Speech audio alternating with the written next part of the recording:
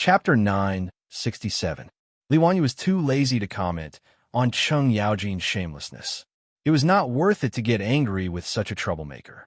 He turned his head away and pretended that he did not hear Cheng Yaojin's shameless words. However, he swore to himself that when he returned to Dingzhou village, he would nail up a sign that read, "Lu Guogong and dogs are not allowed to enter." After Cheng Yaojin's ruckus, the auction for the Eternal Mirror of Qin was over. The barbarian merchant had bid 20,000 taels of gold. Naturally, no one dared to compete with him. The first item in today's auction had sold for such a high price. This was out of Cho Kuin's expectations. However, Cho Kuin was not happy at all. During the auction, he had not been of any use at all. He did not even need to bluff, much less stir up the crowd's emotions. The price of the Eternal Mirror of Qin was beyond his imagination. Cho Kuin had originally estimated that although the mirror was a treasure, it would be considered a success if it could sell for 5,000 taels of gold. However, he did not expect the final price to increase by 4 times. Cho Kuin raised the hammer in his hand helplessly. According to the rules of the auction house, after asking 3 times, he made the final decision and won the Eternal Mirror of Qin. After congratulating the barbarian merchant, Cho Kuin ordered someone to push the mirror off the stage. In the auction hall, the bright mirror was sent backstage, accompanied by the heartbroken voices of countless noble women. After the auction, these auction items would be delivered to each family's residence by the auction house. As for the money from the auction, Cho Kuin was not worried at all. Everyone present was a respected elder. They would not do anything to renege on their debts. The barbarian merchant who had won the mirror was also a famous tycoon in Chang'an's West City. There was no need to worry about him not paying. After the exciting auction battle just now, it had piqued the interest of all the guests. It was the first time they had come into contact with such a method of transaction. It was very novel, especially for the group of noble women. Although they had not won the mirror, the bidding just now had made them addicted. When had this group of noble women ever enjoyed the pleasure of shopping in the past? In addition to the excitement of the barbarian merchant throwing away 10,000 taels of gold, the rest of the auction proceeded smoothly. Today's auction items were all provided by Li Wanyu and Pai Lupi. Pai Lupi selected a lot of treasures from the royal treasury for the auction. Naturally, the items collected by the imperial family were of high quality. Coupled with the addition of the imperial family's collection, the aristocratic families, nobles, and officials all made a move. Many of the items provided by Pai Lupi were sold at a high price, which made Pai Lupi grin from his private room. He was actually not very interested in these treasures. Instead of guarding these inanimate objects, it would be more practical to turn them into dazzling gold. Moreover, Pai Lupi's wild ambition had been greatly stimulated by Li Wangyu's map. That original map was hung in Lier's bedroom. Every day, he would look at the map and study it carefully.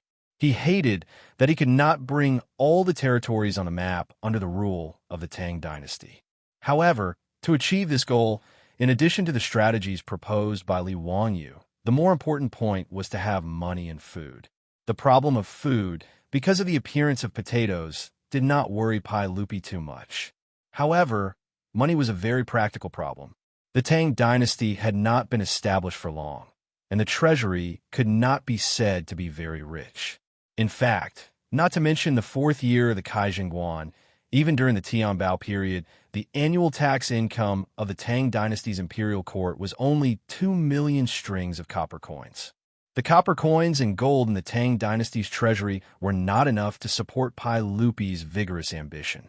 Therefore, Pai Lupi also wanted to take out the useless but expensive treasures in the royal treasury to auction. Money is a man's courage. This saying was also true for Pai Lupi, the emperor of the Tang dynasty. More than a dozen auction items were sold in one breath, which made Cho Kuin more and more excited. After bidding for the last item, Cho Kuin took a sip of tea to moisten his sore throat and picked up the auction mallet again. "Gentlemen, the next treasure is amazing. If you believe in Buddhism, don't miss it." Cho Kuin waved to the maidservants under the stage again, motioning them to push the auction item forward. When a glass Buddha statue as big as a person was presented in front of everyone, the auction hall was once again in high spirits. Although most of the Tangs believed in Taoism, they did not reject Buddhism. In Chang, the number of Taoist temples and temples was not much different.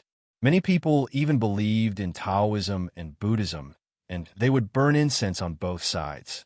Therefore, in the mansions of these aristocratic families and officials, most of them worshipped the statues of Tao ancestor, as well as Buddha. However, the Buddha statue in front of them was a little too shocking. It was transparent, and the size was no different from that of an ordinary person. Who had ever seen such a Buddha statue? The expression of the Buddha statue was quite lifelike and lifelike. It was dignified and compassionate. The pure and flawless glass Buddha statue was untainted by even a speck of dust. Many Buddhist believers immediately knelt down and kowtowed. Since ancient times, there had been Buddha statues carved with crystal in Wuxia. Who had ever seen such a huge crystal Buddha statue? Not to mention that it was sculpted to such an extraordinary degree, and it revealed a pure and divine aura of the Buddhist sect from the inside out. Even in the future, the largest natural crystal Buddha statue was only 50 or 60 centimeters high. However, the Buddha statue that Li Wangyu ordered the craftsman to make of glass was as tall as a person, which could be called huge. Several eminent monks of Buddhism who were invited to attend the auction today could not maintain their calm expressions at this moment. Several eminent monks of 70 years old immediately stood up, recited the name of Buddha, and bowed down to the glass Buddha statue. Amipa, gentlemen, this is the most precious treasure of Buddhism. Please do us a favor and give the Buddha statue to poor monk. Okay? This penniless monk and the others will naturally be endlessly grateful and pray for all of you. Some eminent monks of Buddhism immediately spoke, hoping that the gentleman attending the auction would not compete with them for the Buddha statue. Li Wangyu secretly curled his lips, thinking that these monks were really thick-skinned. The reason why he ordered the craftsman to make this glass Buddha statue was that he wanted to get a layer of oil from Buddhism. If the aristocratic families and officials did not compete with Buddhism, wouldn't he be a blind man lighting a lamp in vain? However, Li Wangyu was not in a hurry. Firstly, he did not believe that these aristocratic families would give up this Buddha statue because of the words of a few eminent monks. Obviously, if this Buddha statue was brought back to their mansions, it would be the best treasure for the Tangs to guard their mansions. Secondly, Li Wangyu was also very black-bellied. Among the guests below, there were also actors he had arranged. If others were really willing to give up the glass Buddha statue, then Li Wangyu might have to ask the actors to do it. However, when Pai Lupi saw this Buddha statue, he snorted coldly and turned to look at Li Wangyu with dissatisfaction. Zio, why did you make the Buddha statue? Where's the statue of Tao Zhu? Li Wangyu quickly explained with a smile. Uncle, Tao Zhu is my master. How can I make his statue and send it to be auctioned for profit? Wouldn't my master send down the 9 heavens divine thunder and strike me to death? I have already finished making the statue of Tao Zhu. After that, I ordered people to send it to the palace. Uncle, please choose a suitable Taoist temple and send it to receive the incense of thousands of people. His explanation made Pai Lupi nod with satisfaction. He continued to turn his head to watch the excitement below. In the auction hall, as Li Wangyu expected, the words of the Buddhist monk were immediately rebutted by others. Master, you are wrong. What is the difference whether the Buddha statue is enshrined in the Buddhist sect or in our mansions? Praying to Buddha is precious and pure. How can the Buddhist statue be the only exception? Masters, you are thinking too much. Several Buddhist monks were refuted by these big shots. Even if they wanted to refute, they still had scruples about the status of these big shots.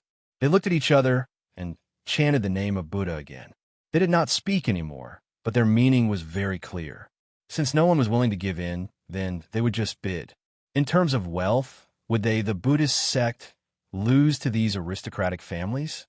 Previously, the Eternal Mirror of Qin was only sold for 20,000 taels of gold. However, if they wanted to get this Buddha statue, what was 20,000 taels of gold? Chapter 968. It had to be said that the Buddhists were really rich. As soon as Cho Kun announced the start of the bidding, an eminent monk of the Buddhists stood up and called out a sky-high price without hesitation. 30,000 taels of gold.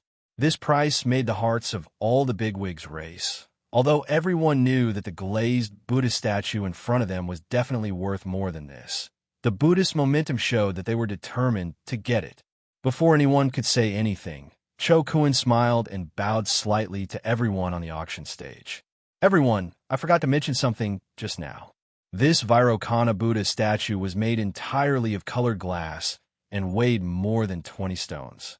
Even if we don't consider its preciousness, just the weight of this glazed glass alone is worth more than 40,000 taels of gold. The units of measurement in the Tang dynasty were more complicated, unlike the decimal system of later generations. 1 stone was equal to 4 jun, 1 jun was equal to 30 jin, and 1 jin was equal to 16 taels of gold. In other words, 1 stone was equal to 1,920 taels of gold. At the beginning of the Tang dynasty, the Roman glass that was trafficked through the Silk Road was worth the same amount of gold. The glass Buddha statue that Li Wanyu ordered the craftsman to make was about a ton. If it was calculated according to the weight of gold, it was really worth more than 40,000 taels of gold. Cho Kun's words stunned all the guests. The several eminent monks of the Buddhists also looked at each other and silently calculated in their hearts. They were sure that the price they had just offered was really too low. In fact, the price of glass couldn't be calculated like Cho Kun. The barbarian merchants traveled tens of thousands of miles through the Silk Road to transport fragile glassware to the Tang dynasty. The cost was very high, so the price was set to be the same as the weight of gold. No one would be so foolish as to travel thousands of miles to transport glassware that weighed more than a ton to the east. But no matter what, Cho Kun's words made everyone recalculate in their hearts how much the glazed Buddha statue in front of them was worth. I bid 40,000 taels of gold. Before the eminent monks of the Buddhists finished their discussion, they heard the Persian merchant who had bid for the eternal Qin era mirror stand up and bid again. The guests were even more dumbfounded. They didn't understand why the Persian merchant suddenly bid. The eminent monks of the Buddhists were even more furious. "You barbarian, you're so unreasonable. You're a Zoroastrian. Why are you bidding for our Buddhist treasure? What are your intentions? Was he trying to humiliate Buddha? If you can't give us a reason today, our Buddhist sect will definitely not let this matter rest." The barbarian merchant didn't expect that his bid would anger these Buddhist monks, so he hurriedly tried to explain himself. "Masters, I have no intention of humiliating Buddha. It's just that I'm familiar with the king of the Gaochang kingdom, who has always been a believer of Buddhism. When His Majesty came to Chang, and this year, he entrusted Wei to find an exquisite Buddha statue in the Tang dynasty and bring it back to Gaochang to worship. In my opinion, this Vairocana Buddha statue should be to the king's liking, which is why I bid for it." The Hu merchant's explanation left the Buddhist monks speechless. Finding the Buddha statue for Gaochang's monarch was a reasonable excuse.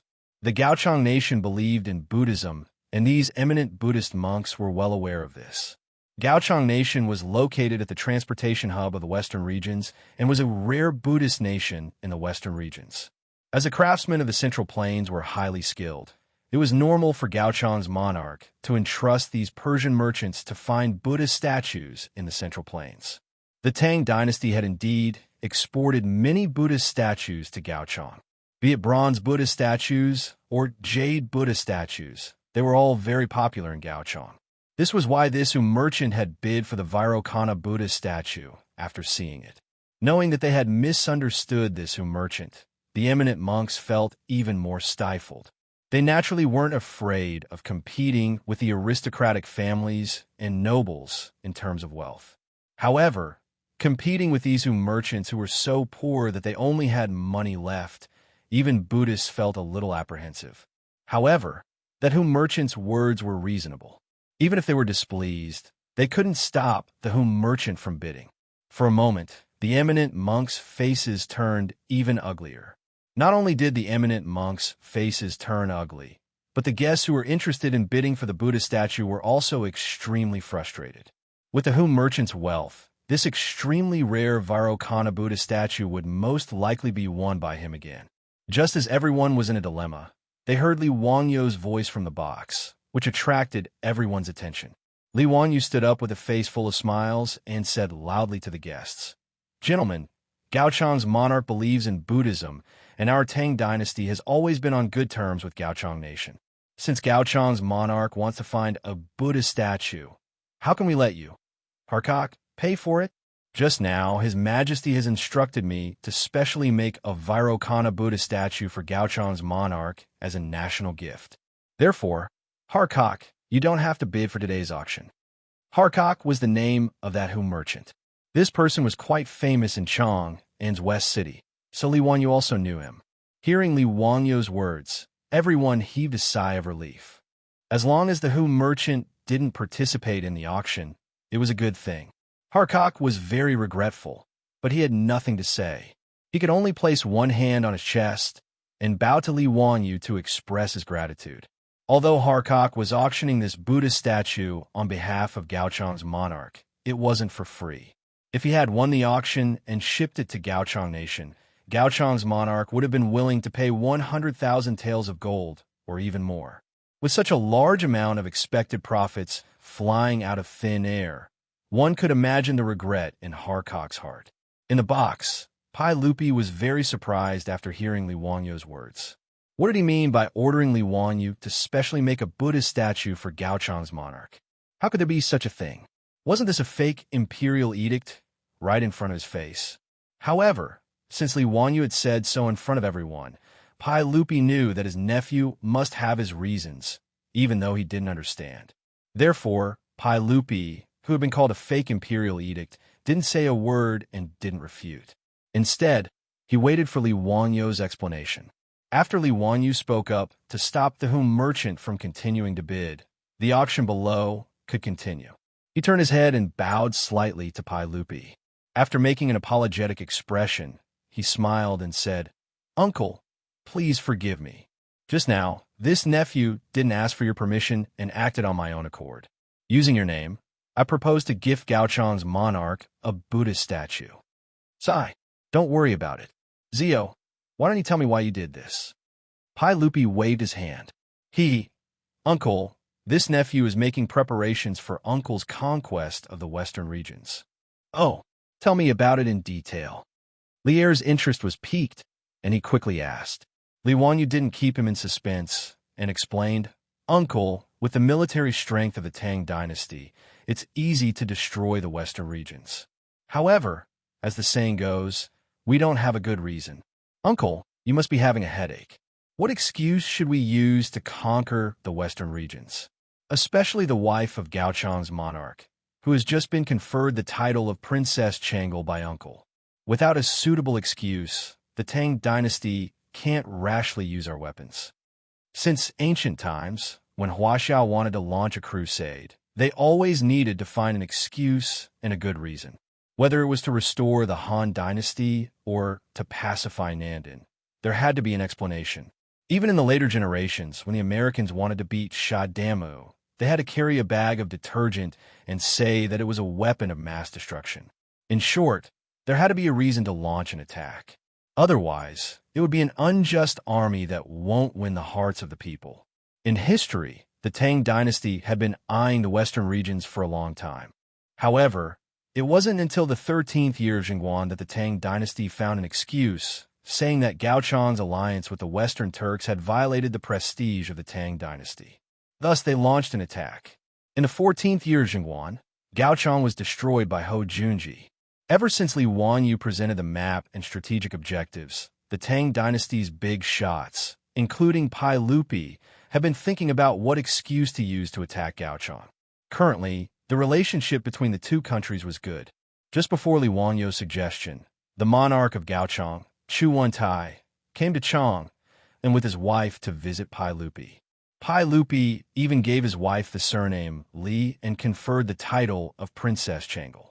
Under such circumstances, no matter how eager Pai Lupi was, he couldn't touch Gaochang for a while. When Pai Lupi heard Li Wangyu's words, he naturally knew that his nephew had another idea. He couldn't help but be overjoyed. Zio, quickly tell me, do you have a plan? Chapter 969. Faced with Pai Lupi's inquiry, Li Wanyu smiled mischievously and whispered a few words into his ear. Pai Lupi's face immediately revealed an expression of surprise, joy, and confusion. Ziyu, is what you said true? But how could this Li Wanyu smiled and said, Uncle, of course it's true. Later, I'll get the craftsman to make a Buddhist statue. Uncle will know if it's true or not when you try it. Good. If it's true, then you'll be the main contributor in the battle of destroying Gaochang. This nephew doesn't dare to claim credit. However, if Uncle sends troops to attack Gaochang, this nephew would like to recommend someone to be the commander. Pai Lupi glanced at him and replied with a faint smile, Oh? Ziyu, who do you want to recommend? Xianxia or Jingda? Li Wanyu shook his head repeatedly. No. If Uncle Cheng and Uncle Yuqi were to attack Gaochang, wouldn't it be overkill? And could it be Shu Bao? That won't do. Shu Bao's body isn't good. He can't be worn out by the journey. Of course not. If this nephew dares to recommend Duke Qin to Uncle Cheng, that old scoundrel, Uncle Cheng will definitely smack this nephew's butt. Li Wanyu almost said the words, old scoundrel, in front of Pai Lupi. Pai Lupi also understood the meaning behind his words. Not only did he not reprimand him, he even nodded his head in sympathy. Clearly, the fact that a certain person was an old scoundrel had long been recognized by the entire court. Then Ziyu, who exactly do you want to recommend to be the commander? Li Wanyu smiled and said a name, but it stunned Pai Lupi. Duke Liu. Who? Pai Lupi thought he was hearing things and asked in disbelief. This nephew recommends Duke Liu to be the commander and conquer Gaochang. Li Wanyu's answer took Pai Lupi by surprise. After a long while, Pai Lupi turned to Li Wanyu with a complicated expression. Ziyu, you actually recommended Junji? We truly did not expect this. Tell me, why do you recommend Junji to be the commander? Everyone in Chang and knew of the conflict between Li Wanyu and Ho Junji, and Pai Lupi naturally knew this as well. He wanted to resolve the conflict between the two. After all, Ho Junji was his beloved general, and Junji was a capable nephew who had given him countless pleasant surprises. Pai Lupi naturally didn't want to see Junji's relationship with Ho Junji's opinion, and Junji's grandfather. Pai Lupi had always doted on Ho Junji. In history, not only had Pai Lupi sent Ho Junji to lead armies, he had also promoted him to Minister of Imperial Revenue, promoted him to Minister of Personnel, and even listed him as one of the 24 meritorious officials of Lingyan Pavilion. Even though Ho Junji had rebelled, Pai Lupi had still wanted to pardon him before his execution. From this, one could see just how much Pai Lupi loved Ho Junji. Li Wanyu naturally understood this, so in the face of Pai Lupi's question, he casually shrugged.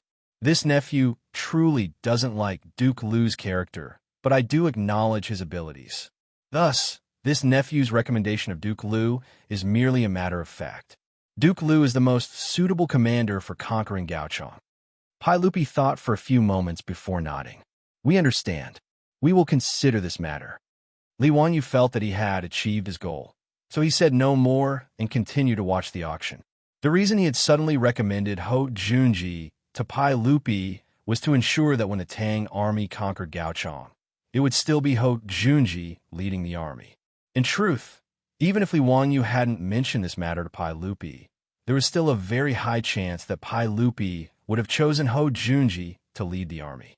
In history, it was Ho Junji who had led the army to destroy Gaochang. Although that was 13 years after Zhawan's death, it was now 8 years ahead of schedule, but that didn't necessarily change. Li Wanyu had suggested this to Pai Lupi in order to add another layer of insurance. As for why he insisted on having Ho Junji lead the army to conquer Gaochang, he naturally had his reasons.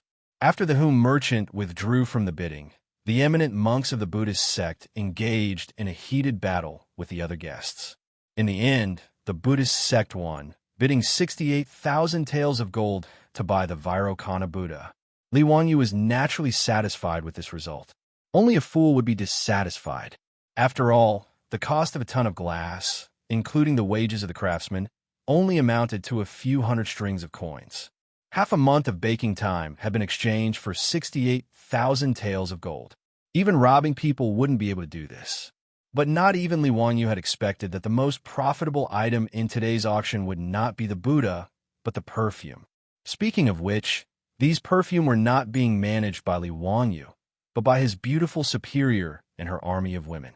Su Changqing had collected 12 different kinds of flowers and made 12 different types of perfume. Moreover, the perfume's manufacturing process had been improved by the army of women, making the perfume even stronger and last longer. It was very close to the perfumes of the modern era. The rather business-minded Su Changqing had ordered the craftsmen to meticulously carve and blow the perfume bottles into 12 different shapes, naming them the 12 flower deities. Because Su Changqing, an elite woman in the modern era, was used to using Dior's perfume, she actually did the same as Li Wanyu and unceremoniously named their perfume the Dior's 12 flower deities perfume. His beautiful superior, who had always criticized Li Wanyu for plagiarism, didn't hold back at all when plagiarizing, even copying the Dior perfume's advertising slogan. When Li Wanyu heard Fatty Cho Kuan recite with deep affection, "At this time, gold seems cold, jewelry lacks vitality, and colored glass is not attractive enough. Don't pretend, feel the real luxury, and only the Dior 12 Flower Goddess perfume." After hearing this advertising slogan, he almost spat out the wine in his mouth onto Lier's face. When Cho Kuan showed these fragrant and enchanting perfume to the group of noble women, the entire auction hall fell into a frenzy. The fragrant fragrance, the glittering glass perfume bottles. At this moment, in the eyes of the top noble women of the Tang dynasty, they were simply emitting a dazzling light. Even the stingiest man, in the face of his wife's murderous gaze, could only reluctantly pay for it. Su Changqing had prepared a total of 10 sets of 12 bottles of perfume for the auction. As a result, even Empress Zhang's son, this shill, was useless. The price of each set of perfume was raised to about 30,000 taels of gold by these crazy noble women. Just the perfume alone was sold for more than 300,000 taels of gold, making Li Wanyu speechless. Pai Lupi was even more dumbfounded. As for Emperor Zhang's son and concubine Yang, the way they looked at Li Wanyu made him shudder, as if he was being stared at by two ferocious beasts. Fortunately, Li Wanyu was sensible and immediately patted his chest as a guarantee. He turned around and ordered people to send the perfume to the palace. Only then did he avoid the fate of being stabbed to death by Pai Lupi's wife's gaze. Li Wanyu could only shake his head speechlessly. Sure enough, no matter what era it was, women's money was the easiest to earn. The auction, which opened the eyes of the country bumpkins of the Tang dynasty, made Li Wanyu and Pai Lupi a lot of money.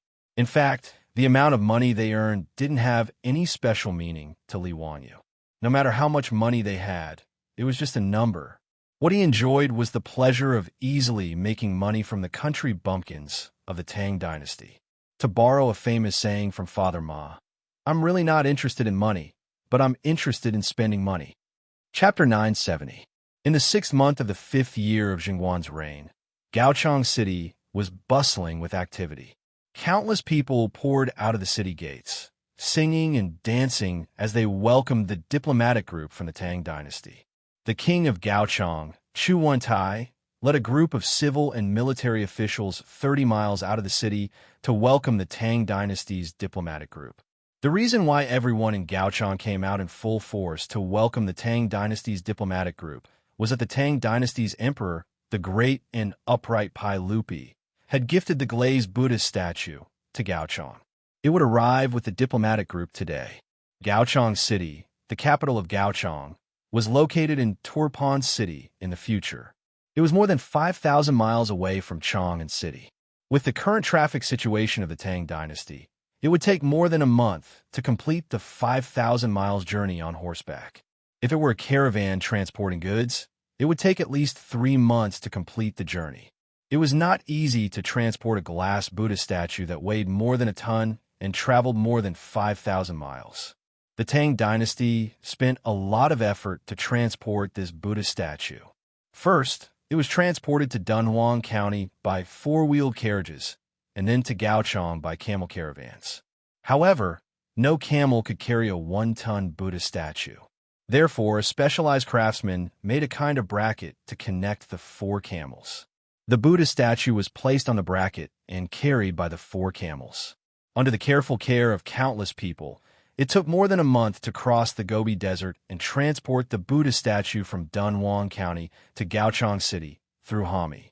As a Buddhist country, all the civil and military officials, including Chu Wentai, and the people of Gaochang were extremely excited when they learned that the Tang dynasty had gifted them this national gift. What kind of treasure was a glass Buddha statue that weighed more than a ton? Even though Gaochang City was far from Chang'an City, there were still caravans coming in and out every day, bringing all kinds of news from Chang'an City. Half a year ago, the shocking auction in Chang'an City was the most talked about event of these caravans. Half a year ago, a similar Vairocana Buddha statue was bought by a Buddhist sect in Chang, and for 68,000 taels of gold. The Buddha statue was bought by the Buddhist sect, but it became a problem as to which temple would worship this glass Buddha statue. Several eminent monks of the Buddhist sect argued and finally decided that the 10 temples in Chang'an City would take turns to worship the statue. Each temple would worship the statue for 3 months. The Great Mercy Temple was the luckiest and got the first chance to worship the Buddha statue. In order to show this glass Buddha statue to its believers, the Great Buddha statue was placed on the square in front of the Great Hall. The base of the Buddha statue was built with white marble, and the colorful glazed Buddha statue was placed on top of it. Because it was an open-air environment, the glass Buddha statue emitted a dazzling radiance under the sunlight every day. It was exceptionally sacred. Because of the statue was the Buddha statue was the Buddha statue was the Buddha statue of the Great Buddhist sect.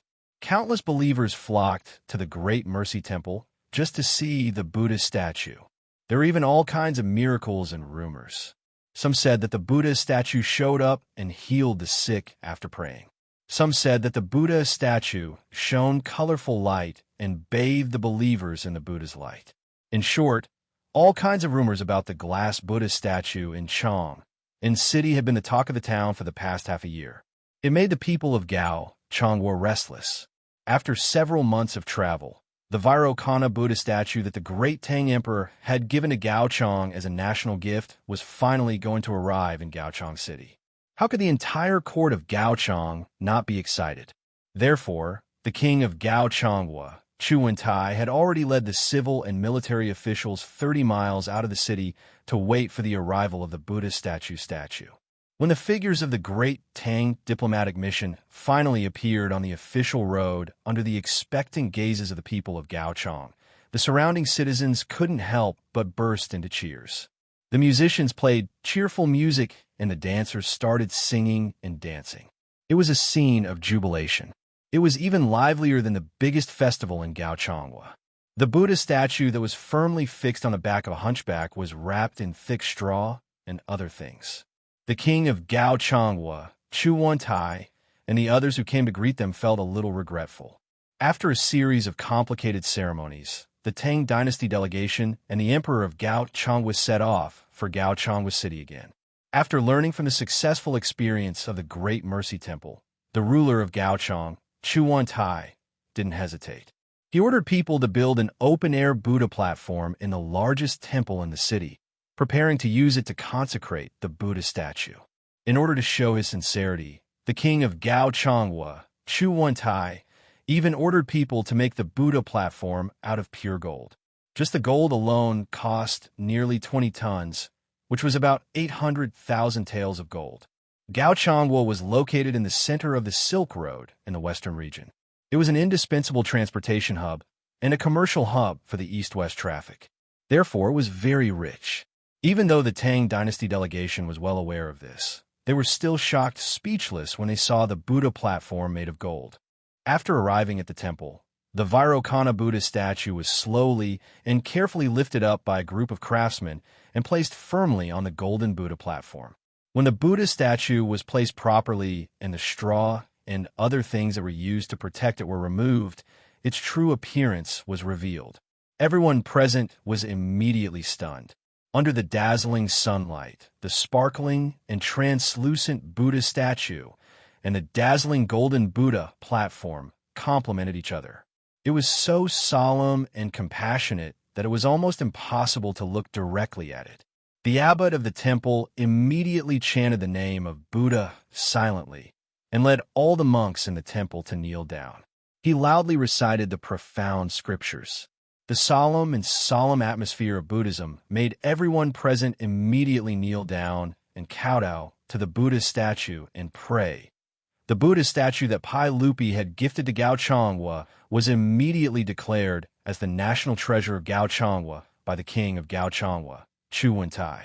The temple where this Vairocana Buddha statue was enshrined was not only strictly guarded by the king of Gaochangwa, but all the men and women who came to offer incense were also not allowed to come within 30 meters of the Vairocana Buddha statue.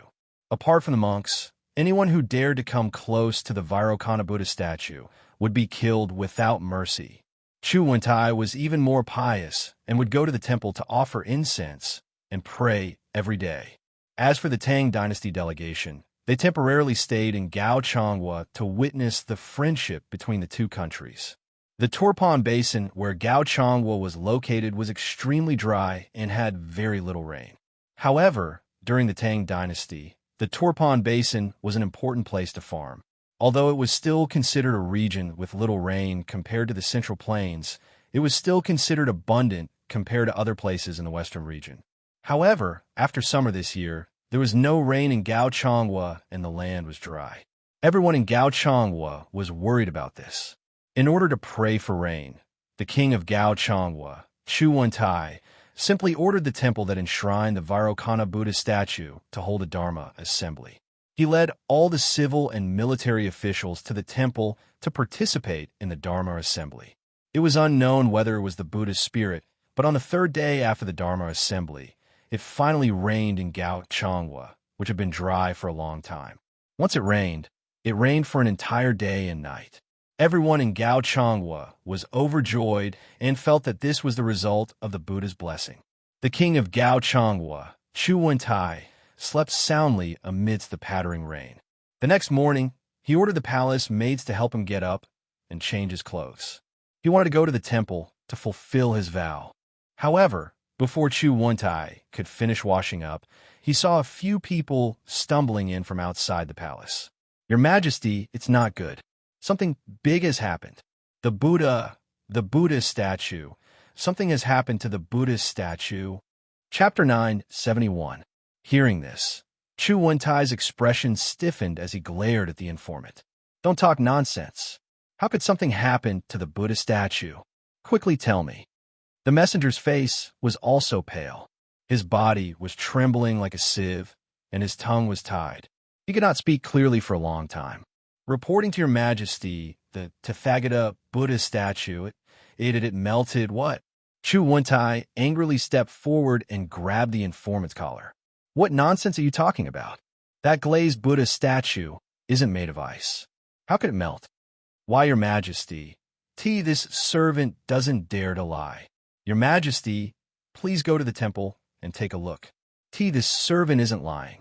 Chu Wentai couldn't be bothered to talk nonsense with the informant anymore. He angrily kicked the informant and hurriedly ran out of the palace. When Chu Wentai hurriedly rode a horse to the temple under the escort of a group of palace guards, there was already a crowd gathered there.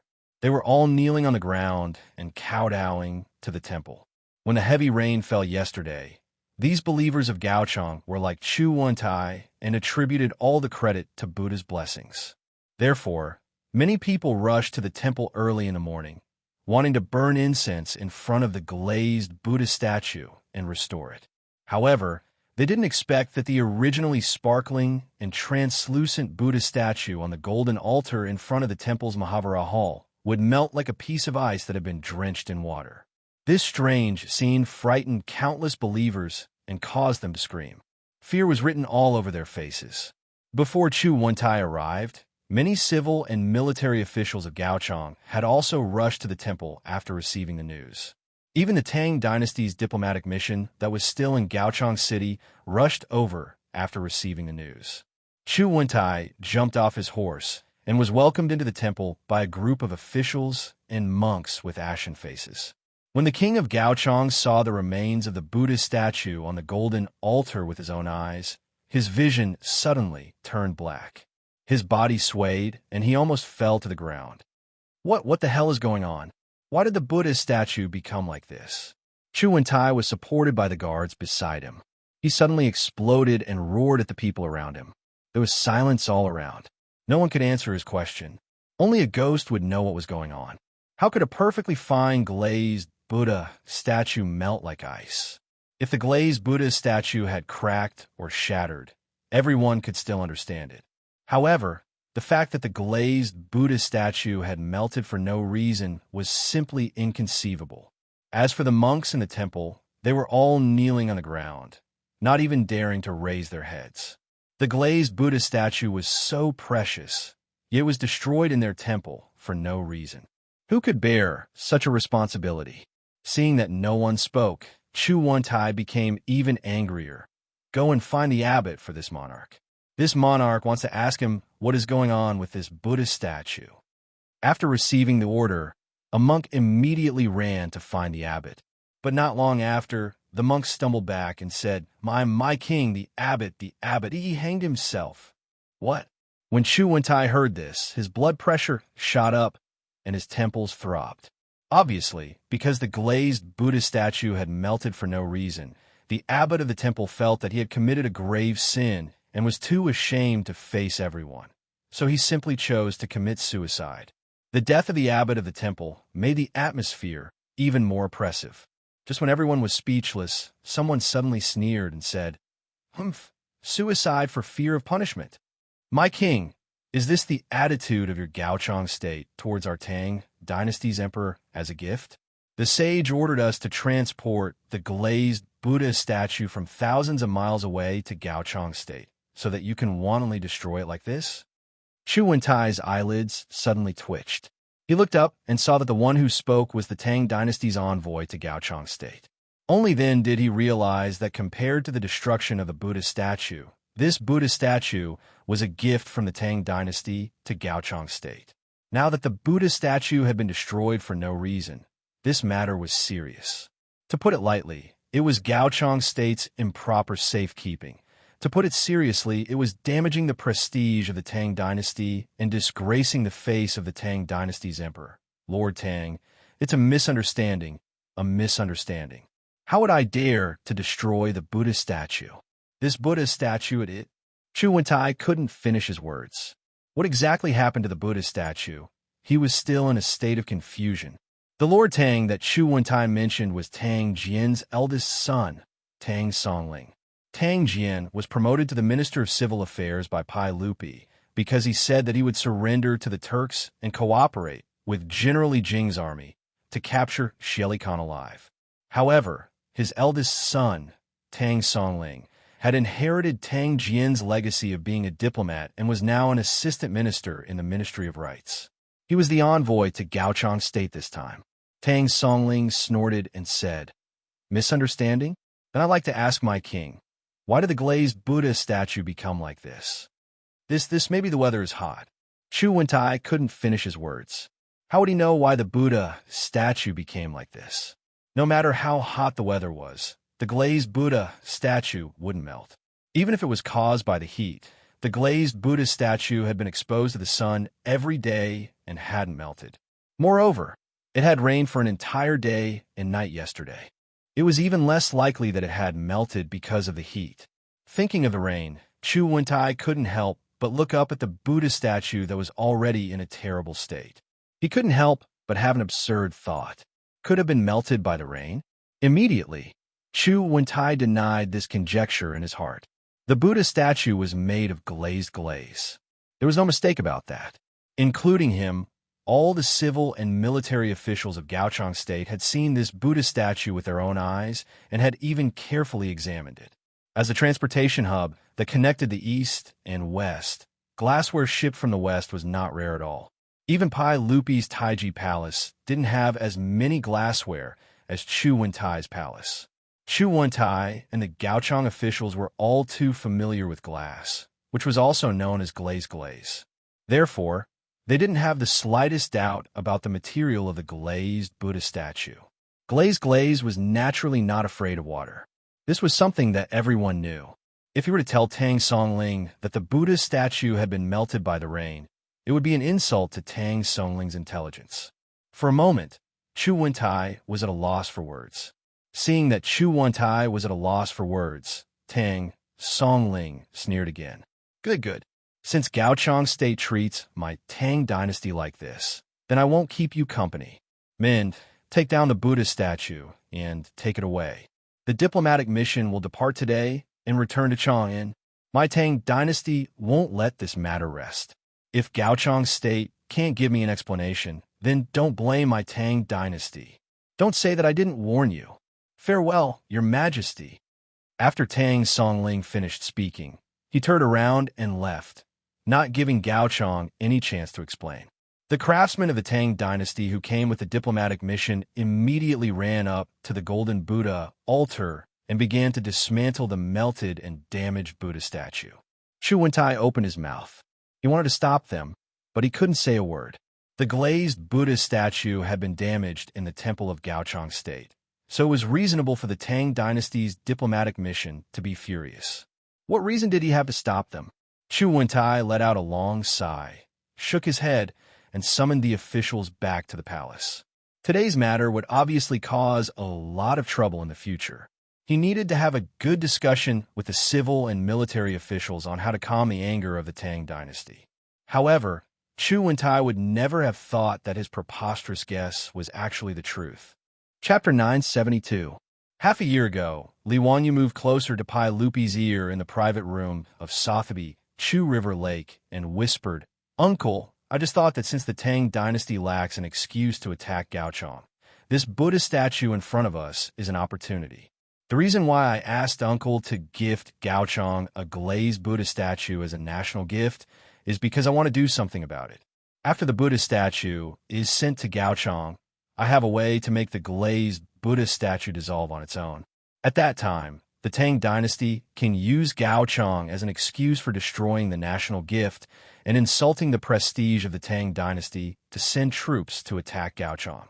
Moreover, Gaochang is a Buddhist country. If the glazed Buddha statue melts for no reason, it will be a great blow to Gaochang. This will be more beneficial for the Tang army to quickly attack Gaochang." Pai Lupi was surprised and happy.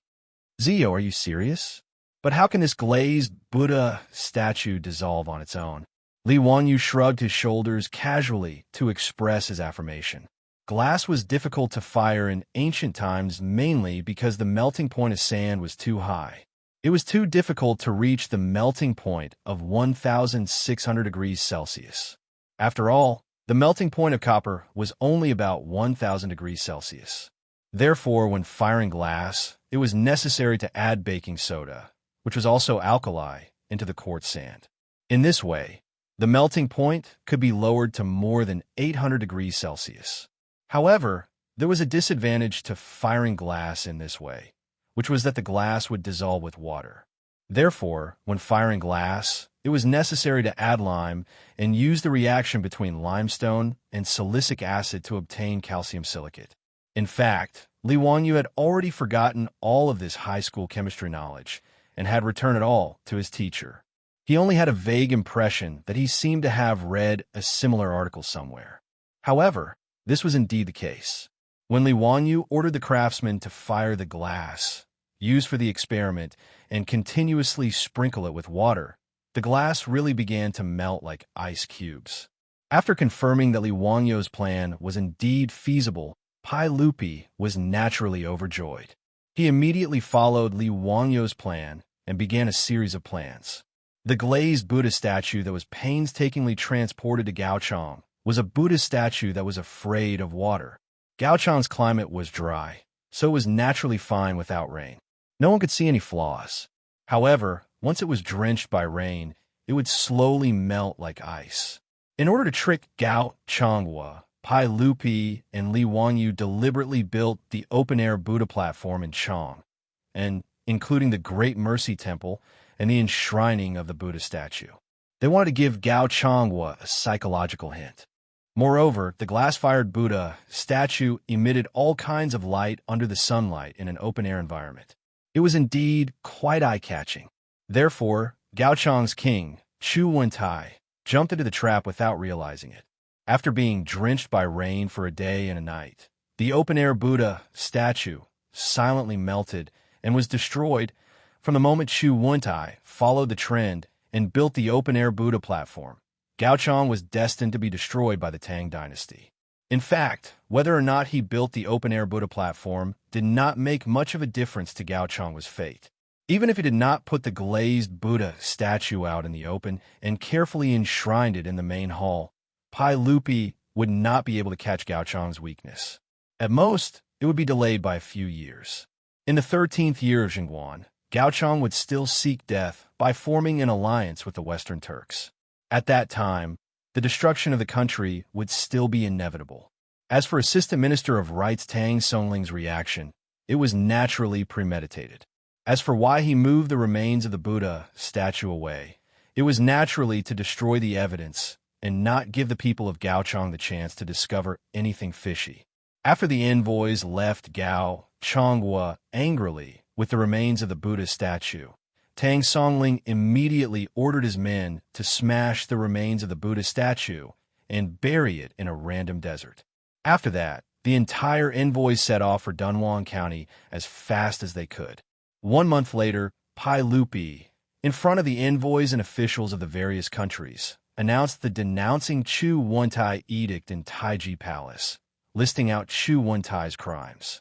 Just like in history, Pai Lupi appointed Ho Junji as the Grand Marshal of the Army and Niu Jinda and Shui Wanjun as the Vice Marshals to lead an army of 150,000 soldiers to attack Gaochang. In truth, attacking a puny Gaochang naturally did not require 150,000 soldiers. After all, Gaochang only had a population of 30,000. 150,000 soldiers was enough to scare them to death. Li Wanyu had forgotten that in history, Gaochang's king, Chu Wentai, had been scared to death by the Tang army. Pai Lupi's goal in dispatching an army of 150,000 soldiers was naturally not just Gaochang. With Li Wanyu's advice, Pai Lupi was planning to swallow up all the kingdoms of the western regions. Lulan, Yuqiang, Qiuzi, Xia, Wuxia, and Yuqian were all treated by Pai Lupi as meat on the chopping board. The benefits of controlling the western regions were self-evident. Fang Xianling, Zhang Sun Wuji, Gao Shilian, and all the other bigwigs of the imperial court supported Pai Lupi's enormous appetite. As for the generals, they raised both hands in agreement. After the autumn harvest of the 5th year of Jingguan, Ho Junji, Niu Jinda, and Shui Wanjun swore an oath in Chang, and an army of 150,000 soldiers set out for the western regions. In the Lai Hut of Dingzhou village, Li Wanyu held a cup of wine as he stood on the top floor of his castle and looked to the west, an almost imperceptible sneer on his lips. Just as he had expected, Pai Lupi had chosen his beloved general, Ho Junji, to be his commander. Lord Marquis, have a safe journey. Li Wanyu raised the wine glass in his hand and shook it toward the west. Then he spilled the wine on the ground. If Ho Junji had seen this, he would probably have fought Li Wanyu to the death. But for Li Wanyu, Ho Junji's expedition to Gaochang was the end of the road. In truth, Li Wanyu didn't have much of a bad impression of Ho Junji at the start. Although Ho Junji had been known to be arrogant and greedy, what did that have to do with him? As for Ho Junji's rebellion, it had even less to do with him.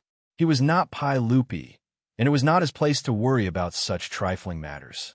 But ever since Ho Junji coveted his estate and forced Niu Wu and Niu Yong into a life-and-death battle with his troops, the cynical man had blacklisted Ho Junji. They were absolutely irreconcilable. As a result, Li Wanyu was getting bolder and bolder, no longer the cautious white-collar worker he had once been. He even wanted to kill Ho Junji. But Ho Junji was Pai Lupi's beloved general and a major figure of the imperial court. No matter how much Li Wanyu hated him, he couldn't just assassinate him like he had done with Yun Gaisman. Pai Lupi's 100 Horsemen division wasn't incompetent, and there was no guarantee that they wouldn't reveal some clues. If Pai Lupi learned that he, Li Wanyu, had assassinated a duke of the court for a personal grudge, no matter how much Pai Lupi trusted and doted on him, Li Wanyu would have a hard time. Thus, even though Li Wanyu hated Ho Junji to the core, there was nothing he could do. But Li Wanyu had suddenly taken action and added fuel to the fire from behind the scenes because he had coincidentally discovered a few things. Thus, he had hidden this matter for Pai Lupi. This matter had to be recounted from his encounter with Luo Hui at Fenglingdu with those wastrels. It's normal to complain about this old dragon's slow, bad, and sloppy writing. This old dragon welcomes all sorts of complaints. But what's with cursing this old dragon for being slow? Did this old man eat your rice? Chapter 973. Back at Fenglingdu, when Li Wanyu and the other wastrels discovered Luo Hui's whereabouts, he had left behind a few capable soldiers in residence and ordered them to monitor Luo Hui's every move. However, Li Wanyu had rushed to Shuzhou for disaster relief, and for the matter of Su Chongqing's knighthood, he had run away. After spending several months away, he had completely forgotten about Luo Hui. When he returned to Chong and took care of Du Ruhui's funeral, Niuwu had reported this matter to him, and only then did Li Wanyu remember. "Niuwu, is Luo Hui still at Fenglingdu?" Li Wanyu asked curiously. When Niuwu reported this matter to him, more than half a year had passed since he had met Luo Hui at Fenglingdu. Niuwu smiled. "Lang Jun, the soldiers in the residence have sent back several messages, but Lang Jun was already in Shu at that time, so you naturally don't know that he has already left Fenglingdu. Lang Jun, guess where Luo Hui has run off to?" How could Li Wanyu guess? Naturally, he could only shake his head. Jingzhou. Jingzhou? What did he run there for? Li Wanyu asked in confusion. The Jingzhou that Niuwu spoke of was in the Jingchuan county of Gansu, more than 500 li away from Chang'an. However, Luo Hui running to Jingzhou left Li Wanyu rather confused. Based on his conjecture, this man called Luo Hui was in charge of helping that bastard Ho Junji accumulate wealth. Whether it was monopolizing the excrement industry in Chang or running off to Fenglingdu, it should have been for the sake of wealth. But why did he run off to Jingzhou? Jingzhou's location was rather important. It was equivalent to the northern gate of Chang, and it was an important pass to defend against the Turks. However, Jingzhou could not be considered rich. Running to such a place, where could one earn money? Niuwu smiled. Lang Jun, you definitely won't be able to guess Luo Hui's true identity. Oh, let's hear it. From Niuwu's words, it was clear that his soldiers had made a major discovery while tracking this person. This had piqued Li Wanyu's interest. Niuwu kept him in suspense. Instead of answering, he asked, "Lang Jun, do you know the king of Yin? Prince Yin?" Li Wanyu was stunned by Niuwu's question. It took him a while to realize who the king of Yin that Niuwu was talking about was. Prince Yin Li Yi, whose original name was Luo Yi, was a famous general at the end of the Sui dynasty and the beginning of the Tang dynasty. This person was ferocious and cunning, and he was familiar with military affairs. At the end of the Sui dynasty, he repeatedly performed meritorious deeds in battle and was appointed as a general by Huban. In the third year of Wuda, Luo Yi pledged allegiance to the Tang dynasty and was granted the surname Li by Li Yuan. He was inducted into the imperial family and was given the title of Prince of Yan. After Li Yi returned to the Tang Empire, he made friends with Crown Prince Li Xianxia and offended Pai Lupi because of this. After the incident at the Black Tortoise Gate, Pai Lupi ascended the throne. In order to appease Li Yi, he even acknowledged Li Yi as the head of ceremonies and officials of the three prefectures. In the end, this guy was narrow-minded. He felt that he had offended Pai Lupi and was afraid that Pai Lupi would seek revenge, so he decided to rebel. However, Li Yi was not a rebel material. His subordinates had already rebelled before the Tang army arrived. Li Yi fled in panic and tried to escape to the Tujue, but he was killed by his subordinates on the way. His head was sent back to Chang and displayed to the public. His original surname was Luo. Luo Yi's brother Luo Shou, who was the governor of Lizhou, was also killed because of this. Li Wanyu recalled the history he had read in the history books. He suddenly raised his eyebrows and asked, Could it be that Luo Hui is related to Luo Yi? Luo Hui. Since Niu Wu asked, Li Wanyu could vaguely guess the relationship between the two. Niu Wu smiled and nodded. You are right. The brothers of the central prefectures secretly reported that they accidentally found out that Luo Hui was actually the son of the Prince of Yin who had been killed long ago. Li Wanyu, on the other hand, was shocked by the news. What? Is this true? How did the central prefectures know about such a secret? It was a coincidence that they found out about this. They had been watching Luo Hui in Fenglingdu for several months, but did not find anything. Just as they were feeling depressed, Luo Hui secretly left Fenglingdu. They followed behind him and followed him all the way to Jingzhou. Li Wanyu recalled that because of Luo Yi's fame, Li Yuan had ordered him to guard Jingzhou to scare the Tujue people. If that was the case, then it made sense for Luo Hui to run to Jingzhou. Maybe Luo Yi had left some legacy in Jingzhou. As his son, it was normal for Luo Hui to run to Jingzhou. Li Wanyu did not interrupt and waited for Niu Wu to reveal the answer. Lang Jun, you definitely did not expect that Luo Hui was a filial son. After he ran to Jingzhou, he went to pay respects to his father. The Prince of Yan's rebellion failed and fled to the Wuji relay station in Ningzhou near Jingzhou. He was killed by his subordinates. This Luo Hui ran to the Wuji relay station to pay respects to the Prince of Yan. Only then did the brothers discover his true identity. Are you sure? Could there have been a mistake? Li Wanyu worriedly asked, as this matter was of great importance. Niu Wu nodded. The troops in the residence saw it clearly. When Luo Hui secretly paid respects to the Prince of Yan, he carried the Prince of Yan's memorial tablet with him. This is interesting. Li Wanyu rubbed his chin and lowered his head in thought. The secret that his troops had discovered was truly a landmine that could explode at any time.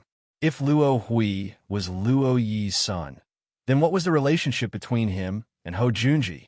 Did Hou Junji know Luo Hui's true identity? Had Luo Hui deliberately sided with Hou Junji, or were the two working together to rebel? But regardless of the situation, as long as Li Wanyu reported this matter to Pai Lupi, Hou Junji would be in trouble. Even if he did not know, he would still be punished by Pai Lupi. But the cynical man had no intention of letting this matter rest. Since he wanted to trap Hou Junji, he naturally wanted to trap him to death. He was in no rush to report this matter to Pai Lupi. Instead, he sent several dozen troops to Jingzhou to keep a close eye on Luo Hui so that he could figure out what he was up to. Fortunately, Jingzhou was not very far from Chang'an. It was a 500-some league journey, and if one changed horses at the relay stations, it would only take one day. Although Li Wanyu had lost his noble title, Su Changqing had still been conferred the title of Marquis. Given her status, she could still use the courier horses to pass on messages. After monitoring Luo Hui for a month or two, Li Wanyu finally had a rough idea of what Luo Hui was up to. One had to admit that Luo Hui was truly a man of endurance. Just from the fact that he had gone from being the son of the first wife of the king of Yin to the chief of excrement removal in Chang. And one could see that he was rather formidable. But in this unexpected situation, coupled with the fact that Li Wanyu's troops were all old soldiers of the Golden Guard, he had managed to unearth Luo Hui's secret. Li Wanyu had never imagined that Luo Hui would be so ambitious and greedy. Chapter 974. Li Wanyu never expected that Luo Hui's guts would actually be so great. Perhaps it was because he had inherited Luo Yi's hidden assets, or because he had embezzled money while helping Hou Junji. But in any case, this fellow had run to Jingzhou and begun to secretly recruit people. But he had not been able to hide his actions from the Lai Hat's troops. After consulting with Li Wanyu, he found a random excuse and pretended to get close to Luo Hui. Then, he was recruited into the team. The process of getting close to Luo Hui was very simple. It was nothing more than a self-directed act by the Lai Hat's troops. Several of the troops had pretended to be drunk and had gotten into a conflict with Luo Hui. Then, a spy had stepped forward to fight for justice and save Luo Hui. Luo Hui had never imagined that someone would be interested in him, and he had fallen into the trap without realizing it. After all, Luo Hui had believed that he had been hiding in Chang, and for many years, and not even Hou Junji had been able to see through his disguise. If he hadn't been so greedy for the profits from those toilets, he wouldn't have been forced to flee by Li Wangyu and his group of wastrels. With Hou Junji covering for Luo Hui didn't have to worry about his identity being exposed, so he had never imagined that someone would try to spy on him. Once Luo Hui got to know the spy and witnessed his bravery, he tried to recruit him in the hopes that the spy would lend him a hand. Once the spy reached Luo Hui's side, it didn't take him very long to figure out the man's true goal, but he didn't know whether to laugh or cry. Originally, the troops of the Li Manor thought that Luo Hui was preparing to directly recruit troops and buy horses in Jingzhou to raise the flag of rebellion. However, they did not expect this fellow to be even more daring and even more whimsical. Luo Hui was actually planning to recruit some capable men, train them, and bring them back to Chang. There, he would find a chance to control Hou Junji and the right guard of the Imperial Army. The left and right guards of the Imperial Army controlled the Imperial Palace, so this fellow's ultimate goal was to kill his way into Taiji Palace and kill Pai Lupi to avenge his father. When Lai Hat's troops discovered this absurd plan, even Li Wangyu was dumbfounded. This absurd plan made even Li Wangyu wonder if Luo Hui's head had been kicked in the head by a donkey.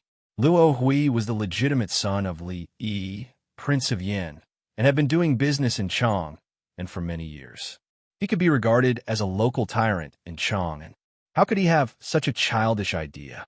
Forget whether he could control over Hou Junji. Even if he could, how could he use Junji's name to order the right guard to rebel? Not even Hou Junji himself could do such a thing. Otherwise, Hou Junji and Li Chengqian's rebellion wouldn't have failed while still in the planning stage. The coup of the Xuanwu Gate simply could not be replicated. In truth, Li Wangyu had misunderstood Luo Hui.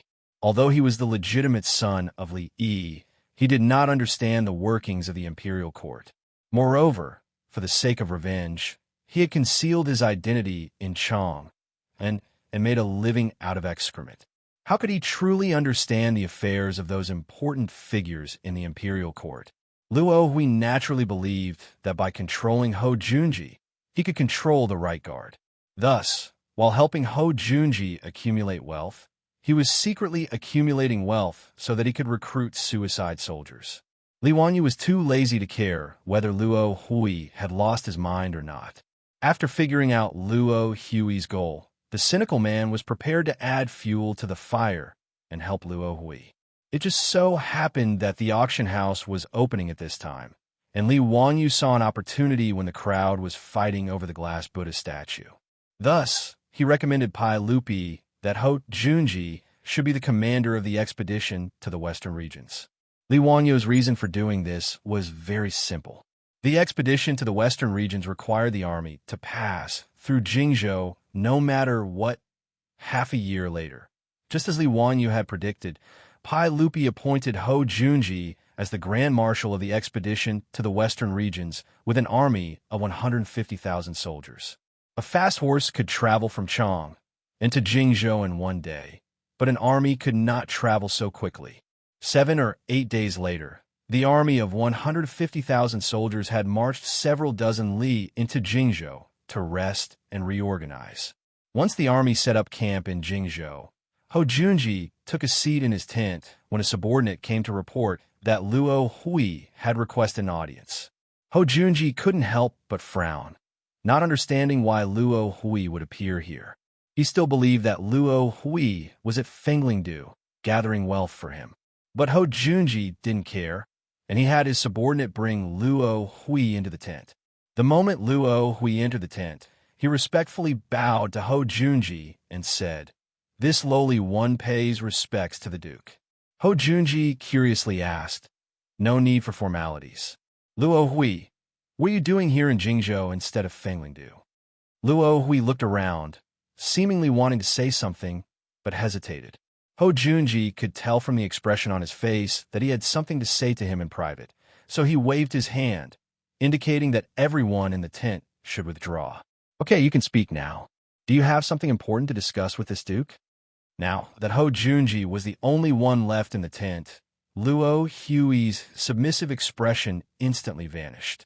Your Highness, this one has come to seek you out for a small matter. I hope that your Highness can fulfill it. Ho Junji was no fool, and when he saw the change in Luo Hui's tone, he immediately sensed that something was wrong and placed a hand on the barrier saber at his waist. Speak. What do you need from this duke? Haha, small matter. I just want to ask your Highness to lend me an army of 150,000 soldiers.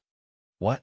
Ho Junji thought that he was hearing things, and he asked in disbelief, Luo Hui, what did you just say? Luo Hui confidently said, Your Highness did not mishear. This one wishes to borrow an army from your Highness. What do you want? Haha, your Highness probably doesn't know who this one is, right? At this point, this one will not hide it from your Highness. My father is actually King Yan. This one is King Yan's son. Ho Junji was so frightened by these words that he stood up and knocked over several tables in front of him. What? You're actually that traitor's son? When Ho Junji thought about how the traitor Luo Yi's son had actually been taken under his wing to amass wealth, he couldn't help but break out in cold sweat. If this matter was known by others, it would be a terrible matter. At the very least, this was an oversight, but at the very least, it was an act of treason. Ho Junji had no thoughts of rebellion, so when he learned of Luo Hui's true identity, his first thought was to kill Luo Hui to silence him. But before Ho Junji could take out his saber, Luo Hui threw his head back and laughed. Haha, your Highness wants to silence this one? Your Highness, why don't you think about it? Since I dare to come here today, how could I not have a backup plan? As he spoke, he took out several fist-sized black porcelain bottles from his belt. Your Highness presumably doesn't recognize these things in this one's hands. They're not simple. They're called Fire Phoenix Heavenly Flames. Once they explode, everything in a radius of 1 zhang will be burned to ash. Moreover, not even water can extinguish this fire. Even the slightest contact with it can burn a person to ash. If you force me into a corner, then be careful that I don't fight to the death and perish together with you. Ho Junji's hand paused as he prepared to take out his saber. He stared in disbelief at Luo Hui, thinking that his words were complete nonsense. Chapter 975. What Fire Phoenix Flame? Ho Junji had served in the army for many years, but he had never heard of such a thing as Luo Hui, so he didn't really believe him. But Luo Hui's confident appearance made Ho Junji rather hesitant. What if Luo Hui was telling the truth? Luo Hui raised his head and laughed. Your Highness presumably doesn't believe this one's words, but that's understandable. This one will show it to your Highness, and you'll know if it's real or fake. But your Highness must not act recklessly, or else this one's hand might slip. Ho Junji gave a slight nod in agreement. The two of them walked out of Ho Junji's tent, 2 steps apart. Your Highness, let's find an open area so that this one can demonstrate the power of this Fire Phoenix flame. But have your soldiers keep their distance. This one fears that they might be impulsive and end up taking your Highness's life. Luo Hui cautiously said, his hand tightly gripping the bottle for fear that Ho Junji would suddenly attack. Ho Junji did not object, indicating that there was no need for his soldiers to follow him. He led Luo Hui to an open area in the camp and then had the Imperial Army soldiers disperse. Luo Hui took out a black bottle and waved it at Ho Junji. Your Highness, watch carefully. This Fire Phoenix flame is a rare killing weapon. After Luo Hui finished speaking, she waved her hand and threw the porcelain bottle toward the center of the open space. Boom! An explosion sound was heard. The porcelain bottle exploded the moment it landed on the ground. Countless black, viscous liquids splashed out. Soon after, it started to burn violently. The flames burned with such ferocity that even Ho Junji and the others couldn't help but take a few steps back. His brow creased as he ordered the Imperial Army soldiers to extinguish the flames. In ancient times, the first thing an army needed to guard against when setting up camp was fire, so the camp was filled with wooden buckets and bags of water. But to Ho Junji's surprise, In a situation where there was no wood to fuel the fire, it was not extinguished by the soldiers' efforts to extinguish it. On the contrary, as more and more water was poured over the fire, it began to burn even more fiercely. What is this thing? Ho Junji couldn't help but look at the unremarkable black porcelain bottles in Luo Hui's hands. Luo Hui was very satisfied with the scene in front of him. Although he had seen it before, he still felt a lingering fear in the face of such scorching flames. He gestured to Ho Junji and said, "Lord Duke, why don't we return to the main tent and have a chat? You don't have to worry about the fire here. It will extinguish itself after a while." Ho Junji finally realized the threat he faced. If Luo Hui threw that fire phoenix heavenly flame at him, not even someone as skilled as Ho Junji would be able to dodge this strange flame. Ho Junji couldn't help but worry, but he could only silently nod and return to the tent with Luo Hui. Luo Hui didn't dare to take a single step away from Ho Junji. Success would depend entirely on whether he could use the item in his hand to control Ho Junji. Upon entering the tent, Ho Junji expressionlessly said, "Luo Hui, if you throw out that fire phoenix heavenly flame, given the distance between the two of us, even you will be burned to death, right?" Luo Hui threw his head back and laughed. "Lord Duke, ever since my father was killed and my uncle executed, this one's family has been ruined. This one's worthless life is nothing. So why should I fear death? Do you really think that by controlling this duke, you can command this army of 150,000 soldiers? Luo Hui, you're too naive." Ho Junji had a rough idea of what Luo Hui was up to. Whether this matter succeeds or not is not up to Lord Duke to worry about. If Lord Duke doesn't want to die, then obediently follow my orders. Luo Hui continued. "Lord Duke, in truth, you and I are both grasshoppers on the same rope. If my identity is exposed, does Lord Duke think that you can remain unscathed? Although this one will undoubtedly die, how much stronger can Lord Duke be than this one? If Lord Duke is willing to cooperate with this one and lead an army of 150,000 soldiers back to Chang, and once Li Shimin is killed, this one will naturally treat Lord Duke well." Ho Junji inwardly sneered at Luo Hui's words, thinking that Luo Hui had gone completely insane. Even if he wanted to rebel, it was simply wishful thinking for a measly army of 150,000 soldiers to charge into Chang and usurp the throne. Moreover, if Ho Junji tried to rebel, someone might immediately cut off his head and send it back to Chang, and to be rewarded for his deeds.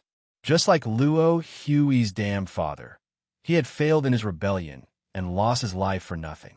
Moreover, this army of 150,000 soldiers was not under his control alone. Did he really think that Niu Jinda and Shui Wanjun were pushovers? Of course, Ho Junji would not tell Luo Hui any of this. He only wanted to stabilize Luo Hui for now and then find a way to escape. Ho Junji did not comment on Luo Hui's words, nor did he try to refute them. Luo Hui had taken control of the situation and inwardly breathed a sigh of relief. He had used himself as a stake, risked his life, and used the porcelain bottles in his hands to threaten Ho Junji.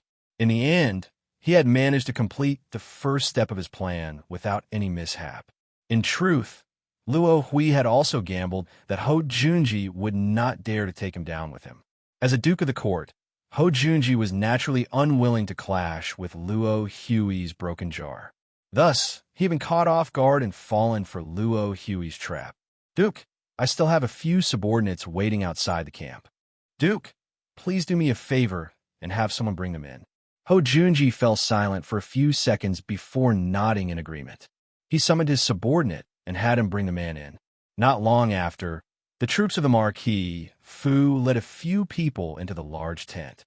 Those people also carried an enormous black clay jar and carefully placed it in the center of the large tent. Ho Junji looked at the black jar and then at the small porcelain bottle in Luo Hui's hand, and sweat began to seep out of his forehead. Lord Duke, don't blame this one for being careful. Lord Duke is simply too awe-inspiring, and this one was worried that Lord Duke would take things too hard and do something foolish. You're right. This jar is also made of fire phoenix heavenly flame, but it's not on the same level as the one in this one's hand. If it were to explode, no one in a radius of 100 feet would be able to survive. Ho Junji silently returned to his tent and silently stared at Luo Hui. Enough, Lord Duke. At this stage, there's no need for Lord Duke to act like a woman. Lord Duke, please make a decision quickly. This one's patience is limited. If, before Luo Hui could finish his words, the large black clay jar placed in the middle of the tent exploded without any warning. Ho Junji, Luo Hui, and Luo Hui's subordinates in the tent only had time to scream before they were swallowed up by the endless flames. Chapter 976. When Li Wanyu heard the grievous news of the assassination of the founding Duke of Lu, Ho Junji, back in Chang, and he laughed and drank for several days. There was no doubt that Li Wanyu was the one who planned all of this. Being able to get rid of Ho Junji made the cynical man feel refreshed. Li Wanyu had no qualms about secretly killing Ho Junji. On the contrary, he felt that he had done a good deed. If Ho Junji's spirit was still alive, he should be thanking him. After all, according to history, Ho Junji would have died sooner or later, and his family would have been exiled to Lingnan along with him. Although Ho Junji had died several years ago, at least his wife and children could still enjoy glory and wealth. The title of Duke of Lu would also be inherited by his son of the first wife. In this way, Li Wanyu did not believe that he had done anything wrong to Ho Junji. As for Luo Hui, he was just a fellow with great ambition but little talent. In history, Luo Hui was just a wealthy citizen of Chang, and who dug out dung for a living. In all likelihood, he had never been able to cause much of a stir in his life. Since Luo Hui had tried to rebel, he would be buried together with Ho Junji in a sea of fire. The thing that had killed Ho Junji and Luo Hui was actually very simple. It was a mixture of oil, white phosphorus, and sugar to create a homemade incendiary bomb. Oil was something that China had existed since ancient times. Gao Nu had water that could be ignited. This was a passage recorded in the Book of Han. Gao Nu lived in the vicinity of Xianxia in the future. Using oil for illumination was something that had already been done in the northern and southern dynasties. Thus, it was far too easy for Li Wanyu to get some oil. This homemade incendiary bomb was simple to make, but its power was astonishing. That Chinibyu name, Fire Phoenix Heavenly Flame, had come from Li Wanyu's wicked taste. In a situation where the Tang did not know how to extinguish it, it was not at all excessive to call it a heavenly flame. As for the person who provided the incendiary bomb to Luo Hui and gave Luo Hui such a bad idea, it was naturally the work of that spy. When Li Wanyu learned of Luo Hui's goal, he took advantage of the situation and secretly helped him kidnap Ho Junji, allowing the wicked son of heaven to control the 150,000 soldiers on the Western expedition. Then, he would return to Chang and kill his way into Chang and at lightning speed. It was such an unreliable plan, but after the spy presented it to Luo Hui actually regarded it as a treasure. After he demonstrated the power of the incendiary bomb to Luo Hui as a spy, Luo Hui became even more confident. She felt that it was only a matter of time before she could kill her way into Chang and city's Taiji Palace. How could this fellow have thought that the Fire Phoenix Heavenly Flame, which he regarded as a divine weapon, was actually a time bomb that could take his life? The jar that Luo Hui's subordinates had moved into Ho Junji's tent was a time bomb. One had to realize that the world's first time bomb was only created nearly 1,000 years later. In 1584 AD, the Spanish weapon designer Jambelli, in order to take revenge on the Spaniards, placed explosives on 2 siege ships and set them to explode at a time, thus creating the first time bomb. Luo Hui could never have imagined that his capable and loyal subordinate would give him such a pleasant surprise. Thus, before the tragic Luo Hui could continue his beautiful dream, he was sent to the Western Paradise by that massive incendiary bomb and reunited with his father, Luo Yi. As for Ho Junji, this famous figure of Jingguan and one of the 24 meritorious officials of Lingyan Pavilion, he also set the end of his life in the autumn of the 5th year of Jingguan. The spy in Lai and the other subordinates who had cooperated with him were each rewarded with 1,000 taels of gold by Li Wanyu. These old veterans naturally understood the stakes involved. They and Li Wanyu were bound together for good or ill. No matter what, it was impossible for them to betray their master. Naturally, Li Wanyu did not have to worry about the news being leaked. In truth, using gunpowder as a time bomb would have been a little safer. But if gunpowder was used, Pai Lupi didn't even need to guess to know who the mastermind was. He had gone to great lengths to create this incendiary bomb so that he could wash away any suspicions.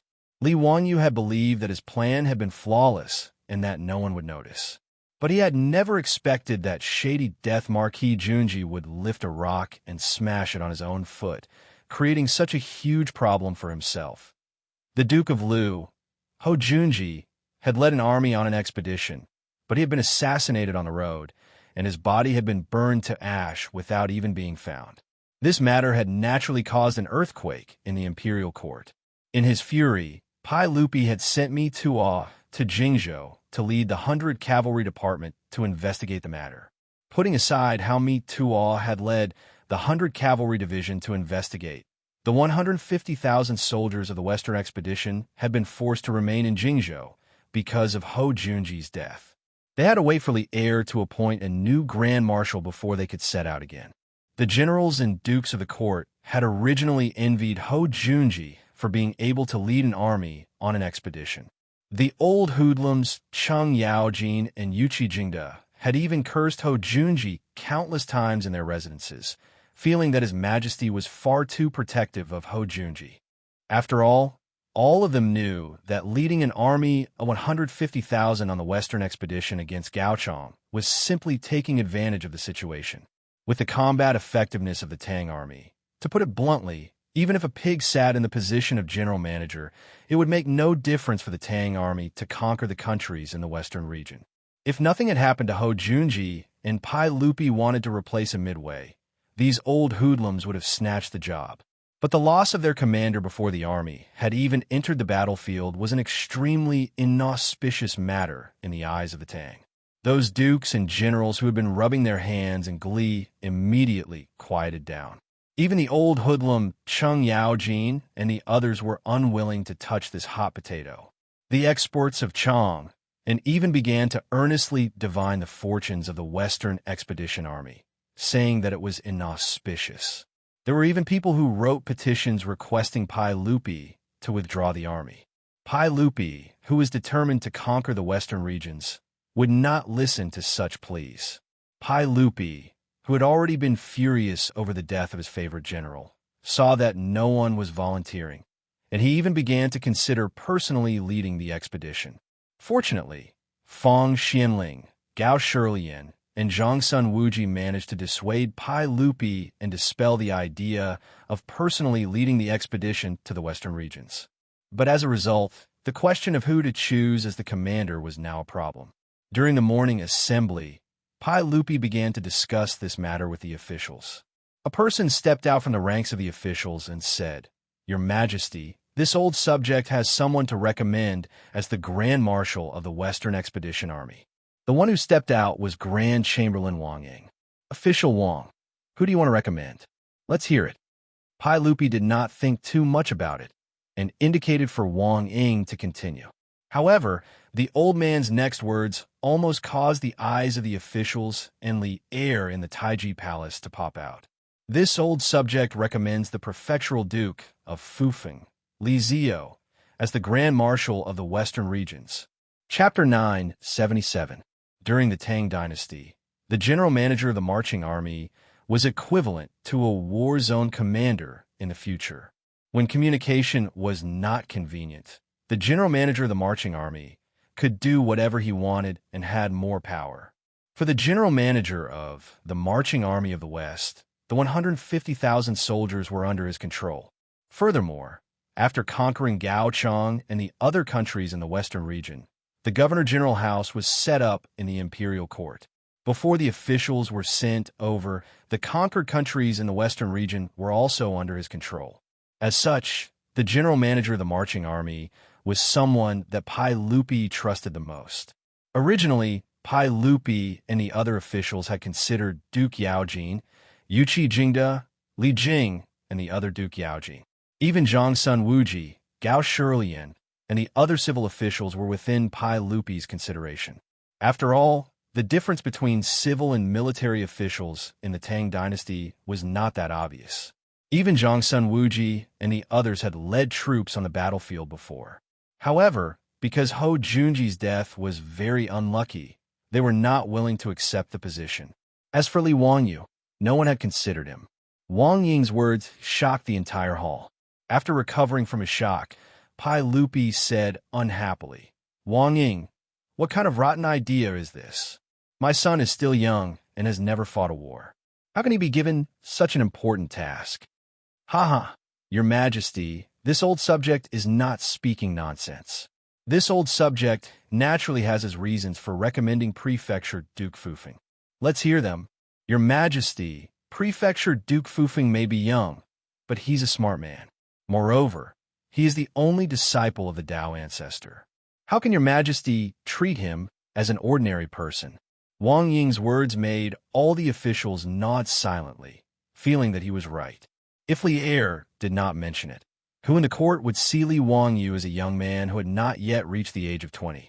Secondly, this old subject recommends Prefecture Duke Fufeng because Prefecture Duke Fufeng knows the key to the matter of the Western region. Your Majesty, if someone else were to go, I'm afraid they might not be able to achieve the effect Your Majesty wants. As Tai Chongqing, Wang Ying naturally knew the attitude of the Tang dynasty towards the countries in the Western region. She also knew that Li Wanyu had advised Pai Lupi. Therefore, his words moved Pai Lupi. Wang Ying continued, "As for Your Majesty's concern that Prefectural Duke Fufeng has no experience in battle formations, that's a small matter. With the help of the Langyi County Duke and the Left Garrison General, presumably those countries in the Western region are nothing but clay chickens and pottery dogs in front of our Tang dynasty's iron cavalry. Why should Your Majesty worry about this?" After he finished speaking, the Taiji Palace fell silent. There were actually two reasons why Wang Ying, the old man, would suddenly stand up and recommend Li Wanyu to be the general manager of the marching army. One was to discuss Li Wanyu. After all, Hou Junji had been assassinated for no reason. In the eyes of the Tang, this matter was extremely unlucky and inauspicious. Letting Li Wanyu do something that no one else was willing to do was naturally not a bad thing for the great clans. The second reason was that the great clans had suffered far too much at the hands of Li Wanyu in recent years. If they could send him to the Western region and let him stay there for a few years, the great clans would feel much more relaxed. This was why Wang Ying had suddenly stood up and recommended Li Wanyu today. But although Wang Ying had his own selfish motives, his words were not without reason. Pai Lupi, Fang Xianling, Zhangsun Wuji, and the others exchanged glances. They could all see the agreement in each other's eyes. In terms of understanding of the situation in the Western region, who could compare to Li Wanyu? Conquering the Western region was easy, but making the Western region continuously provide blood to the Tang dynasty required a great deal of effort. In history, although the Tang dynasty had destroyed the kingdoms of the Western regions and brought them under the jurisdiction of the Xianxia Protectorate, it had not obtained many tangible benefits. On the other hand, because the Western regions were too remote and covered in deserts, when the Lushan Rebellion began, the Western regions were immediately cut off from Chang'an. The lonely Xianxia army of the Western regions had held out for 53 years, but it was still abandoned by Chang'an. Protector General Gui Xian had led a group of white-haired soldiers to fight to the last soldier in the Western regions. The entire army had died heroically for the country. Pai Lupi and the others naturally did not know of this tragic scene in history, but they were well aware that governing the Western regions was not easy. At the very least, the officials of the imperial court were not confident that they could turn the Western regions into the back garden of the Tang dynasty, as Li Wanyu had described. But although Pai Lupi was tempted, he did not immediately make up his mind. We understand what beloved official Wang is thinking. We will discuss this matter with Zio and see what he thinks. Today's matter will end here. Court dismissed. Pai Lupi was not in the mood to continue with the court session. After hastily announcing the dismissal of the court session, he immediately ordered an eunuch to rush to Dingzhou village and summon Li Wanyu into the Taiji palace. Li Wanyu was completely confused. When he was brought into the Sweet Dew Hall, he still did not understand what was going on. He felt a little guilty, afraid that the Pai Lupi had found out about what he had done in Jingzhou and wanted to settle the score with him today. But when he entered the Sweet Nectar Hall, he snuck a glance and saw that although Pai Lupi's face was dark and his mood was not good, he did not seem to be furious. This allowed Li Wanyu to relax, thinking that the incident in Jingzhou should not have happened. Zio, we summoned you here because we have a matter to discuss with you. Pai Lupi pointed at the sofa in the hall, indicating that Li Wanyu should sit down and talk. Ever since Li Wanyu had created this type of furniture, Pai Lupi and the other officials had become very fond of it. Things like sofas had also slowly become popular in Chang'an. But sofas required a large amount of cotton, so they were still considered a luxury item that the common people would not be able to see. Li Wanyu was rather confused as he waited for Pai Lupi to continue. After a moment of silence, Pai Lupi awkwardly said, Zio, I presume that you also know about Junji's death. In the last few days, the officials of the Imperial Court have been discussing who should take over Junji's post as Grand Marshal of the Army. Li Wanyu had been enjoying himself in his residence these last few days, so he had no idea what had happened in the Imperial Court. He had never expected that his bombing of Ho Junji would bring trouble upon himself, nor had he expected that Wang clan of Taiyuan would recommend him for the post of Grand Marshal of the Army. Thus, Li Wanyu didn't care about Pai Lupi's words. He simply took them that Pai Lupi was in a bad mood and had come to complain to him. He lazily leaned back on the sofa, pretending to be listening attentively, but in reality, he wasn't paying attention to Pai Lupi's words. Li Wanyu was still pondering in his heart whether or not he should look for those silk pants to have some fun after leaving the Taiji Palace. We were also having a headache over this matter, but in today's court session, Official Wang recommended a person that moved us. Therefore, we ordered someone to summon Zio into the palace to ask for your opinion. Me? Li Wanyu was truly rather absent-minded, so he was rather taken aback by Pai Lupi's words. He didn't understand why Pai Lupi was asking for his opinion on this matter in the Imperial Court. Uncle, this little nephew doesn't understand what you mean. Heh. In today's court session, Official Wang recommended you to us for the post of Grand Marshal of the Western Expedition Army. Clang. The teacup in Li Wanyu's hand fell to the ground and shattered. He no longer cared about the expensive imperial teacup as he stared in shock at Pai Lupi.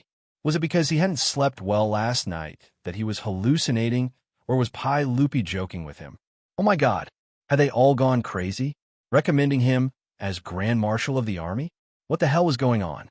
Chapter 978.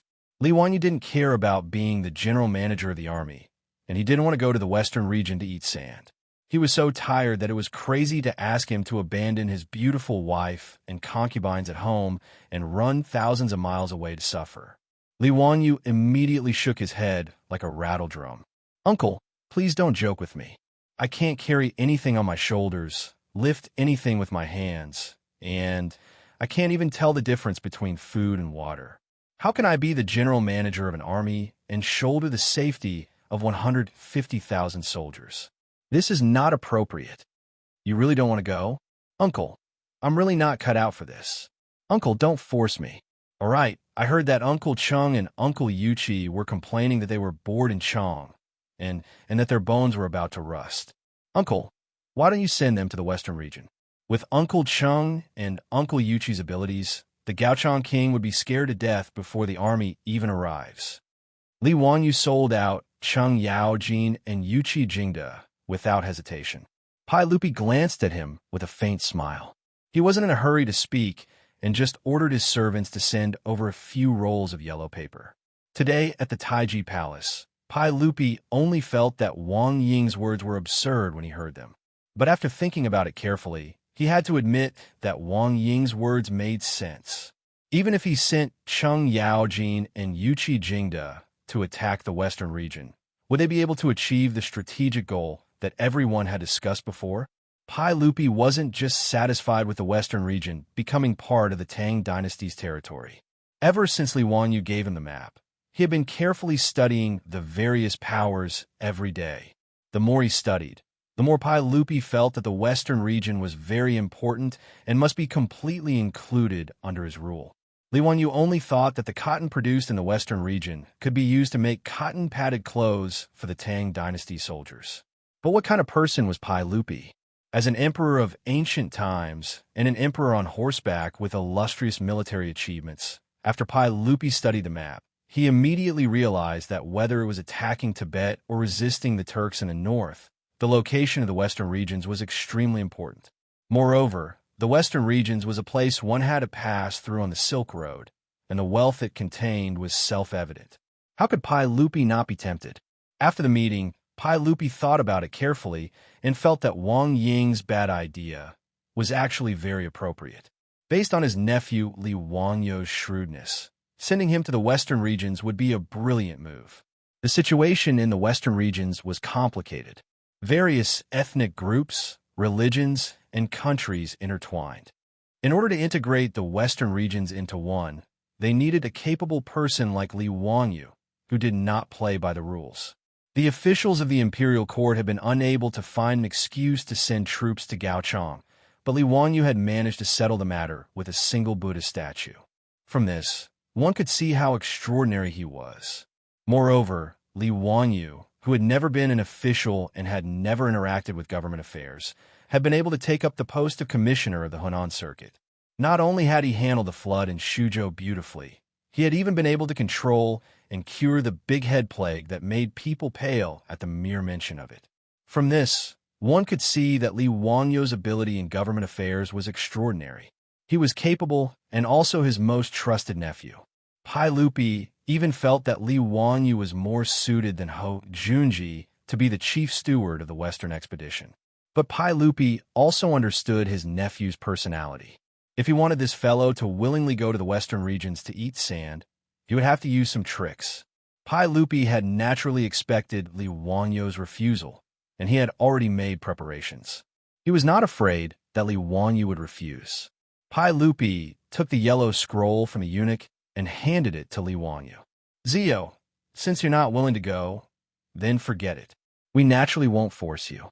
Right? Take a look at this imperial edict. We have just finished drafting it and have yet to give it to the Palace Secretariat and the Palace Secretariat for their seal. I wonder if this imperial edict is to your liking?" An imperial edict without the seal of the Palace Secretariat and the Palace Secretariat was naturally useless, even if this imperial edict had been personally written by Pai Lupi. Li Wanyu suspiciously took the imperial edict, but when he opened it, he was pleasantly surprised. On the draft of the imperial edict, it was written that Pai Lupi had conferred the title of Princess Yanling to Su Changqing and had appointed her to be married to Li Wanyu, the Duke of Fufeng. The marriage between Li Wanyu and Su Changqing had almost become his sore point. Although with the feelings between the two of them, there was not much difference whether they were married or not. But they were now living in the Tang dynasty and not the modern era. It was hard to say whether a man and a woman living together without knowing what was going on. Even the foppish young masters and those old ruffians would often tease Li Wanyu about the relationship between Su Changqing and Li Wanyu, making him feel very awkward. However, it was not that Li Wanyu was unwilling to marry Su Changqing, but it was because the two in-laws, Pai Lupi and Emperor Zhang's son, stood between the two of them. In this regard, Li Wanyu was full of resentment. He did not understand why he could not make the decision about his own marriage. Now, it was the 5th year of Jingguan. It had been more than 3 years since he and Su Changqing had transmigrated to the Tang dynasty. Su Changqing was different from him.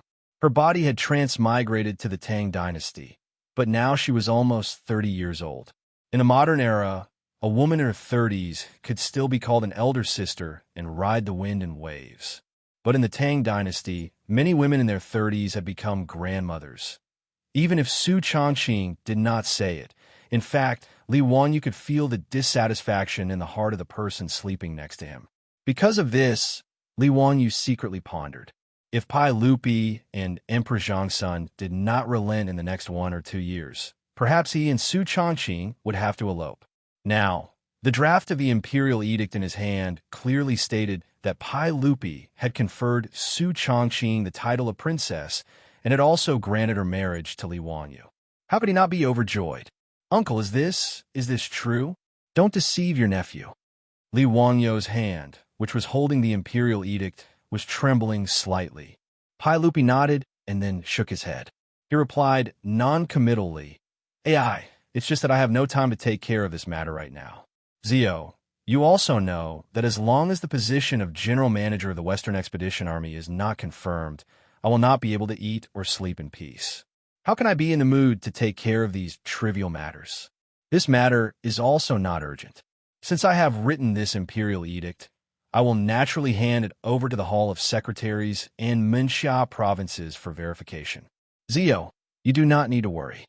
When Li Wanyu heard this, his nose was about to become crooked from anger. Wasn't this a blatant threat? Pai Lupi was clearly using his marriage with Su Chongqing to threaten him. If he was not willing to take the position of General Manager of the Western Expedition Army, Pai Lupi would not issue this imperial edict. For a moment, Li Wanyu hesitated. The balance in his heart began to sway back and forth. Should he succumb to the threats and temptations of the evil forces, or should he resist the evil forces to the end? Without waiting for Li Wanyu to make a decision, Pai Lupi threw another imperial edict at him. That's right, there is also an imperial edict.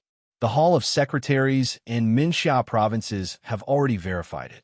Since Zio is here, you can go and announce this imperial edict on my behalf. Li Wanyu received the imperial edict and opened it to read. He was so angry that he almost threw the imperial edict back at Pai Lupi's face. As the emperor of the Tang dynasty, could he not have a bit of face? Chapter 979. The second imperial edict that Pai Lupi gave to Li Wanyu was an imperial edict to promote him. Logically speaking, this should be a good thing, but the key point was that the names on the imperial edict made Li Wanyu immediately understand Pai Lupi's purpose. Cheng Chimo, rank 4 General of Loyal Marshal, transferred to the Western Expedition Army. Cheng Chuyang, rank 4 General of Yue, transferred to the Western Expedition Army. Cheng Chubi, rank 4 General of Mingwei, transferred to the Western Expedition Army. Du He, rank 4 Official Physician, transferred to the Western Expedition Army.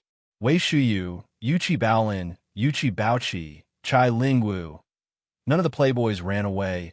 All of them were on this imperial edict. Except for Du Mo, who was the eldest son of Du Ruhue, who was conferred the title of Duke of Lai by Pai Lupi, and Niu Zhongping, who was unable to go to war because of his foot injury. Li Wanyu's playboy brothers were all stuffed into the Western Expedition Army by Pai Lupi.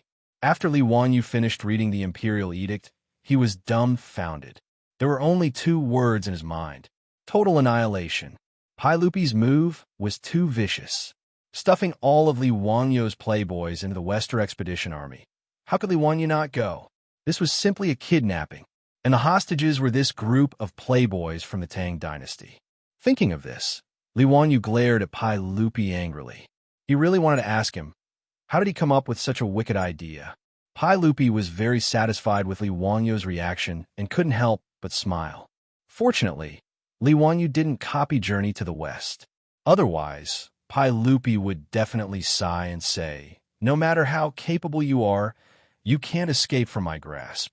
Stuffing this group of playboys into the Western Expedition Army, Pai Lupi had already communicated with Fang Xianling, Cheng Yaojin, and the others, and obtained the unanimous agreement of all the big shots. Li Wanyu didn't want to go to the western regions to eat sand, but it didn't mean that these big shots thought the same. His legitimate son would follow the Western Punitive Expedition Army to hone himself and gild himself. Fang Xianling, Cheng Yaojin, and the others had long been annoyed by the fact that these second-generation officials of the Tang Empire were now hiding in Chong and in waiting for death. Now that Li Er had actually proposed to send them to the western regions, how could Cheng Yaojin and the rest still be unwilling? Each and every one of them was smiling so widely that their teeth were almost showing. The only ones who were kept in the dark were Li Wanyu and those foppish young masters. Li Lupi could resist Li Lupi's Tang dynasty. Pai Lupi gave the order, and their lord nodded. In any case, They couldn't avoid going to the western regions to eat sand. Li Wanyu could even imagine how mournful the Silk Pants would be when they learned of this shocking news. For this group of playboys, leaving the flourishing Chong and leaving the Peace Square, the Hu people's wine shops, and running to the Gobi Desert for a few years. It was a life worse than death. Thinking of the depression of the playboys, Li Wangyu's mood improved a lot. Since Pai Lupi even used the trick of kidnapping the playboys, plus the temptation of marrying Su Chongqing, Li Wanyu had already raised his hands and surrendered in his heart. Damn, isn't it just going to the Gobi Desert? Let's go. It's just a trip at public expense. It's no big deal. However, even if Li Wanyu had decided to compromise, he wasn't ready to raise his hands and surrender. Even a dead fish has to jump 3 times. He had to take this opportunity to fight for some benefits for himself. Uncle is indeed wise. Cheng Chumo and his group of bastards should have been thrown into the army long ago to train, so that they won't be eating and waiting to die in Chong and every day. Li Wanyu had an empathetic expression and almost applauded. Pai Lupi glanced at him.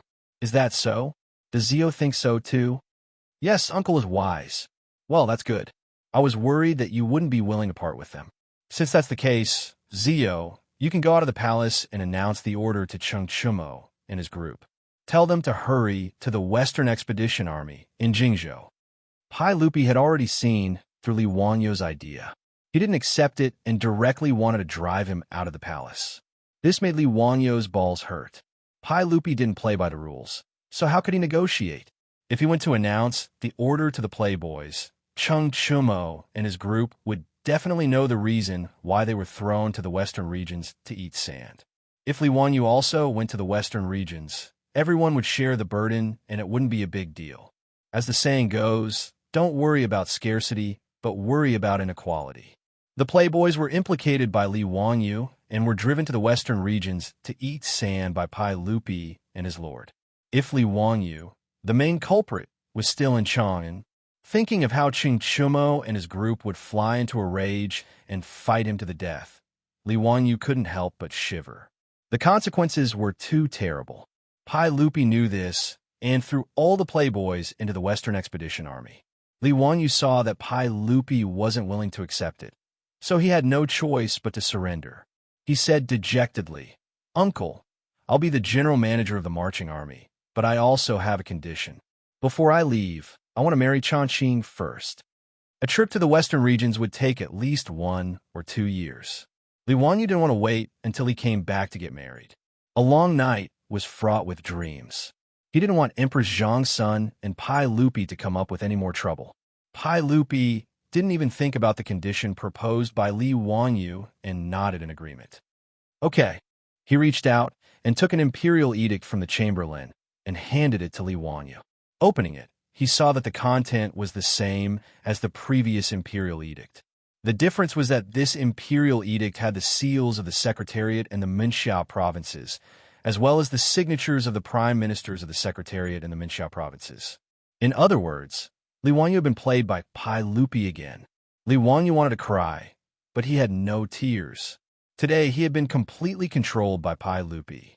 He didn't have any room to struggle. Now that things had come to this, Li Wanyu didn't want to say anything more. The imperial edict that he had been looking forward to suddenly didn't smell good in his hands. Zio, go back and make some preparations. I've had someone calculate that 3 days from now will be an auspicious day for you to marry Princess Yanling. However, I have another request that you must agree to. Li Wanyu didn't want to struggle. Uncle, just say it. When you return from the western regions, Chang'e should be 15 years old. At that time, you must also marry Chang'e as your wife. I promise you that both Chang'e and Princess Yanling will be your official wife. Are you willing? Li Wanyu didn't expect that Pai Lupi was actually waiting for him here. For a moment, he couldn't help but hesitate. However, when he looked up and saw Pai Lupi's expression that said, if you don't agree, don't even think about walking out of the palace today, Li Wanyu didn't hesitate anymore. He directly nodded and agreed. Anyway, when there were too many lice, they wouldn't bite. When there were too many debts, there was no need to worry. So be it if he married Chang'e. After a few years, when Chang'e turned 15 years old, his psychological guilt wouldn't be so strong. In fact, Li Wanyu also knew that Pai Lupi's request to let him marry 2 wives would inevitably lead to a lot of trouble. Since ancient times, Wuxia had a system of 1 husband and 1 wife and many concubines. The so-called 3 wives and 4 concubines actually included, other than the official wife, the so-called extraterritorial wife, side wife, concubine wife, and so on. They all belonged to the category of concubines. Pai Lupi had specially allowed him to marry Su Changqing and Changel as his official wives. This was an exception in breaking the ancestral law. When he married Changel, there would probably be many old masters jumping out to make irresponsible remarks. In any case, that was a matter of a few years later. Li Wanyu couldn't be bothered to worry about it now. Seeing Li Wanyu happily nod and agree, Pai Lupi couldn't help but stroke his beard and laugh. Haha, good. Since Zio has agreed to this matter, then you can leave the palace. Tomorrow, send Princess Yanling to the palace. 3 days later, you can come to the palace to marry the bride. Yes. Li Wanyu hurriedly bowed and agreed. Holding the 2 edicts and leaving the Taiji palace, Li Wanyu still felt a little absent-minded. Today's matter was really somewhat magical and unreal. Chapter 980.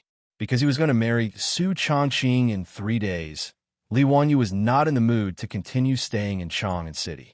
With the imperial edict in hand, he hastily made a round to each of the High Duke's public houses and read the shocking news to the debauches. He did not even have the mood to laugh at the debauches, as he directly brought Niu Wu and the others back to Dingzhou village. After receiving this sudden good news from the heavens, both the Li residents and the entire Dingzhou village were in a state of chaos. His Lang Jun was finally going to get married, causing the old housekeeper, Li Heng, to burst into tears. He immediately ordered people to prepare all kinds of offerings and insisted on dragging Li Wanyu to Li Zhou's grave to pay his respects. Li Wanyu could not persuade the excited old housekeeper and could only follow Li Heng to Li Zhou's grave to announce his marriage to Li Zhou.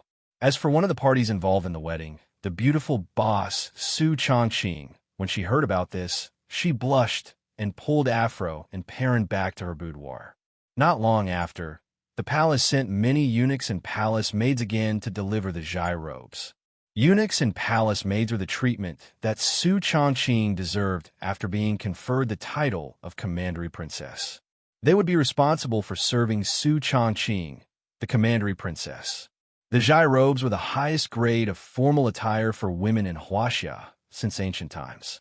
The robes were made of green material and decorated with 9 lines of 5-colored Zhai patterns on a green background. The collar was decorated with Zhai patterns, and the knee cover was the same color as the lower garment. This was Su Changqing's formal attire after being conferred the title of Commandery Princess by Pai Lupi. It was also the wedding attire that she would be wearing 3 days later.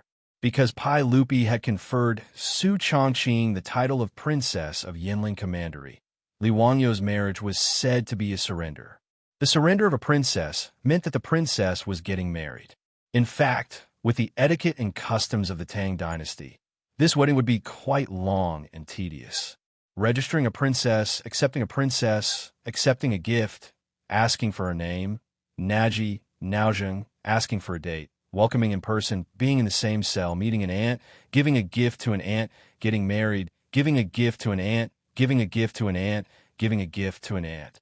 It could be said that this marriage could not be completed without more than half a year of torment.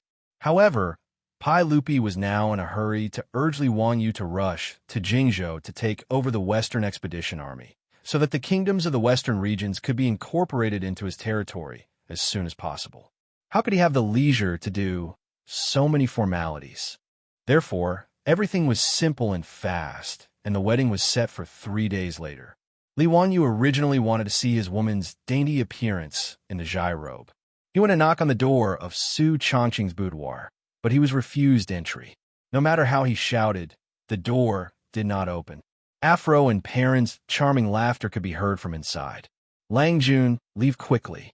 As a man, how can you barge into the princess's boudoir before the wedding?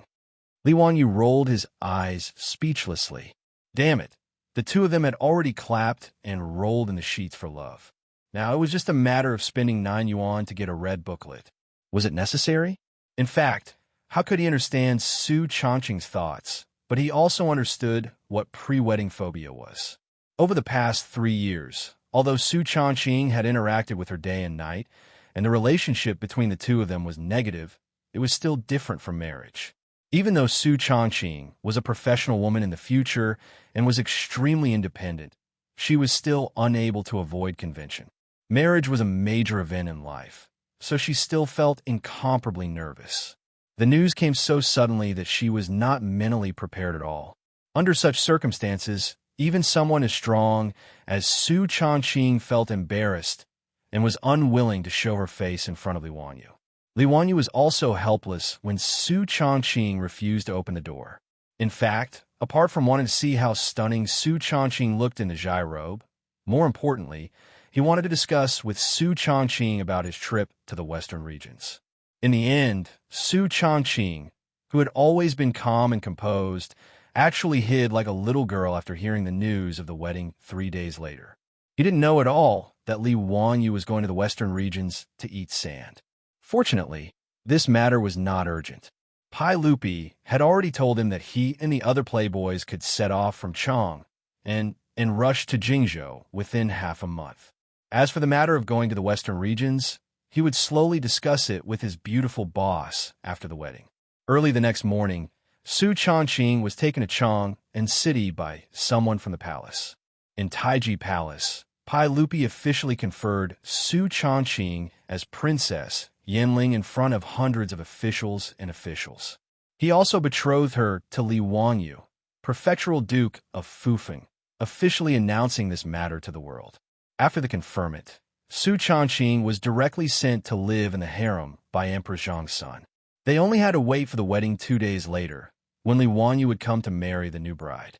During these 2 days, the Prefectural Duke of Fufeng's mansion, Dingzhou Village, and even the county government of Hu County were all busy. The old housekeeper, Li Heng, commanded the hundreds of servant girls in the mansion, and all of them got busy. Cleaning the mansion, decorating it with colored silk, decorating it with lanterns and streamers. Even the entire Dingzhou village was busy under the leadership of the old village chief. With Li Wanyu's status, countless guests would attend the wedding banquet. A conservative estimate was no less than thousands of people. It was not an easy task to prepare enough food and wine to entertain so many guests within 3 days. In order to accommodate Li Wanyu's wedding, even the daily lives of the people in Chang and city were affected in these 2 days. The reason was simple. The public carriages that used to be all over Chang and city disappeared almost overnight. This made the people of Chang and city, who had long been used to traveling by public carriages, complain incessantly. But no matter how much they complained, it was of no use.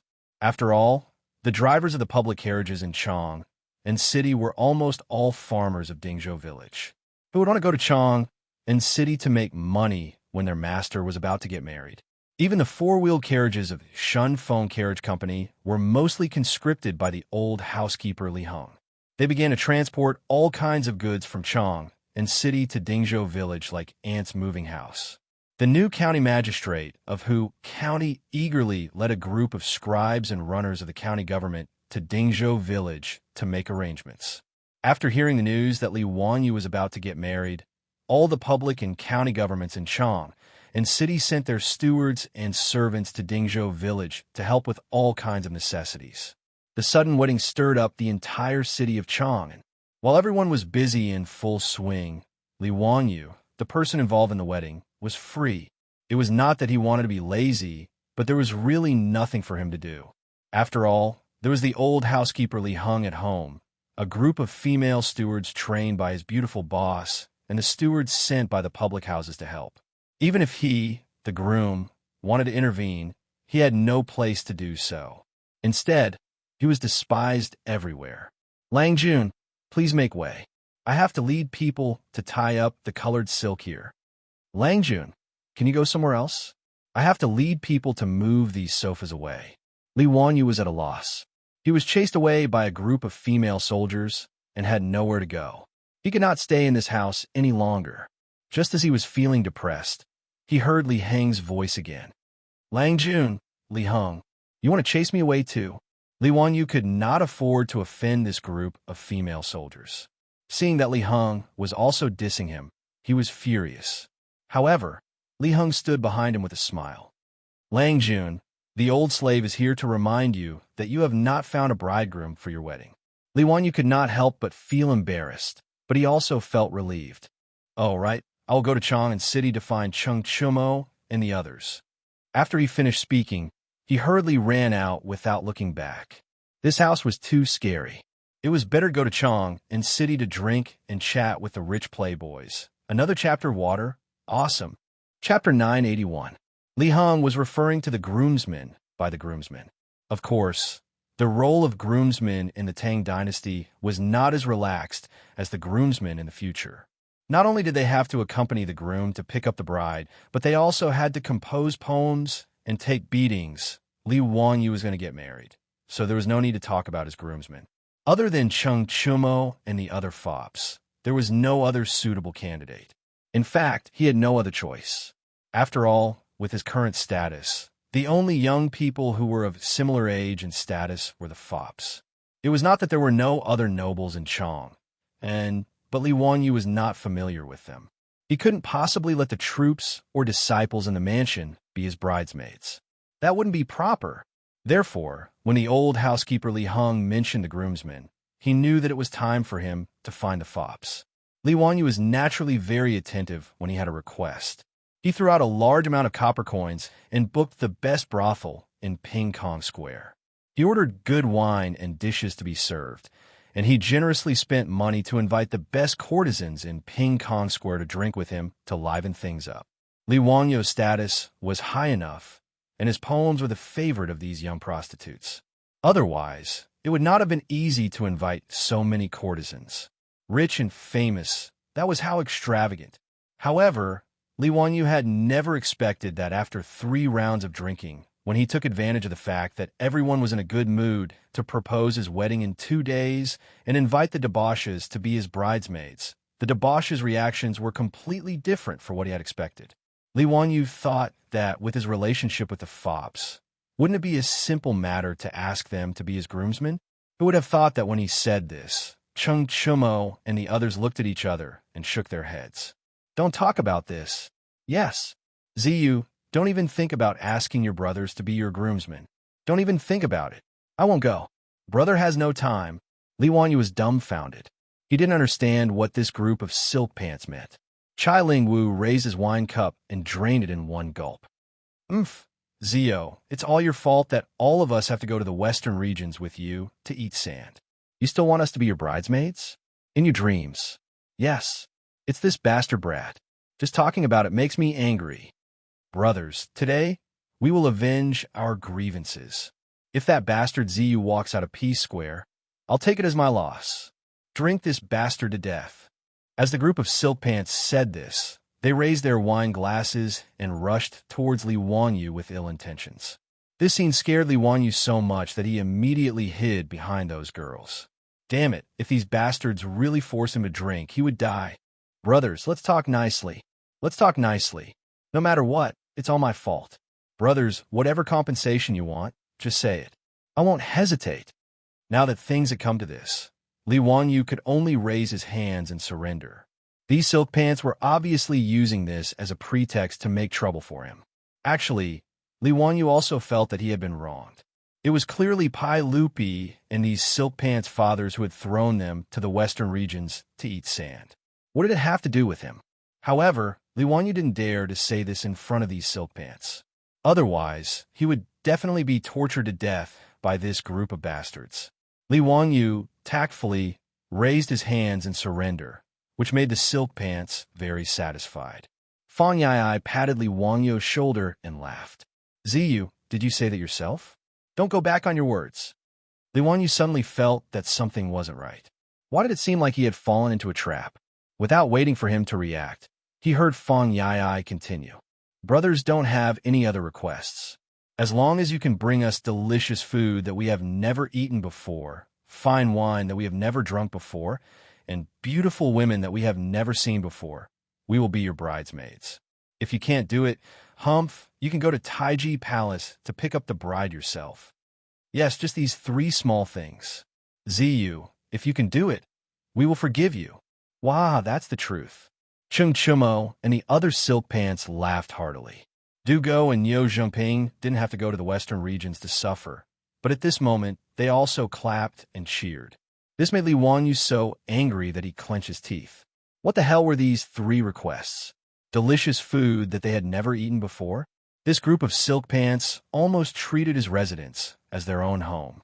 In these past few years, what kind of good things have they not eaten? The delicacies that he and Su Chongqing knew how to make in the future were more or less finished. But if he had to think carefully, it wasn't that Li Wanyu couldn't think of something.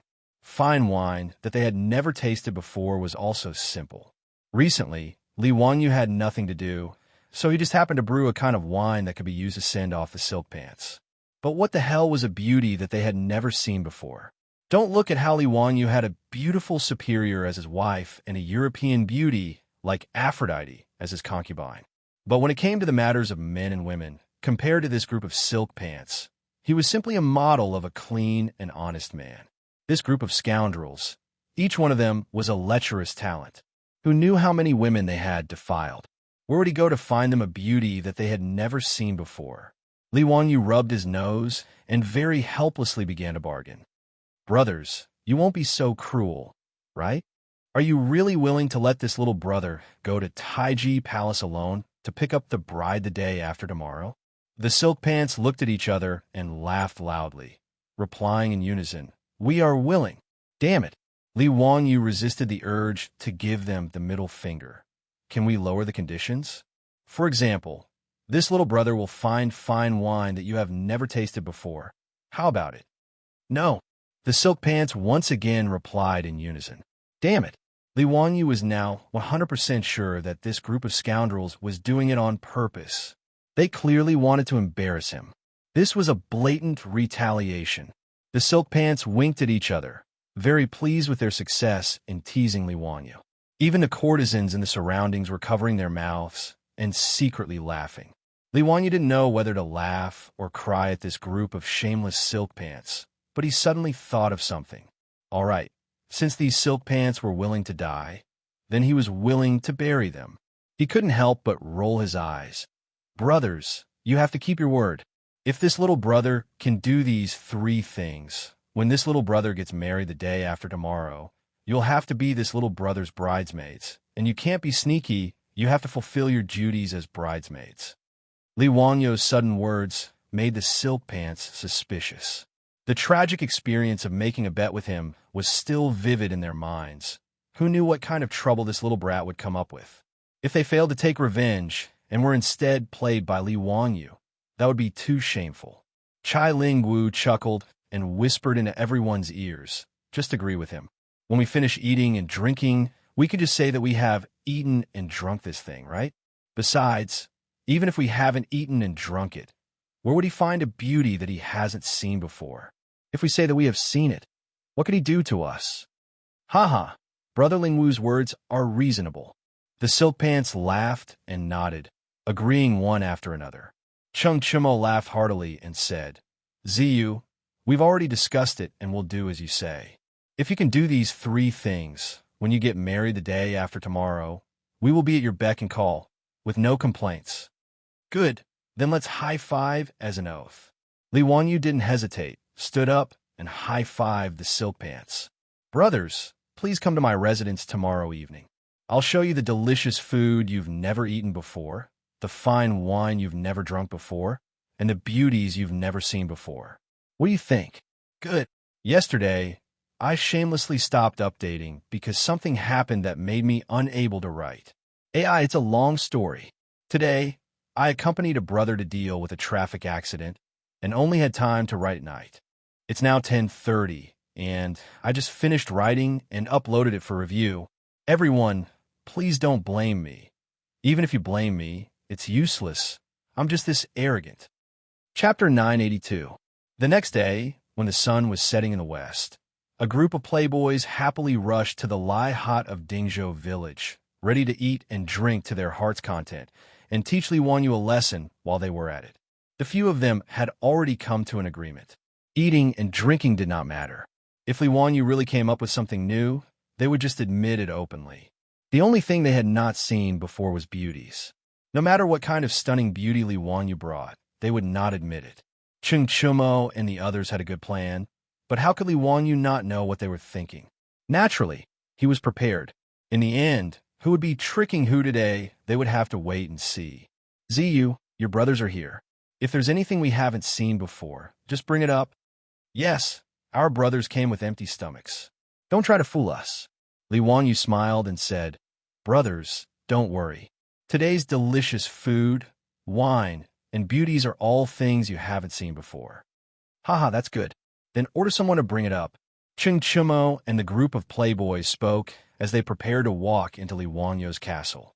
They were more familiar with the Lai Hot than their own residence, so they naturally knew where the dining hall was. They did not need anyone to lead the way. Li Wanyu called out to everyone, Brothers, you've gone the wrong way. We won't be eating in the dining hall today. Oh, then where are we going? Ziyu, what are you planning to do this time? Fani AI asked curiously. Li Wanyu smiled and did not answer. Haha, I promise I won't let you down. Everyone, please follow me. After he finished speaking, he led the group of playboys to the balcony on the top floor of his castle. At this time, on the balcony, a cool breeze blew, making people feel very comfortable. Li Wanyu's castle was originally built on a hillside, and the castle was built very high. Standing on the balcony, the view was very wide, and it was like looking at Shu Tianshu from afar. Looking down at Dingzhou village from afar, under the setting sun, faint smoke rose from kitchen chimneys, creating a beautiful rural scene. Chai Ling Wu clapped his hands and cheered, Wonderful, wonderful. Ziyu is indeed interesting, drinking and making merry here. It's quite wonderful. The group of silk pants were also very satisfied with this, and they all praised Li Wanyu for his good intentions. Everyone sat down on the floor of the balcony. Immediately, the mansion's servant girls brought over a few long charcoal stoves. Cheng Chumo was puzzled and asked, Zio, what are you doing? What was the meaning of this furnace? Could it be that the delicacies you prepared for your brothers need to be made on the spot? Of course. Li Wanyu smiled and said, Today, I'll treat you all to barbecue. Barbecue? What kind of food is that we haven't seen before? Ziyu, don't try to fool your brothers. Fong Yi AI shouted in dissatisfaction. The group of silk pants nodded their heads in agreement. In the Tang people's recipes, the most common food was barbecue. In the history of the Tang dynasty, the famous dish Mun Yongbu was made by stuffing the meat of goose with diced meat, mushrooms, and winter bamboo shoots. Placing the meat into the belly of a lamb, the lamb was sewn up and roasted. After roasting, the lamb was discarded and only the goose was eaten. Other than roast chicken, roast duck, and roast whole lamb, the Tang people also liked to use the Korean-style barbecue of the later generations. They cut the meat into thin slices and roasted it on a bronze plate. It was called bu. This method of eating had been passed down since the Han Dynasty. Therefore, when the silk pants heard that Li Wanyu was treating them to ordinary barbecue, they were immediately dissatisfied and made a fuss. Li Wanyu chuckled, Brothers, don't be anxious. How could the food that I'm treating you all be as simple as ordinary barbecue? After he finished speaking, he called for the servant girls to bring over the prepared ingredients. Looking at the various ingredients that the servant girls brought over, placed on plates, and skewered with bamboo sticks, the silk pants were dumbfounded. Although they often ate all kinds of barbecue, when had they ever seen ingredients prepared in such a way? Li Wanyu laughed inwardly. What he had prepared was naturally the barbecue skewers that were found all over the streets of the later generations. Strictly speaking, the method of eating barbecue skewers had also existed in China since ancient times. The so-called buhu in the Han Dynasty was to cut the meat into small pieces, skewer them, and roast them on the stove. However, this method of eating was not popular in the Tang Dynasty. Later generations of barbecue skewers used more seasoning, so the taste was naturally poles apart from that of ancient times. Li Wanyu did not explain to the silk pants doubts. He took a handful of meat skewers and placed them on the stove in front of him. Then, he skillfully brushed oil on them and sprinkled the seasoning.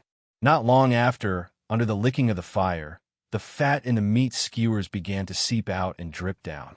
The meat skewers made a soft, squeaking sound, and a strong barbecue smell began to spread on the balcony. Li Wanyu grabbed a handful of cumin powder and sprinkled it evenly on the skewers of meat. The unique aroma of the roasted meat with cumin aroused the crowd's appetite and caused their Adam's apple to move. Hiss, this smell is so unique. Zio's barbecue is so unique. Ha! We're in for a treat today. Zio, what spice did you sprinkle just now? The taste is very unique. Fang Yai was the most gluttonous, and his saliva was about to overflow. He was even more curious about the cumin powder that Li Wanyu had sprinkled just now. Cumin was a spice that was spread from the western regions to the central plains through the Silk Road during the Tang dynasty. The Tang people called it fennel, but they did not develop the method of using cumin powder to barbecue meat.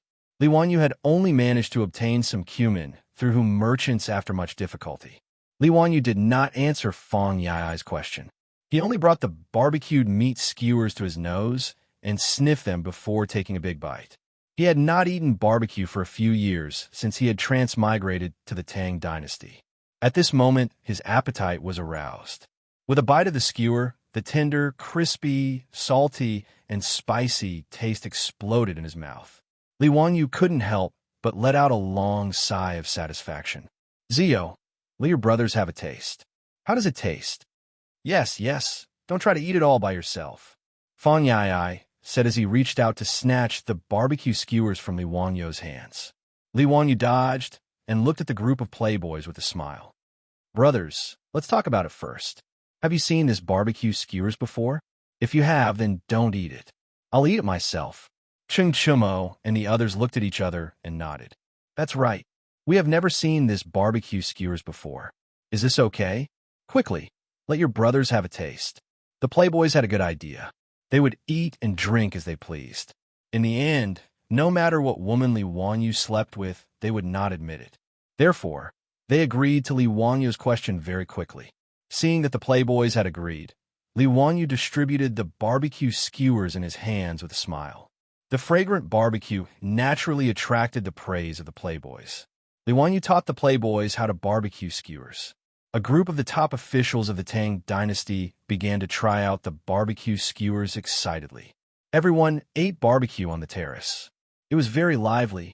Cheng Chumo bit off all the mutton on the skewers in one bite. After chewing a few times, he asked, Zio, this food is really good. You pass. Where's the wine? Where is the wine that we have never tasted before? Chapter 983. In the future, Li Wanyu's favorite thing to do the most was to go to a barbecue restaurant with a few friends to eat skewers and a few bottles of ice beer. Everyone would drink and chat, and it would be very lively. After transmigrating to the Tang dynasty, he regretted not having ice beer every summer. It was a great lack of fun. He only knew how to brew sorghum wine, but he didn't know how to brew beer. During the autumn harvest of the third year of Jingguan, the farmers harvested a lot of edamame, so they sent some to Li Wanyu's residence for him to try. Su Changqing knew that Li Wanyu liked to eat boiled edamame, so she ordered the cook to cook a big pot of edamame wine for him with pepper, aniseed, fennel, cinnamon, and other ingredients. Li Wanyu peeled the boiled edamame and ate it with relish. At the same time, he said to Su Changqing with regret, Changqing, it's a pity that we don't have beer. This edamame with beer and a few skewers would be a perfect match. Su Changqing didn't speak first. She pondered for a while and said with uncertainty, Wanyu, I think I know how to brew beer. But to brew beer, you need hops, and they don't exist in the Tang dynasty now. Su Changqing liked to travel in the future. When she was studying in the United States, she often went to Europe to play. When she was traveling in Germany, she had visited a beer museum and had memorized most of the traditional brewing techniques of beer. However, Su Changqing didn't like to drink, so she never thought of brewing beer after transmigrating to the Tang dynasty. Today, when she heard Li Wanyu complain about not having ice beer, she thought of this matter. However, brewing beer required hops, and hops were introduced to China around the Ming Dynasty. Li Wanyu was stunned when he heard this. Then he slammed the table and stood up. Chongqing, you really know how to brew beer? I know about hops. They don't exist in the Tang Dynasty, but they do in Europe. As long as we ask those Persian merchants for help, we won't have to worry about not being able to get the hops back. Thus, in order to drink cold beer, Li Wanyu specially went to Chong and Shi City and found several merchants who traveled the Silk Road. He spent a lot of money and asked them to buy hops from Europe for him. Beer was introduced to China at the beginning of the 20th century, but the origin of beer was very ancient. In the 3rd century BC, the Sumerians of Babylon had already brewed beer, and by the 4th century AD, beer had already spread throughout Europe.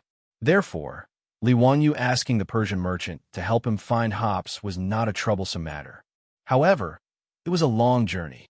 It was not until 2 years later that Li Wanyu finally got the hops that he had been longing for from the Persian merchant. With hops, brewing beer wasn't difficult. Hops, wheat, yeast, and water were fermented for more than 10 days before the beer was ready. Originally, Li Wanyu wanted to invite those silk pants to drink cold beer. But now, it was just the right time to satisfy those silk pants' request. When Cheng Chumo asked for the beer, Li Wanyu immediately ordered someone to bring over a large barrel of beer. Self-made beer wasn't like liquor or wine. It wasn't suitable for long-term storage. It needed to be refrigerated and consumed as soon as possible. The fresher the beer, the more refreshing it would be. This was also one of the reasons why there were no merchants who used the Silk Road to transport beer to China. In order to preserve the beer that Li Wanyu brewed, he stored it in the cellar with ice cubes. When the barrel was brought out, it was still emitting cold air. Ziyu, your beer has been chilled? Cheng Chumo asked curiously as he reached out to touch the cold beer barrel. That's right. This beer is called beer, and it's best to drink it chilled. Li Wanyu didn't forget to say a few words. Then he picked up a huge beer glass, put in ice, and poured a full glass of beer. In order to drink the beer, Li Wanyu ordered the craftsman to make a batch of beer by blowing glass, according to the appearance of beer cups in the future. When the beer was poured into the cup, the light golden liquid and the thick layer of white foam on the rim of the cup immediately attracted the attention of the group of silk pants.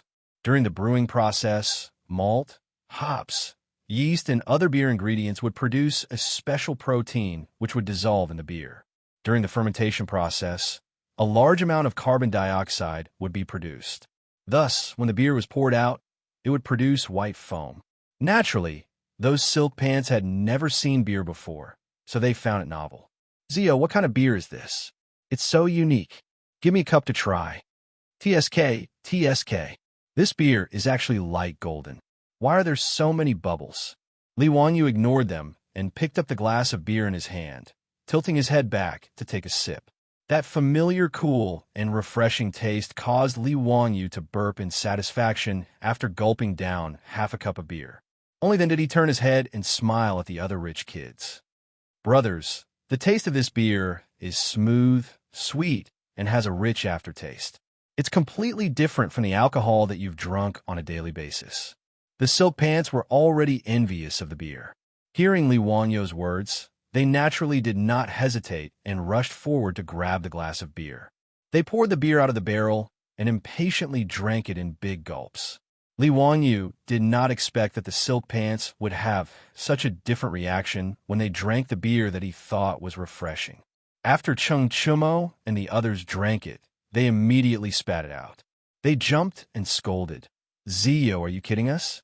You dare to say that such a disgusting beer is delicious? Yes, it's so bitter. Are you sure it's not horse urine? Zio, what kind of beer is this?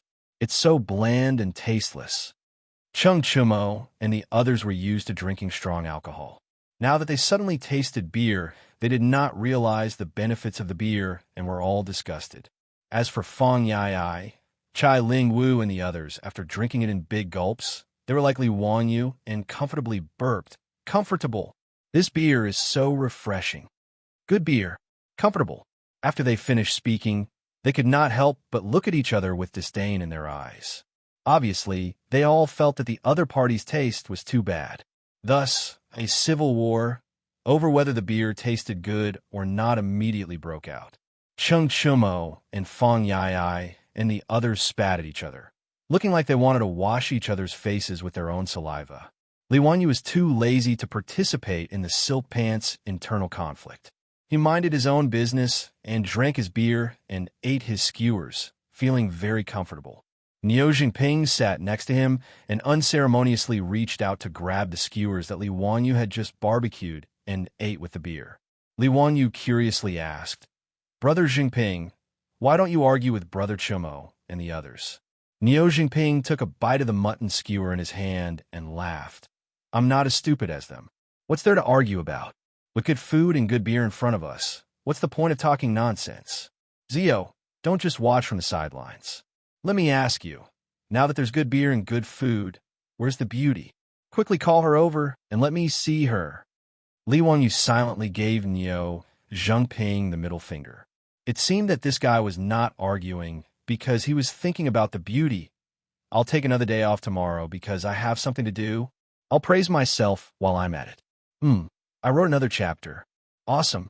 If it's not hydrology, where did the 2 million plus words come from? The introduction can be finished with 200 words. Wahahaha. Hydrology is good for a while. Hydrology is good for a while. The ancients did not lie to me." Chapter 984. In fact, Li Wanyu had been waiting for them to ask about the beauty. Ever since the debauches had made these 3 requests in order to play with him yesterday, he had been busy the entire day waiting to watch a good show. After Niu Jingping asked the question about the beauty, those who were still quarreling stopped quarreling as they all turned their heads and stared at Li Wanyu with burning eyes. "Yes, Ziyu, where is the beauty?" Li Wanyu was not in a hurry. He smiled at Cheng Chumo and said, "Brother Chumo, you haven't said whether my beer passed the test yet." Cheng Chumo hesitated for a moment, then took a big gulp of beer. He had been arguing with Fong Yai and the others just now, so he was a little thirsty. After taking another sip of the cold beer, he realized the beauty of the beer. Although the taste of the beer was a lot lighter than the strong alcohol he was used to, it was quite refreshing and refreshing. Don't say, "This beer is really good for quenching thirst." Yes, this beer passed the test. Speaking of which, Ziyu, why did you give this beer such a weird name? Cheng Chumo took another big gulp of the cold beer and shook his head. Obviously, he was very dissatisfied with Li Wanyu's naming ability. Li Wanyu silently rolled his eyes, too lazy to bother with this guy. He naturally knew that the name beer was very strange in the Tang dynasty. After all, beer was just a transliteration of the English word beer. It did not have any meaning. Even the word beer did not appear in the Tang dynasty. It was a word invented by the people of Qingdao in the future. Cheng Chumo and the others had always thought that the beer Li Wanyu was talking about was spleen wine or skin wine. Logically speaking, beer should be called wheat wine, just like sorghum wine and rice wine. It should be named after the ingredients used to brew it, or it should be given another elegant name. However, Li Wanyu was too lazy to think of a new name. Moreover, he was already used to calling it beer. If he changed a name, he would not be used to it. Therefore, Li Wanyu did not care whether the Tang people could accept it or not. He stubbornly used the name beer. After the silk pants got used to the taste of beer, they all accepted this kind of alcohol. After all, beer and barbecue were a perfect match. Naturally, they could taste the beauty of it. All right, Zio, your brothers admit that today's food and wine are pretty good. You can summon that beauty now. That's right. Let us brothers see what kind of beauty we have never seen before. If you want to fool us, you can go to the Taiji Palace yourself tomorrow. Wahaha. Cheng Chumo and the others laughed very happily. They were waiting to make fun of Li Wanyu later. How could Li Wanyu not understand what these bastards were thinking? However, he was already prepared. He only laughed in his heart. It was still unknown who would emerge victorious in the end. And, brothers, don't be anxious. I've already sent someone to inform them. Those beauties will be here soon. Come, brothers, have some barbecue. This barbecued lamb kidney is good stuff. Not only is it chewy, it's also a rare tonic. It's best for men's vitality. Brothers, you know. As Li Wanyu spoke, he winked at the silk pants. It wasn't easy for me to find these beauties for you brothers. Brothers, you can all get close to them today. There's no need to be polite. The silk pants were slightly stunned. Then, they came to a sudden realization, and strange smiles appeared on their faces. Hee hee. Zio's words are reasonable. As the saying goes, what you eat is what you nourish. Haha, this lamb kidney is very nutritious. Give me 10 skewers. No, 20 skewers. Get lost. You bastard. Aren't you afraid of dying? Wahahaha, dying under a peony skirt. I'll still be a romantic ghost. Hee hee. Brother Ling Wu's words are reasonable. Give me more lamb kidneys, too. The silk pants were hinted at by Li Wanyo's words. They all snatched up the oily lamb kidneys and ate with their mouths full of oil. Everyone chatted as they ate the barbecue and drank beer. The cool breeze blew gently, making them feel very comfortable. Li Wangyu and the others were almost done eating and drinking. He gave Niuwu a look, indicating that he could go and bring the people over. Niuwu also revealed a strange smile and immediately left to carry out the order. Not long after, 10 beautiful women, under Niuwu's lead, swayed their slender waists and smiled sweetly as they arrived at the castle's balcony. When Cheng Chumo, Feng Yai, and the others saw so many beautiful women, their eyes immediately widened. Their vulgar gazes wantonly swept over the beauties. Even with the picky eyes of the silk pants, the 10 beautiful women in front of them were of the highest quality. Even in the Peace Square, where beauties were as common as clouds, they were at the level of courtesans. However, the silk pants were curious. There were tens of thousands of courtesans in the Peace Square, but there were only about 100 courtesans at the level of courtesans. Which one had they not seen before? The 10 beauties in front of them were the most beautiful women they had never seen before. They couldn't help but be curious as to where Li Wanyu had found these beauties. The silk pants did not stand on ceremony. They directly went forward, and each picked a beauty that was pleasing to the eye and pulled them to their side. Since Li Wanyu had already said that these beauties could be intimate, that meant that they would serve them in bed. Naturally, they would not stand on ceremony. What was even more infuriating was that this group of silk pants hugged these beauties and teased them, while not forgetting to provoke Li Wanyu with words. Ziyu, although these beauties are beautiful, there is nothing special about them. How can you say that we have not seen them before? You can't fool us like this. Yes, that's the reason. Tomorrow is the Taiji Palace to pick up the bride. Ziyu, you can go by yourself. Forgive us for not accompanying you. Wahahaha. Ziyu, you can't blame us for this. Li Wanyu smiled strangely at the side and continued to drink his beer. Brothers, don't be impatient. This little brother promises that you have definitely not seen these beauties before.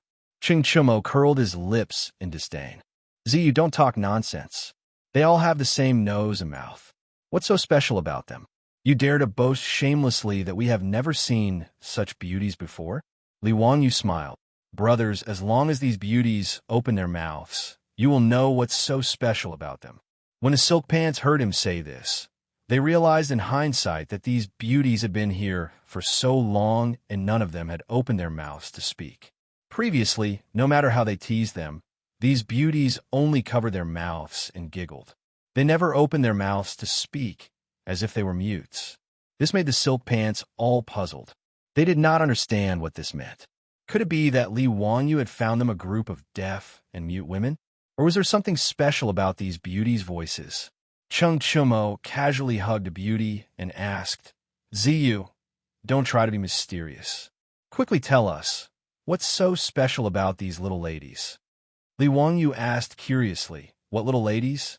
Brothers, you asked this little brother to find them. But you have never seen beauties before, so you didn't say anything about little ladies. The silk pants were stunned again and looked at each other. They did not understand the difference between the two. Li Wanyu laughed. Beauties, introduce yourselves to the little dukes. The 10 beauties in palace attire nodded in agreement and introduced themselves to the foppish young masters. It was fine if they did not open their mouths, but once they opened their mouths, the silk pants were so scared that they almost fell to the ground. AI, there are too many smart people. Old Long's thoughts have all been guessed by you. Fine, I'll lay my cards on the table. It's really a cross-dressing boss. Chapter 985. In the future, There was a group of dangerous creatures that made all straight men's hair stand on end. They were known as cross-dressing bosses. On Baidu Baiki, the term cross-dressing boss was explained like this. Popular online term, pronounced in Japanese as cross-dressing man, which is a man who wears women's clothes. When this term appeared in the 2D world, it referred to a man who was skilled in cross-dressing. The 10 beauties Li Wanyu called over were not women at all. They were male prostitutes that he spent money to find in Chang and city's beehive. The so-called beehive was another name for the brothel where the male prostitutes worked. Male prostitutes had existed in Wuxia since ancient times. They had always been despised by the mainstream of society, but were not banned. During the Tang and Song dynasties, due to the open culture, they flourished. After all, it was common for the noble women of Tang dynasty to find gigolos. After Wuxia ascended the throne, she even set up a crane control bureau to search for beautiful men for Wuxia's enjoyment. Li Wanyu didn't have to spend much effort to find 10 handsome men. Then he asked the maids to put on makeup and put on beautiful palace clothes. After some meticulous makeup, the 10 cross-dressing bosses of the Tang dynasty were born. Although there had been male prostitutes in Wuxia since ancient times, there had never been a cross-dressing boss.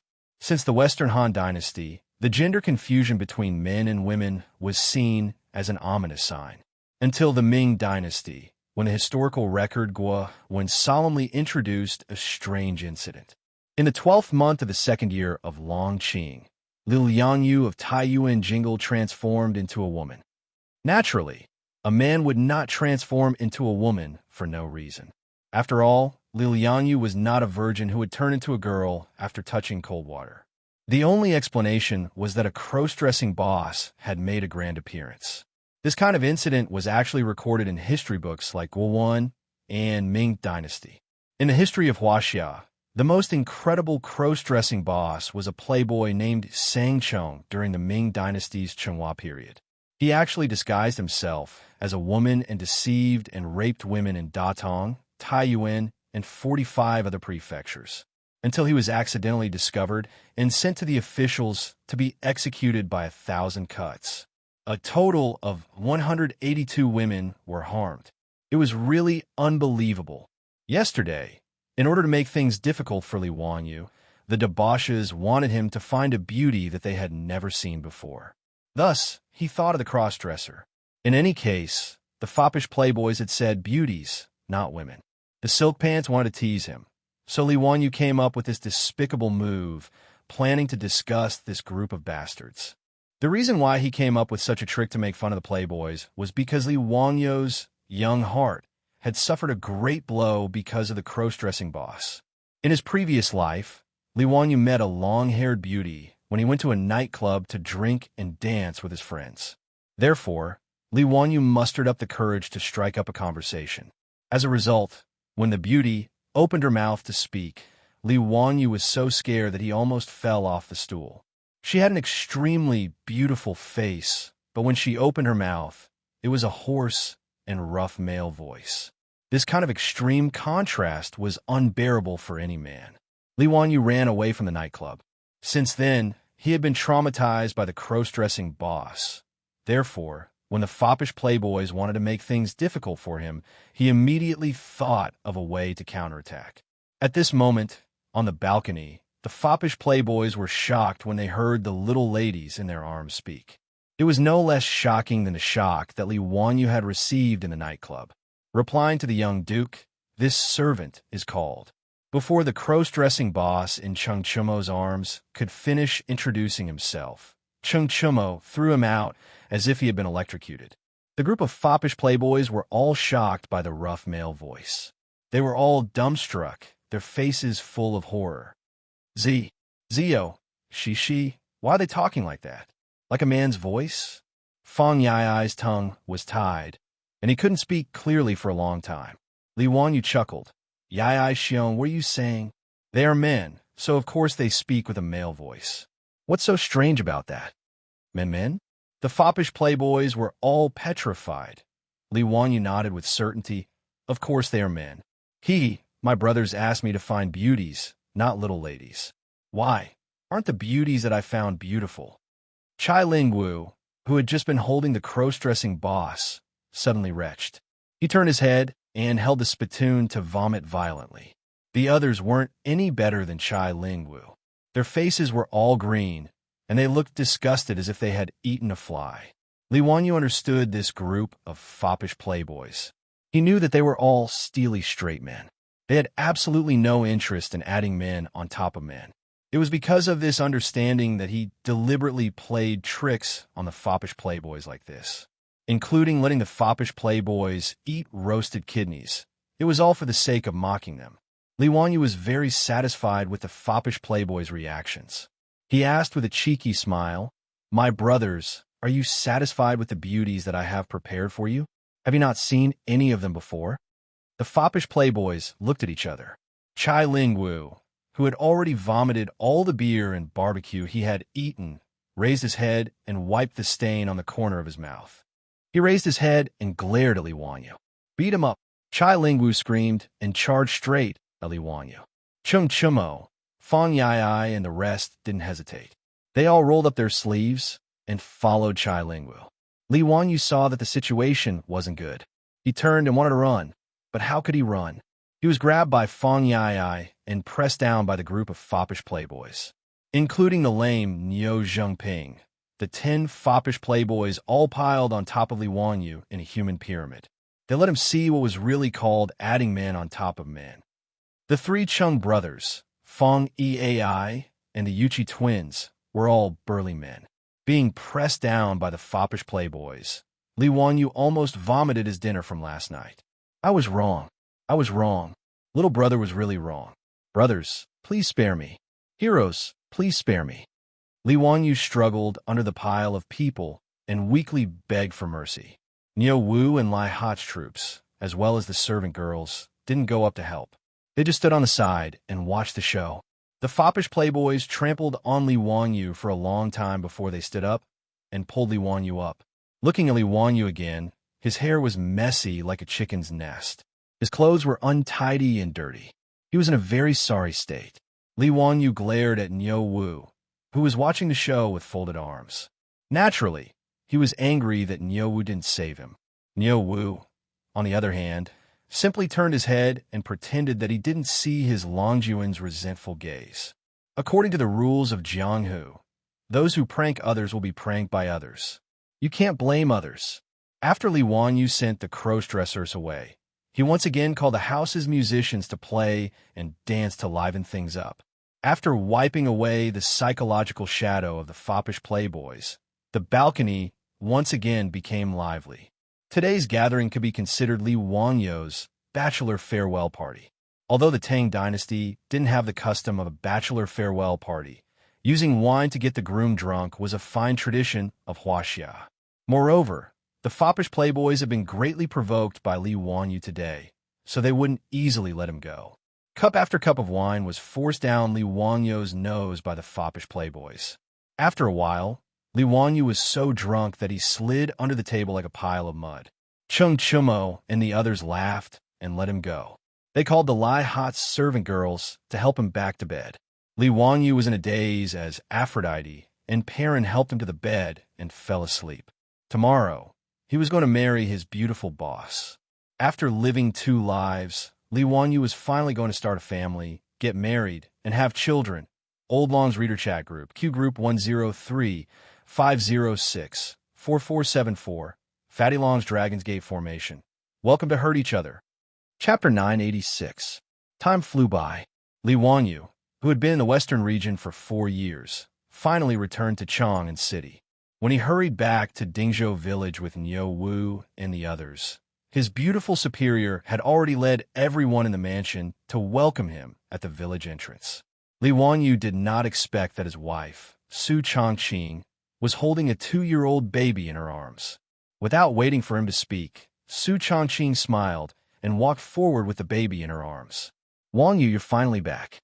Come and see your son. Since he was born, you haven't seen him as his father." Son? Li Wanyu was tongue-tied. Su Changqing nodded affirmatively. "Yes, your son is already 2 years old. Look at how much he looks like you. He's so cute. 2 years old, my son." Li Wanyo's head was a little dizzy. He counted with his fingers. He had been in charge of the Western expedition for 4 years. Since he went to the Western region, he had not returned to Chang'an, nor had he seen his wife. But the child in front of him was already 2 years old. Li Wanyu unconsciously thought of an anecdote in the legacy of the heavenly treasure of the first Yuan dynasty. Yang Guizhong was sent to Xianxia. His wife missed him so much that she fell ill. She suddenly became pregnant with Yang Guizhong in her dream and gave birth to a boy named Yang Guizhong. When Yang Guizhong returned, his wife recounted what happened in her dream. Yang Guizhong said, "This husband and wife miss each other so much." Everyone laughed at that time. Yang Guifei's elder brother, Yang Guizhong, had been an official for many years. His wife, Pei Rou, gave birth to a son for him. She even said that she missed Yang Guizhong too much. In her dream, she had sex with Yang Guizhong and got pregnant. Yang Guizhong actually believed his wife's words and treated the baby as his own flesh and blood. He even named him Yang Guizhong. It was needless to say how Yang Guizhong was mocked by the common people. Li Wanyu was not Yang Guizhong. After he figured out the meaning of this matter, he could not help but break out in a cold sweat. But before he could say anything, a series of shouts sounded in his ears, and his body began to shake violently. Langjun, Langjun, wake up. Don't sleep anymore. If you continue sleeping, you'll miss the time. Li Wanyu suddenly woke up and opened his eyes. Only then did he realize that he had been dreaming. For years later, he would return home and have a son. That was just a ridiculous dream. Li Wanyu exhaled deeply and wiped the sweat from his forehead, allowing Aphrodite and Perrin to help him up from the bed. How could he have such a horrible dream? Li Wanyu couldn't help but shiver when he recalled the events in his dream. Dreams are all opposite, all opposite. He kept comforting himself in his heart to say that Su Changqing would make him a cuckold. Even if he transmigrated again, Li Wanyu wouldn't believe it. But why would he have such a ridiculous dream on the night before the wedding? Li Wanyu couldn't figure it out. Before he could figure out the meaning of his ridiculous dream, Aphrodite and Perrin had already led a group of maidservants to help him wash up and dress up. Perrin was busy wiping Li Wanyu's face with a hot towel while scolding her Langjun. Langjun, Sister Aphrodite, and I have been calling you for a long time before you woke up. Today is your big day with Sister Changqing. Langjun, how could you drink so much last night? Fortunately, you didn't pick up the bride until evening, otherwise you would have missed the time. Li Wanyu had indeed been heavily drunk by Cheng Chumo and his group of playboys last night. Now that he was woken up, he still felt his mouth dry and his temples throbbing. After secretly cursing Cheng Chumo and his group of bastards, Li Wanyu asked, "Perrin, what time is it?" "It's almost noon. It's already 9:15. Li Wanyu almost wanted to go back to sleep when he heard that it wasn't even 11 o'clock yet. In the Tang dynasty, picking up the bride didn't require one to leave early in the morning. Picking up the bride at dusk was the custom of the Tang dynasty. It wasn't even 11 o'clock yet. Obviously, Li Wanyu still had a lot of time. Perrin hurriedly grabbed Li Wanyu and said, "Langjun, hurry up. The old housekeeper is already very anxious. He's waiting for you to worship the ancestors." Li Wanyu was speechless. He knew that Perrin was right, so he could only get up and let her and the maidservants help him freshen up and change his clothes. According to the custom of the Tang dynasty, before picking up the bride, one must first worship the ancestors and inform them of the marriage. After worshiping the ancestors, he would set off with Xianxia to pick up the bride. The ceremony of worshiping the ancestors had always been cumbersome and time-consuming.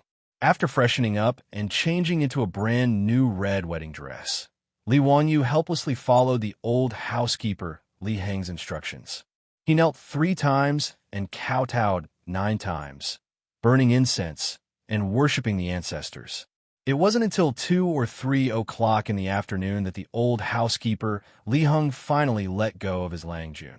Only then did the playboys lazily walk out of the room, yawning. Their lazy appearance made Li Wangyu's teeth itch again.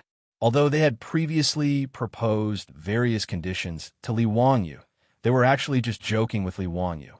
Li Wanyu was going to get married, so they were more than willing to be Xian's bridesmaids. If Li Wanyu dared to find someone else to be Xiang's bridesmaids, Cheng Chumo and the others would probably turn hostile. As for the matter of going to the western regions to eat sand, although they had just learned about it, it was undoubtedly a bolt from the blue for the playboys. But after careful consideration, the hedonistic sons became eager to give it a try. Chang was admittedly a land of warmth and gentleness, but the playboys were not people who would just eat and wait for death. The Tangs were obsessed with killing the enemy, serving the country, and building their career. This could be seen from the more than 2,000 frontier poems in the complete Tang poem. Therefore, the playboys like Cheng Chumo felt their blood boil when they thought of leading an army and trampling the enemy. The bright moon of the Qin and Han dynasties, the long march of thousands of miles has not ended. But with General Long Chengfei here, he will not let the horse pass the Yin Mountains. Li Wanyu copied Wang Changling's Leaving the Frontier poem, which had been silently recited by the playboys countless times. How could they, the sons of dukes, not be eager to build their career? Inheriting their father's title was just sitting and eating. In the Tang dynasty, titles could be inherited, but the inheritor was usually one rank lower than the original. For example, Du Ruhui was the Duke of Lai. After his death, his eldest son, Du Gushi, inherited his title, but had to be one rank lower to become a duke. Moreover, among the three Cheng brothers, only Cheng Chumo could inherit the title of Duke of Lu. Cheng Chuyang and Cheng Chubi did not have this qualification. Most of the other playboys also had the same problem. The Yuchi twins, Fang Yai and Duhi were all like this. Therefore, if the playboys wanted to be bestowed a title, they had to earn their own merits. Under such circumstances, how could the playboys really refuse to go to the western regions to eat sand? Therefore, the so-called revenge on Li Wanyu was just a harmless joke. After lunch, everyone prepared to set off for Chang and to pick up the bride. Tonight's wedding required a big banquet. If they were to pick up the bride back to Dingzhou village, it would be inconvenient for so many guests. Today's wedding was to be held in Chang and city, in Li Wangyu's house in Kaihua Square. Therefore, the wedding procession was unusually large. In addition to the foppish lords who were prime ministers, the old butler Li Heng also led a group of maids, cooks, and dancers in the mansion. Hundreds of people set off together to Chang and city to escort the bride. As soon as the wedding procession left the residence, Li Wanyu suddenly pulled on the reins of his horse. After greeting everyone, he turned his horse around and galloped back to his castle with Perrin and Aphrodite in tow. This made the playboys a little confused. They did not understand what was wrong with this guy. Chapter 987. Li Wanyu's departure was sudden, but his return wasn't slow either. When he returned to the wedding procession, the wastrel's eyes were wide open. Li Wanyu, who had always been thin and weak, seemed to have grown muscles in an instant at this moment. His body couldn't help but gain weight.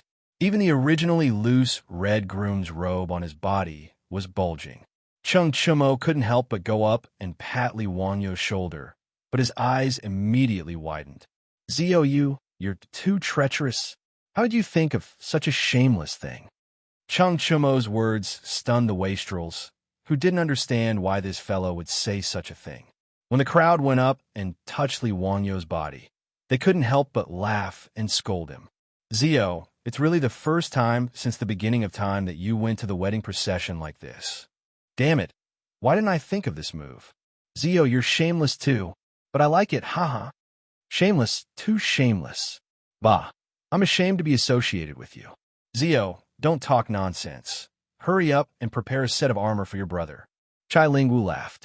Li Wanyu silently rolled his eyes and gave Chai Lingwu the middle finger to show his disdain. He had hurried back to the residence just now to ask Perrin and Avro to find the Saint Seiya armor and put it on him under the groom's robe. The reason why he had to wear armor when he went to the wedding procession was naturally not because he was afraid of assassination, but because in the Tang dynasty's wedding procession customs, there was a very evil custom of choosing a son-in-law.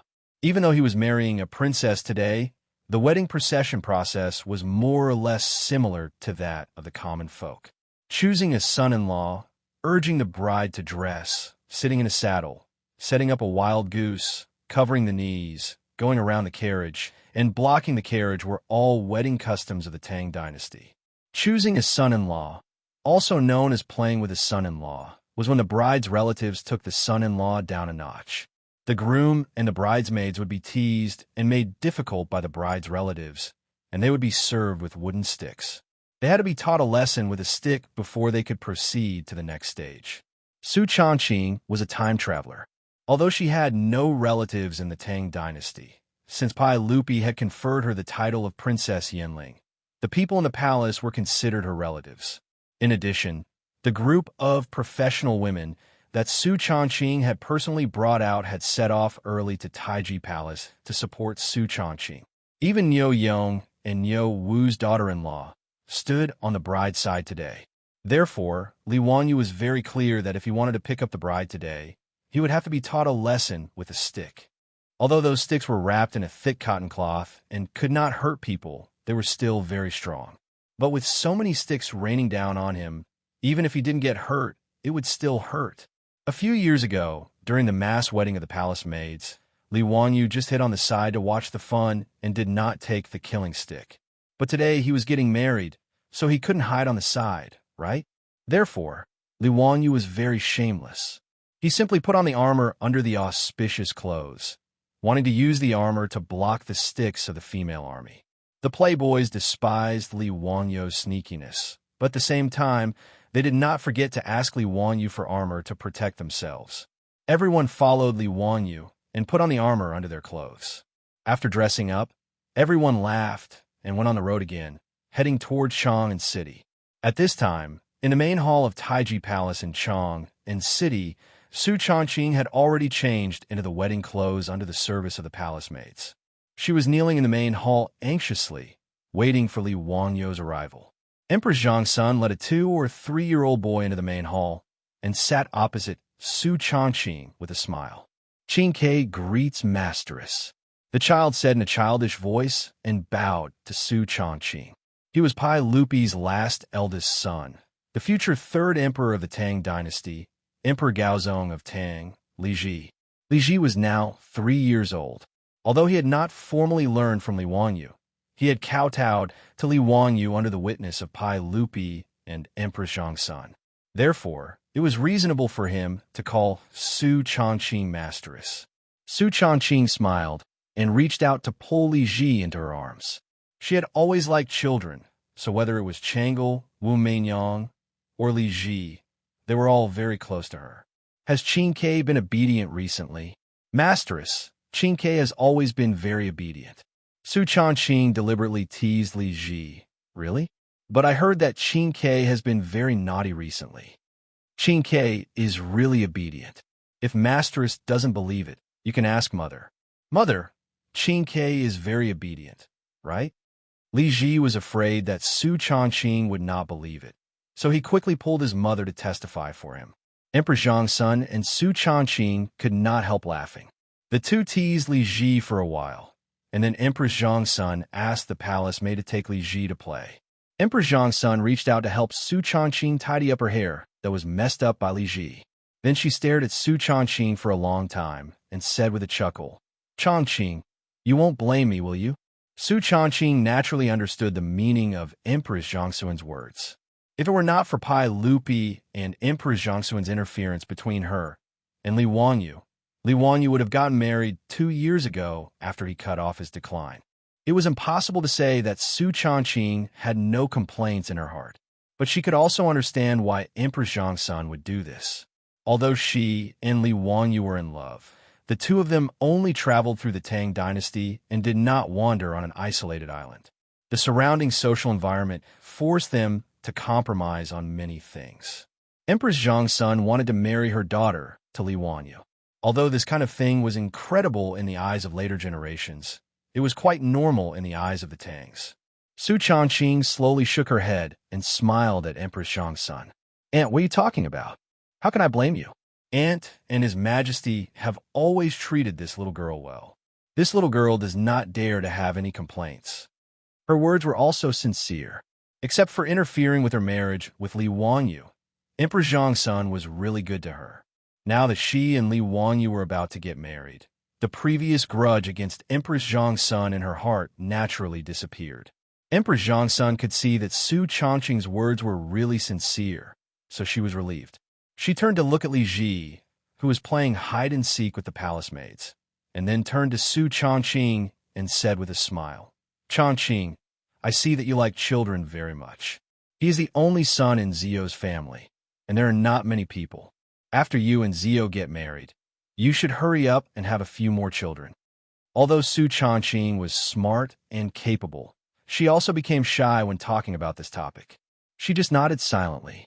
However, Su Chongqing's heart also flashed a trace of haze because of this. She and Li Wanyu had already broken through the last window paper. But after so many years, there was still no sign of pregnancy. They did not take any contraceptive measures. After all, there was no small umbrella to use in the Tang dynasty. Previously, she could still comfort herself with the fact that they were not married. But now that she heard Emperor Zhongsun's words, she couldn't help but secretly guess in her heart. Could it be that she and Li Wanyu were unable to have children because of time travel? It wasn't just Su Chongqing who guessed this. At this moment, Li Wanyu, who was on horseback and listening to the playful banter of the wastrels, was also secretly pondering the meaning of his previous nonsensical dream. "Son?" Li Wanyu's face suddenly changed. As if he and Su Chongqing had a telepathic connection, the two of them thought of the same thing at the same time. Could it be that because of time travel, he or Chongqing were unable to have children? Thinking of this, Li Wanyu was almost ready to turn the horse around and run back to Xianwei village behind Dingzhou village to find Sun Simiao to treat him. Damn, it can't be that outrageous, right?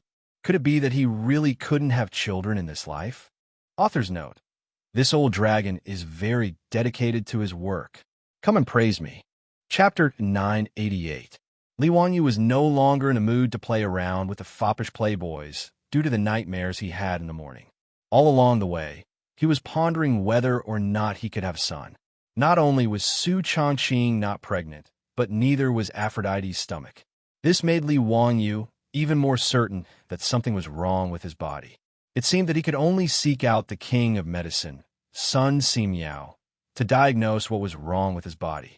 If even Sun Simiao could not do anything, then he was done for. At this thought, Li Wanyu could not help but feel vexed. It was only when the wedding procession entered the illustrious Virtue Gate that Li Wanyu rubbed his face hard and suppressed his worries. He didn't want to think about these things anymore. He had also thought it through. It was not a big deal if he did not have a son. There were many Dink families in the future, but weren't they still living well? It was also good that no brats would disturb him and Su Chongqing. Although Li Wanyu and Su Chongqing's wedding was rushed, everyone in Chang knew about it. Naturally, the gossip-loving people of Chang and could not miss the liveliness of Fufeng's wedding. Both sides of Vermilion Bird Avenue were already crowded with people who wanted to watch the show. Even the trees by the roadside were occupied by people. The two counties of Chang and had already sent out a large number of yamen runners to maintain order. When the wedding procession entered Chang and city, the city was instantly filled with all sorts of blessings and cheers. May the Duke live a long life together and have a son soon. May the Duke and Princess Yanling grow old together. May the Duke's marriage last forever. Li Wanyu was wearing a bright red, auspicious robe and riding on the horse that Pai Lupi had lost to him. He was all smiles as he cupped his hands in thanks to the people around him. There were 10 fully loaded four-wheeled carriages in the wedding procession. The old butler, Li Heng, was also smiling until his face was full of wrinkles. He didn't even need Li Wanyu's instructions as he nimbly climbed onto a carriage. He grabbed a large amount of copper coins from the bamboo basket in the carriage and threw them towards the crowd on the side of the road. These carriages were filled with shiny yellow copper coins. So many commoners came to join in the fun. Naturally, it wasn't just for gossip. It was an unwritten rule for rich families to spread the good news when they fetched the bride. It was to share joy with the people and also to get a good omen. With Li Wanyu's wealth, he naturally did not lack this bit of copper coins. Li Heng acted on his own initiative and prepared 10 whole carts of brand new copper coins for splashing. Even so, Li Heng was still nagging along the way. Time was too tight, and they had prepared too few copper coins. After all, the copper coins used for the wedding banknotes were all newly cast Kai Yuan Tong Bao. After 2 or 3 days, Li Heng had only obtained so many copper coins. Li Wanyu could only shake his head and smile bitterly at his smug butler, and let him do as he pleased. The Lai Hat's troops, maids, and servants all followed the old butler, Li Heng. They continuously grabbed handfuls of copper coins from the bamboo baskets on the carriages and threw them towards the crowd. Vermilion Bird Avenue became more and more lively. The wedding procession threw copper coins along the way. The crowd's cheers for the wedding banknotes and their congratulations to Li Wanyu resounded through the sky. When they arrived at the Vermilion Bird Gate in the Imperial City, Li Wanyu's facial muscles were stiff from smiling. But when everyone saw the situation in front of the Vermilion Bird Gate, everyone, including the group of rich playboys, couldn't help but curse in their hearts. The old butler, Li Heng's face twitched a few times. He suddenly jumped out of the carriage. Lang Jun, this old slave will return to the Kai Hua Square to prepare for the evening banquet. Please forgive me. After the old man finished speaking, he didn't give Li Wanyu a chance to speak. He led the group of maids and servants in the residence and turned to leave. Li Wanyu glared at the back of Li Heng's fleeing figure. He was extremely disdainful of this disloyal old butler. Chung Chumo swallowed his saliva. Zio, I suddenly remembered that there's still soup on the stove in the residence's kitchen. I have to go back. Li Wanyu didn't wait for Chung Chumo to finish speaking. He gave him a death stare, forcing Chung Chumo to swallow the rest of his words. Fang Yai and the others all sucked in a breath of cold air. This kind of battle could kill, in front of everyone's eyes. The Vermilion Bird Gate of the Imperial City opened wide. From a Vermilion Bird Gate to the distant Taiji Palace's Gate of Heaven, it was a distance of over 2 li. At this moment, on both sides of the Imperial City's main road, several thousand palace maids stood in a dense crowd. They all held wooden clubs in their hands, laughing and giggling at Li Wanyu and the other debauches. Chai Lingwu reached out to touch the armor beneath his clothes. He muttered, Zio, tell your brothers the truth. What kind of enmity do you have with His Imperial Majesty? To use several thousand palace maids as a son-in-law, I'm afraid that you'll be beaten to death. Li Wanyu did not know whether to laugh or cry. He had not expected that Pai Lupi would actually create such a large spectacle. In reality, Li Wanyu and the other debauches had wrongly accused Pai Lupi. This matter was truly not arranged by Pai Lupi. As the eldest princess, Princess Changel was very gentle and considerate. She had always been well-liked in the palace. Pai Lupi intended to betroth Princess Changel to Li Wanyu.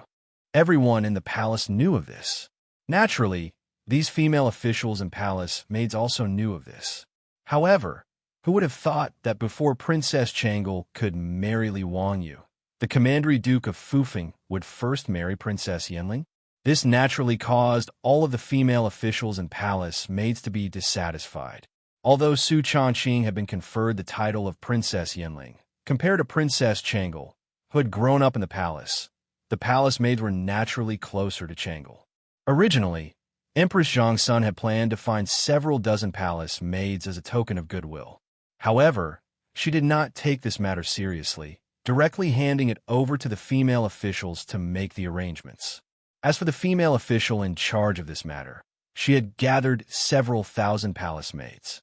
Armed with clubs, they stood guard within the imperial city, intending to teach Li Wanyu, this heartless man, a lesson and vent Princess Changel's anger. Naturally, Li Wanyu and the others did not know the reason behind this. However, just thinking about being beaten and running across this 1,000-meter-long road made their scalps feel numb. It was no wonder that Li Heng, upon seeing such a formation, would turn and run. With his old arms and legs, how could he endure these clubs? At this time, it was best to flee as quickly as possible. The old housekeeper, Li Heng, ran without any sense of loyalty. However, the debauches could not run. With a bitter face, Fang Yai asked, Zio, why don't we come back another day to pick up the bride?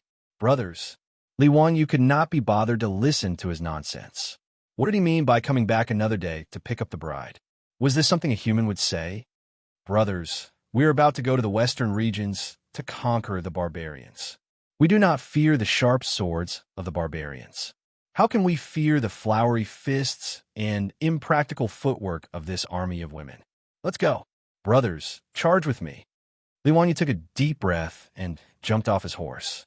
With a strange cry, he covered his head with both hands and charged forward.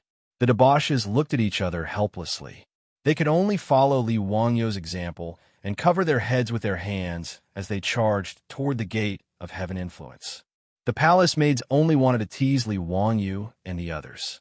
Naturally, they would not hit them for real. No matter what, Li Wanyu was the prefectural duke of Fufeng and His Majesty's nephew. They did not dare to be too presumptuous. However, when the palace maids' clubs landed lightly on Li Wanyu and the others' bodies, they made soft clanging sounds. A clever palace maid noticed something fishy about Li Wanyu and the others and immediately shouted, "Sisters, they are wearing armor under their clothes." The prefectural Duke of Fufeng was here to pick up the bride, but he dared to cheat. This made the palace maids, who were already dissatisfied, so angry that their noses were almost crooked. Therefore, the wooden clubs that were originally raised high and gently lowered began to be forceful. Instantly, Li Wanyu and the debauches wailed and howled miserably. In yesterday's chapter, I was muddle-headed and wrote Li Ji's nickname, Ji Nu, as Qin Quebec Wa. Very embarrassing. Please forgive me. Old Long has already received his retribution. It was rare for him to be more diligent yesterday. Not only did he watch the second night, he even went out to exercise at night. After competing with his son to see who could jump the furthest, he tragically sprained his old waist. Retribution, this is a lesson. As expected, one cannot be too diligent. Yes, this must be the case. Chapter 989. Even though Li Wanyu and the other wastrels were wearing armor, the places that the armor could not protect were still sore from the thousands of palace maids' attacks. Everyone covered their heads and ran for their lives.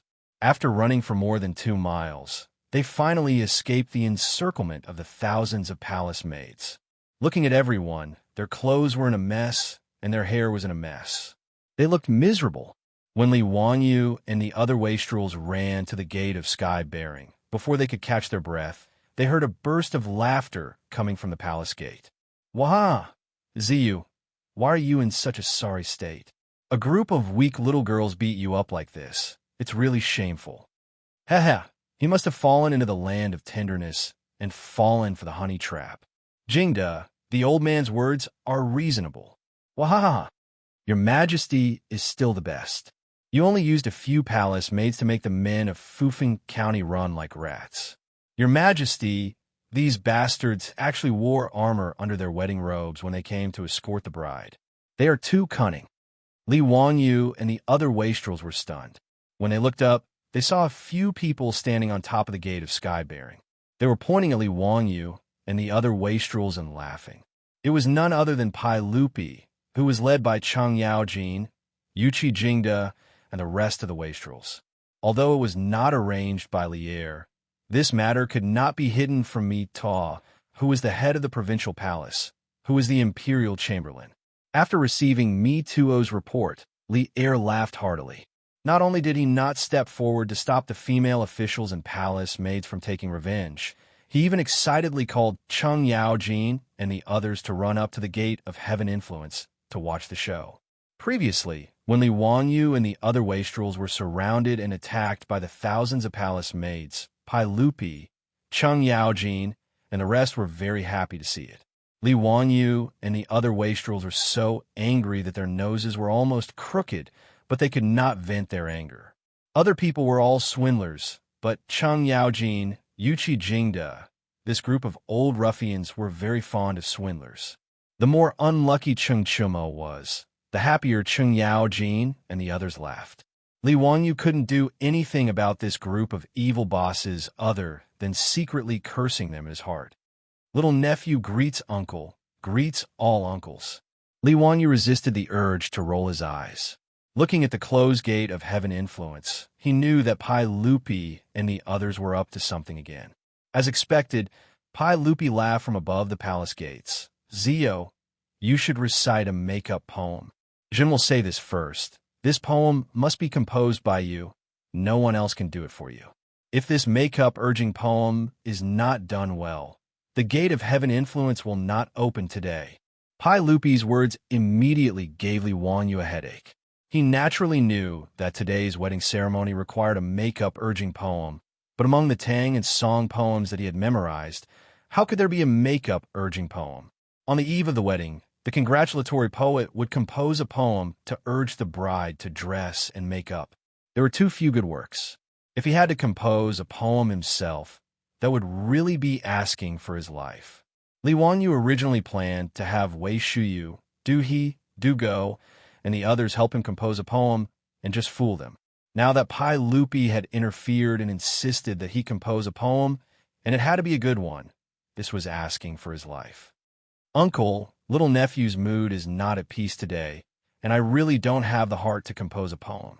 How about little nephew ask Shuyu and the others to do it for me? Is that okay? Pai Lupi immediately shook his head. No, Zio, don't be lazy. Zhen has not heard you compose a poem for a long time. Today's opportunity is rare. How can I let you go? Li Wanyu was in a predicament. Compose your sister's make-up urging poem? Can't he just use a limerick? As a world-renowned little immortal of poetry, if he could not compose a make-up urging poem, this would probably be the most explosive news in Chang and City tomorrow, and even in the entire Tang dynasty. Thinking of this, the forehead of the habitual plagiarist was sweating like beans. He racked his brains to recall the poems he had memorized to see if there were any suitable verses that could be used to make up the number. Just as Li Wanyu was about to be driven to despair by Pai Lupi, a few female officials rushed to the gate of heaven influence. Even outside the palace gate, Li Wanyu could hear the loud voices of Pai Lupi, Cheng Yaojin, and the others. What? Is this true? Did you summon Lu Fengyu to confirm? This is a serious matter. You can't joke about it. Pai Lupi's voice came, and Li Wanyu could not help but feel his heart skip a beat. Today was his and Su Changqing's big day. Could it be that there was a noble in the palace who was sick? If that was the case, then he was really unlucky. Before Li Wanyu could figure out the meaning of Pai Lupi's words, he heard Cheng Yaojin's hoarse voice again. Bastard, if this is true, then it's really a coincidence. Your Majesty, this is a joyous occasion. Joyous occasion? Li Wanyu's heart, which had just been raised, could not help but fall back down. Since Pai Lupi ordered people to summon Lu Shenwei, the imperial physician of the Shangyao Bureau, and Cheng Yaojin said that it was a joyous occasion, could it be that a noble in the palace was pregnant?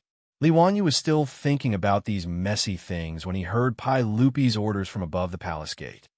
Quickly open the gate of heaven influence and let Zio in. Haha, today is really a double blessing.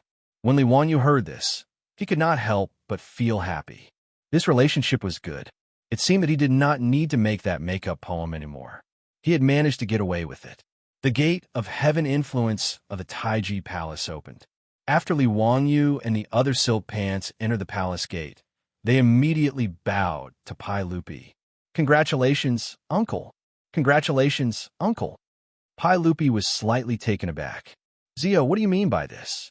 Where did this emperor's happiness come from? Li Wanyu was confused by Pai Lupi's reaction. He could not help but say, it's not uncle. Could it be His Majesty, the Emperor Emeritus? I wonder which noble in the palace is pregnant. Pai Lupi only reacted after a while. He was so angry that he went forward and slapped Li Wanyu on the back of his head. What nonsense are you talking about, you little bastard? What kind of nonsense is this? It's you little bastard, who is going to be a father. Me? Li Wanyu was shocked and hurriedly waved his hands. Uncle, don't scare your nephew. How could your nephew? He subconsciously wanted to deny it. How could he be the father of Pai Lupi's child if a noble in the Taiji Palace was pregnant? What did the women in the harem have to do with him? If someone was pregnant, how could he be blamed for it? Wasn't Pai Lupi trying to frame him for causing chaos in the harem? His head would be chopped off. It was a good thing that Pai Lupi did not know what Li Wanyu was thinking. Otherwise, he would definitely turn today's happy occasion into a funeral. After that, Li Wanyu suddenly came to a realization. There was indeed a woman in the harem today. Wasn't Su Changqing in the main hall of the harem, waiting for him to marry her? Could it be that Su Changqing was pregnant? Li Wanyu instantly became ecstatic. Uncle, is Changqing. Changqing is pregnant? Pai Lupi rolled his eyes at him. You're not too stupid. That's right. Just now the female official came to report that Princess Yinling suddenly felt nauseous and vomited. Your aunt hurriedly called Lu Fengyu to treat her. I've already asked the female official. Lu Fengyu checked her pulse and confirmed that Princess Yinling is pregnant. She is already 2 months pregnant. Really? Uncle, you're not lying to me? I would be a father? Li Wanyu was so excited that he was incoherent. Pai Lupi smiled and nodded. That's right, this is absolutely true. For Princess Yinling's sake, I will spare you today. Quickly go to the main hall. Li Wanyu did not say anything and did not bother to greet everyone. He turned and ran to the main hall. There was only one thought in his mind. Sure enough, Mengdu was the opposite. Chapter 990.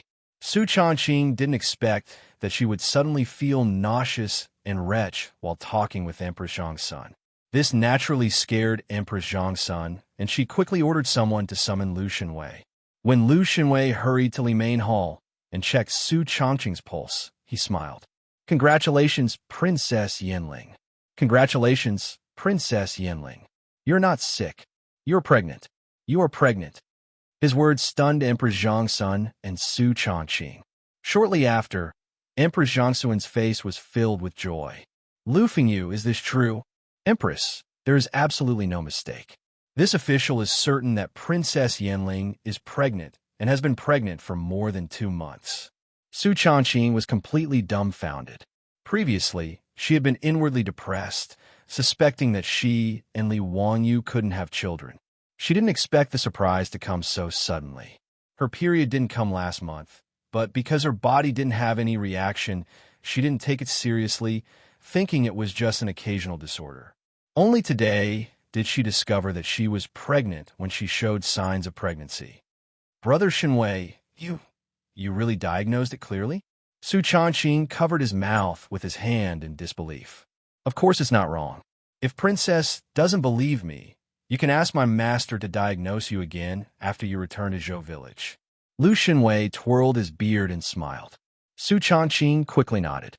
I believe. Of course I believe. Brother Shenwei, don't misunderstand. She was momentarily speechless.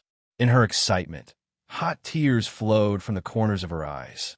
Empress Zhongsun knew that she was emotional and hurriedly comforted her. Changqing, this is a happy occasion. Don't cry. You are a married woman today. You should be smiling. Moreover, a woman is pregnant. She wouldn't dare to be so emotional. What if she hurts the child? Hearing this, Su Changqing hurriedly reached out to wipe his tears in a flurry. Then, he smiled through his tears and nodded repeatedly to thank Empress Zhongsun. Fortunately, Li Wanyu and Su Changqing were born in the Tang dynasty. If it were the Ming and Qing dynasties, people like them who got pregnant before marriage would probably be drowned in a pig cage. However, in the Tang dynasty, the people were open-minded and did not value women's chastity before marriage. It was even common for women to lose their chastity and remarry. Like Li Wanyu and Su Changqing, the Tangs would not find it shameful. They would only regard it as a matter of elegance. Therefore, Empress Zhongsun was not surprised by Su Changqing's pregnancy. After confirming that Su Changqing was really pregnant, Empress Zhongsun hurriedly ordered the female official to report to Pai Lupi. In Li Wanyu's line, his father, Li Zhou, had passed away long ago. Li Wanyu was Li Zhou's only son. For the Tangs, carrying on the family line and spreading the family name was the most important thing. Now that Li Wanyu was about to have a child, it meant that Li Zhou's line would have an heir. Pai Lupi originally did not like Li Zhou very much. However, because of Li Wanyu, he no longer had any ill feelings towards Li Zhou. He even posthumously gave Li Zhou the title of head of the Department of Ceremonial Ceremonies, bestowed the posthumous title of Zhen, and sent people to repair Li Zhou's grave. As Pai Lupi's nephew, Li Wanyu could have an heir. This was also a big matter for the royal family. Even though Li Zhou's and Li Wanyou's names had not yet been re-entered into the imperial register by the imperial clan temple. However, in the hearts of Pai Lupi and Empress Xianxia, Li Wanyu was a member of the Li Tang imperial clan. There was no doubt about this. Therefore, whether it was Emperor Xianxia or Pai Lupi, when they learned that Su Changqing was pregnant, their first reaction was to be overjoyed. Seeing Li Wanyou's back as he madly ran away, Pai Lupi jokingly scolded, but then he frowned. Su Changqing was pregnant with Li Wanyou's heir. This was naturally a good thing, but it was also a problem that was neither too big nor too small. Pai Lupi understood his nephew very well. He knew that he was a very emotional person. In addition, Li Wanyu valued Lady Su very much. Now that Lady Su was pregnant, this guy might not be willing to go to the western regions. The 150,000 troops of the Western Punitive Expedition were still stationed in Jingzhou, waiting for the imperial court to send a new general manager. If Li Wanyu did not want to do it, then it would really be a headache for Pai Lupi. After Cheng Yaojin laughed, he also thought of this matter. Your Majesty, now that Princess Yanling is pregnant, I'm afraid that Zio will not be willing to go to the western regions. Pai Lupi nodded and sighed. That's right, I also thought of this matter. Sigh, this is a troublesome matter. He shook his head, forget it. No matter what, today is Zio's big day. We'll discuss this matter after he gets married. Cheng Yaojin and the others could only silently nod and no longer discuss this matter. After Li Wanyu ran madly to Li Main Hall, he did not wait for the palace maids to inform him. He wanted to rush into the hall, but he almost collided with Empress Xianxia. Zio, you're going to be a father. Why are you still so impatient? Empress Xianxia stretched out a slender finger and lightly tapped Li Wanyou's head as she scolded him jokingly. Li Wanyu did not have his usual quick-wittedness. He only grinned foolishly, yes, and is right. Hee. Auntie, is Changqing doing well? Empress Xianxia rolled her eyes at him. Changqing is inside. You should go in. Don't be so careless. Be careful not to hurt the child. Yes, I understand. After getting Empress Xianxia's permission, Li Wanyu immediately ran into the hall. Not to mention how happy Li Wanyu and Su Changqing were, and how helpless Li Wanyu was. In short, the bustling wedding was simplified because of Su Changqing's pregnancy. The wedding process of sitting in the saddle, dipping the goose, covering the knees, going around the carriage, and blocking the carriage was just a formality. Pai Lupi and Empress Xianxia had Li Wanyu carefully help Su Changqing onto the carriage, which could be considered to have completed the bridal escort process. After the bridal escort carriage arrived at Kaihua Square Lai Hot, the old housekeeper Li Heng and the others were wild with joy when they learned that their mistress was pregnant. It was lively again, and on this day of the wedding banquet, Li Wanyu was unsurprisingly drunk by a group of guests who came to congratulate him again. After Li Wanyu and Su Changqing's wedding, it was lively for 2 days. Li Wanyu slowly recovered from his ecstasy, and the first thing that Li Wanyu thought of was the same as Pai Lupi's guess. This guy didn't want to go to the western regions anymore. Su Changqing was now 2 months pregnant. In other words, in 8 months, he would be a father. At this time, asking him to abandon his wife and child and run to the western regions was simply asking for his life. From Chang into the western regions, even on a fast horse, it would take 2 months, not to mention that the army moved even slower. In other words, as long as Li Wanyu took over the position of general manager of the Western Punitive Expedition Army, not only would he not be able to see the birth of his child, but it could even be said that when he came back, the child would be old enough to eat soy sauce. But the matter of him being the general manager of the Western Punitive Expedition Army had already been issued an imperial edict. It was a matter that was set in stone. If Li Wanyu disobeyed the order and didn't go, then he would be beheaded. Even if Pai Lupi couldn't bear to behead him, it was impossible for him not to punish him. Li Wanyu was in a dilemma and didn't know what to do. On the 3rd day of the wedding, Li Wanyu was secretly pondering about what perfect excuse he should find to dodge this matter. Just then, the old housekeeper, Li Heng, gently knocked on the door of the study room. Lang Jun, there's a guest. Chapter 991. Li Wanyu was so upset that he was not in the mood to receive guests. He replied impatiently, Is it Chung Chumo and the others? Tell them that I'm not feeling well today and cannot receive guests. Tell them to go back. Li Heng also knew what his Lang Jun was worried about. He hesitated for a moment before continuing. Lang Jun, it is Duke Yu who is here to visit. Yu Shernan? If Yu Shernan was looking for him, he should have sent someone to invite him to Yu Shernan's residence in Chang'an. This was the proper etiquette he should have as a junior. This was not a holiday. Why would Yu Shernan come all the way to Dingzhou village? Li Wanyu was dazed for a moment before he understood Yu Shernan's intentions. It must be that Pai Lupi knew what he was thinking and was afraid that he would play some tricks and refuse to go to the western regions. Therefore, he asked Yu Shernan to persuade him. Li Wanyu could not help but smile bitterly. Yu Shernan was his teacher and friend. He was also an old man whom he respected greatly. If Yu Shernan had asked, he would not have been able to refuse. But since Yu Shernan had come, there was no reason for him to avoid meeting him. Li Wanyu sighed and stood up helplessly. I will go and welcome Duke Yu. After inviting Yu Shernan into the living room and ordering the servants to serve tea and snacks, Yu Shernan looked at Li Wanyu with a smile. Zio, why do you look so sad? Did this old man take the liberty to come and disturb Zio? Li Wanyu quickly shook his head. What are you saying, Duke Yu? Don't laugh at me. How can you not know why I am worried? Ha! I didn't expect that Zio would have such sentiments for love. Sure enough, His Majesty was right. With your weary personality, it must be because of Princess Yinling's pregnancy that you are unwilling to take up the post of General Manager of the Western Punitive Expedition. Am I wrong? Li Wanyu nodded silently. He really did not want to go to the western regions at this time. Perhaps in the eyes of the Tangs, wives and concubines were not that important. It was even more impossible for him to give up his official position just because his wife was pregnant. Li Wanyu's way of thinking was indeed somewhat deviant. But for Li Wanyu, it was too irresponsible of him to not be by his wife's side when she was pregnant, even when his child was born. Moreover, this era was different from the later generations. A woman giving birth to a child was tantamount to crossing the gates of hell. Even in the imperial family, with the care of the famous doctors in the Shangyao Bureau, there were still many concubines who died from dystocia. Under such circumstances, how could he be at ease? Even if Su Changqing gave birth successfully, he didn't want to miss his child's growth.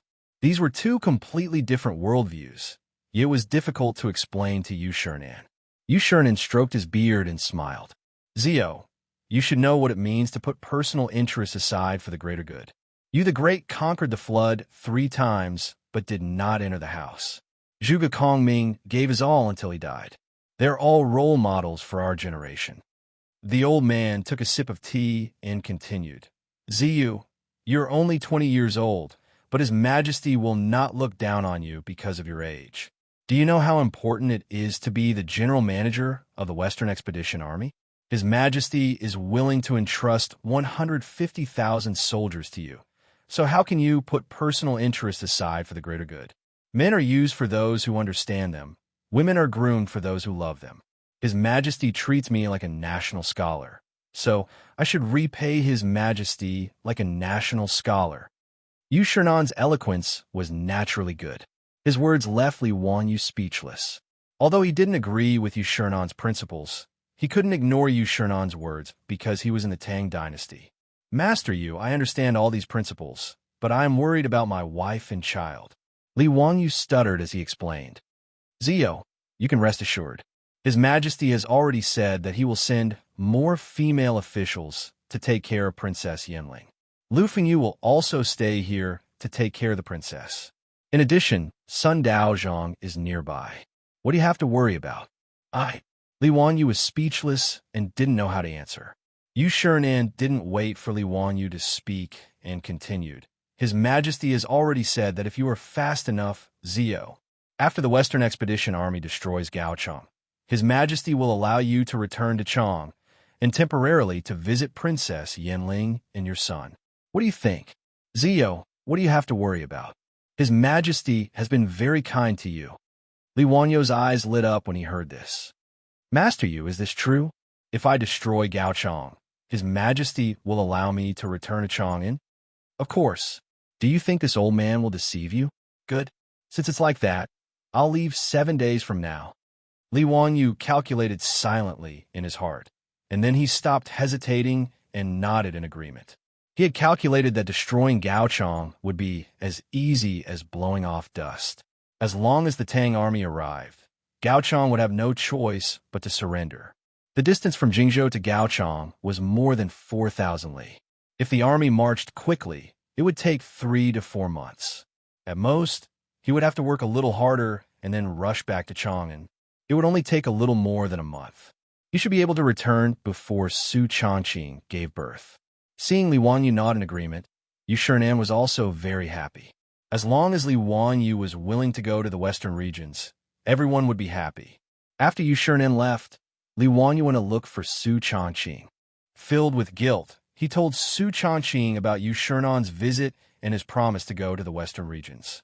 Changqing, I'm sorry. I didn't discuss this with you before agreeing to Yu Shinan's request. But Su Changqing didn't wait for Li Wanyu to finish. He reached out a slender finger and gently pressed it on his lips. Wanyu, you don't need to explain. I understand. Su Changqing shrunk her slender body into Li Wanyu's embrace and pulled his arm around her. She closed her beautiful eyes and leaned her head on Li Wanyu's chest, quietly listening to Li Wanyu's strong heartbeat. After a long time, Su Changqing slowly opened her mouth and said, Wanyu, you and I are husband and wife. There's no need to say sorry. I know that you promised Li Shimin to go to the western regions for me, for our unborn child. As long as you come back safe and sound, that's my greatest wish. Wanyu, promise me that you won't be impulsive for me and our child. We'll wait for you at home. In an instant, Li Wanyu's nose suddenly turned sour and tears overflowed from the corners of his eyes. He hugged the beauty in his arms tightly. The two of them didn't speak for a long time. They just stood there in an embrace. Time seemed to have stopped at this moment. Li Wanyu only felt that his throat was blocked by many, many words, but he didn't know how to say them. After a long time, Li Wanyu, like an injured wolf, began to sing south of the southern mountains in a hoarse voice. You're in the southern sun, snow swirling.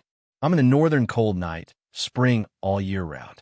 South of the southern mountains, the northern autumn is sad. South of the southern mountains, there are piles of grain. South of the southern winds, north of the northern sea. North of the northern sea, there are tombstones. Old dragon, listen to the south of the southern mountains. After writing this chapter, I feel like I'm torturing the single dog. Forget it, I'm going to find a wife. Chapter 992.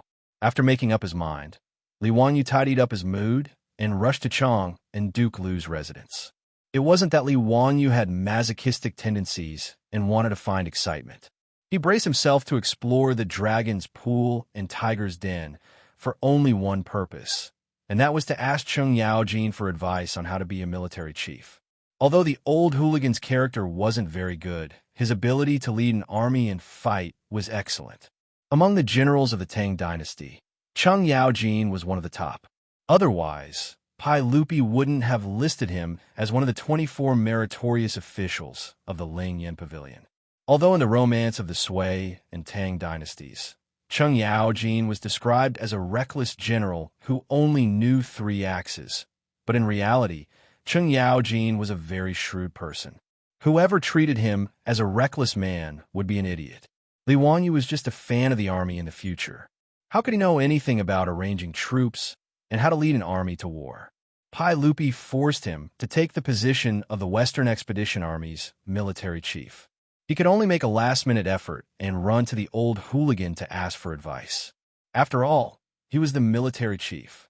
If all military affairs were handed over to Niu Jinda, Shui Wanjun, and the other deputy chiefs, it wouldn't be pleasant to hear. When Cheng Yaojin heard that Li Wanyu actually took the initiative to ask for a beating, he couldn't help but laugh. Wah! Ziyu actually took the initiative to come. That's rare. Since you're here today, don't think about leaving. Come, prepare the banquet. Li Wanyu saw that the old hooligan was about to flip out again and quickly raised his hands in surrender. Uncle Cheng, this nephew came to visit Uncle Cheng today to ask for advice on military matters. Let's forget about this wine. When this nephew returns from the western regions, this nephew will accompany Uncle Cheng to drink until we're drunk. Okay? Cheng Yaojin glared at him with dissatisfaction. Scoundrel, what does drinking wine have to do with you asking for advice? Don't be so wishy-washy like a woman. Finished speaking, the old hooligan didn't wait for Li Wanyu to object. He directly grabbed Li Wanyu and strode toward the central room. Li Wanyu immediately regretted it. Damn, if he wanted to ask about military matters, wouldn't it be better for him to look for Li Jing? Wasn't it better to look for Qin Xiong? Why did he have to run over to Cheng Yaojin, this old hooligan? Not waiting for Li Wanyu to finish regretting, the person had already been pushed to the central room of Duke Lu Mansion by Cheng Yaojin. As for the maidservants of the Cheng residence, they quickly served up the food and wine. Li Wanyu looked at the tables that were filled with food and wine. He wanted to ask Cheng Yaojin how the cooks and maids in his mansion were trained. If there was a Guinness Book of World Records in the Tang dynasty, this speed of serving food and wine would definitely be the first. Li Wanyu sighed helplessly as he looked at the tall glass of sorghum wine in front of him. Uncle Cheng, your nephew has brought you a new type of wine today. Please give it a try. In fact, Li Wanyu had already predicted the old hooligan's reaction. Therefore, in order not to be stuffed into a puddle of mud, he specially brought 2 large barrels of beer with him. Oh, but what kind of beer is that? A few days ago, Chumo and the others had already told me that the beer was very bland, but it was cool and refreshing. Since you have the heart to bring it here, then let me try it. Cheng Yaojin loved wine. When he heard that Li Wanyu had brought a new type of wine, he naturally did not mind tasting it. Li Wanyu quickly ordered people to bring the barrels of beer into the central room. He personally poured a cup full of beer for Cheng Yaojin. Cheng Yaojin took the glass of beer and gulped it down like a cow. He poured the iced beer into his mouth and burped with satisfaction. What kind of beer is this? It's good to quench thirst. Cheng Yaojin smacked his lips and signaled Li Wanyu to fill his cup again. Li Wanyu took advantage of the time to pour the wine for Cheng Yaojin to quickly speak of his intentions. Uncle Cheng, you have to help your nephew. Whether or not your nephew can rush back to Chong, and before my family's madam gives birth depends on Uncle Cheng's guidance. Cheng Yaojin raised his head and laughed loudly. Zio, I always thought that you knew everything above the heavens and below the earth, but I didn't expect that you would also have a time when you were timid. You brat, do you think that the army is going on an outing? You actually expect to lead 150,000 troops from Jingzhou to the western regions in 3 months. Isn't this just a dream? Li Wanyu could not help but be stunned. He did not understand what Cheng Yaojin meant. The distance from Jingzhou to Gaochang was more than 4,000 li. There was no mistake. Although Li Wanyu had never come into contact with the army, he was more or less clear that the ancient armies of Wuxia would march about 30 to 40 kilometers a day. In other words, it would only take about 2 months to complete the journey of over 4,000 miles. He estimated that 3 months was already a lot of time. Why did Cheng Yaojin say that he was dreaming? Please enlighten me, Uncle Cheng. Zio, you brat, do you know what the concept of 150,000 troops is? Let me explain it to you like this. If the 150,000 troops set off in formation, the vanguard would have already reached the destination and started to set up camp, but the rear would have yet to leave the camp. Do you understand? Moreover, the speed of the army's march is based on the speed of the supply wagons. If the army marches for 8 hours a day with the speed of the supply wagons, they would at most travel 40 to 50 li a day. Moreover, if there is a storm and the army is unable to move, they can only stay in the camp. After marching for many days, the army also needs to rest. Things like this are quite normal. Therefore, it is impossible for the 150,000 troops to rush to Gaochang without at least half a year. Cheng Yaojin's words immediately made Li Wanyu dizzy. As a military fanatic, he knew that Cheng Yaojin was not bluffing him. In the past, the 800,000-strong army of the former Qin was said to have broken the flow by casting the whip. In the end, the vanguard was completely defeated and the rear was still on the way. This was the wooden barrel principle. The marching speed of the army had to be consistent with the slowest unit in the army. However, Li Wanyu thought that the speed of the logistics of the army should not be so slow. Li Wanyu asked in confusion, Uncle Cheng, Ever since I created the four-wheeled carriages, the speed of the logistics has not been slow. Not to mention 200 li a day. Even 100 li a day is not a problem. Cheng Yaojin raised his head and drank another large cup of beer. He glared at him and said, "Nonsense. Do you think those four-wheeled carriages of yours can enter the desert?" When Li Wanyu heard this, it was as if he was struck by lightning. He was stunned on the spot. He had indeed forgotten that after the army passed Dunhuang County, they would enter the vast desert. The Tang Desert was the fourth largest desert in China. It was more than 160 kilometers wide, and the four-wheeled carriages would not be able to enter it. The Tang dynasty had already established a trade center in Dunhuang County. Large quantities of goods were transported to Dunhuang County by four-wheeled carriages. This greatly reduced the transportation distance of the Silk Road caravans. However, from Dunhuang County to the western region, the caravans had to change to camel caravans to continue forward. It was the same for the army. To supply the 150,000 troops with supplies, they had to use a large number of camel caravans to meet the needs of the army. As a result, the Tang army's marching speed would not be fast. Moreover, to pass through the desert, the Tang army had to bring sufficient water in addition to provisions and supplies. Under the guidance of a guide, they could pass through the desert. After Li Wanyu understood this point, he could not help but sit down dejectedly. If that was the case, how could he rush back to Chang'an in half a year? Chapter 993. Cheng Yaojin happily chugged down a cup of cold beer, and after letting out another loud burp, he was very satisfied. He then looked at Li Wanyu, who had a conflicted expression on his face, and gave him another heavy blow. "Zio, you brat, you probably haven't calculated how much grain is needed to supply an army of 150,000 soldiers, right? Let this old man put it this way. Not mentioning the equipment, armor, tents, flags, and drums, just the grain alone is an astronomical figure. When the soldiers of the Tang dynasty set out, they bring 5 days' worth of rations and rely on the rest of the supplies. Each soldier eats 2 liters of rice a day, and for an army of 150,000 soldiers, just this alone requires 3,000 dan of grain. If we calculate that each carriage can carry 30 dan, we need 100 carriages to supply the army for 1 day. Luckily, the Tang dynasty doesn't lack horses and mules, and we also have you to make these carriages. Otherwise, even if His Majesty wanted to attack Gao Changhua, it would be difficult to do so.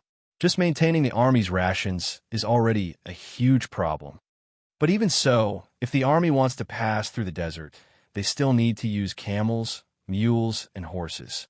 A camel can carry 3 dan, and a horse can carry 5 dan. Zio, you brat, calculate how many animals are needed to supply the army?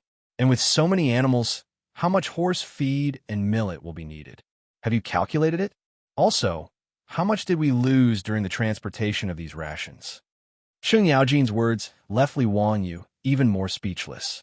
He really didn't know about this, but when he did, he was given a fright. It was no wonder that Pai Lupi only ordered Ho Junji to attack the western regions in the 13th year Jingguan. In truth, it was because of the logistical difficulties. Li Wanyu also didn't know that in the 13th year of Jingguan, the army of 150,000 that attacked the western regions only had 70 to 80,000 soldiers. The rest were in charge of logistics. But things were different now. At the very least, after Li Wanyu made the horseshoes, the Tang dynasty's war horses and horse-drawn horses had rapidly declined. As a result, almost everyone in the army of 150,000 rode horses. Even the infantrymen relied on their horses to travel. They would only dismount to fight on the battlefield. The movement speed of the army could be increased by a lot because of this. However, due to the wooden barrel theory, they would still be dragged down by the resources. Before the troops and horses move, the provisions and fodder must move first. This was a necessary condition for a large army to march to war. Li Wanyu was very depressed by Cheng Yaojin's words. He couldn't help but grab the wine cup and gulp down a big mouthful of wine. He thought that Pai Lupi had found his conscience. However, he did not expect that this unscrupulous Uncle Tsong would actually dig such a big hole for him, and he actually foolishly jumped into it. Li Wanyu might not understand military matters, but how could Pai Lupi not know?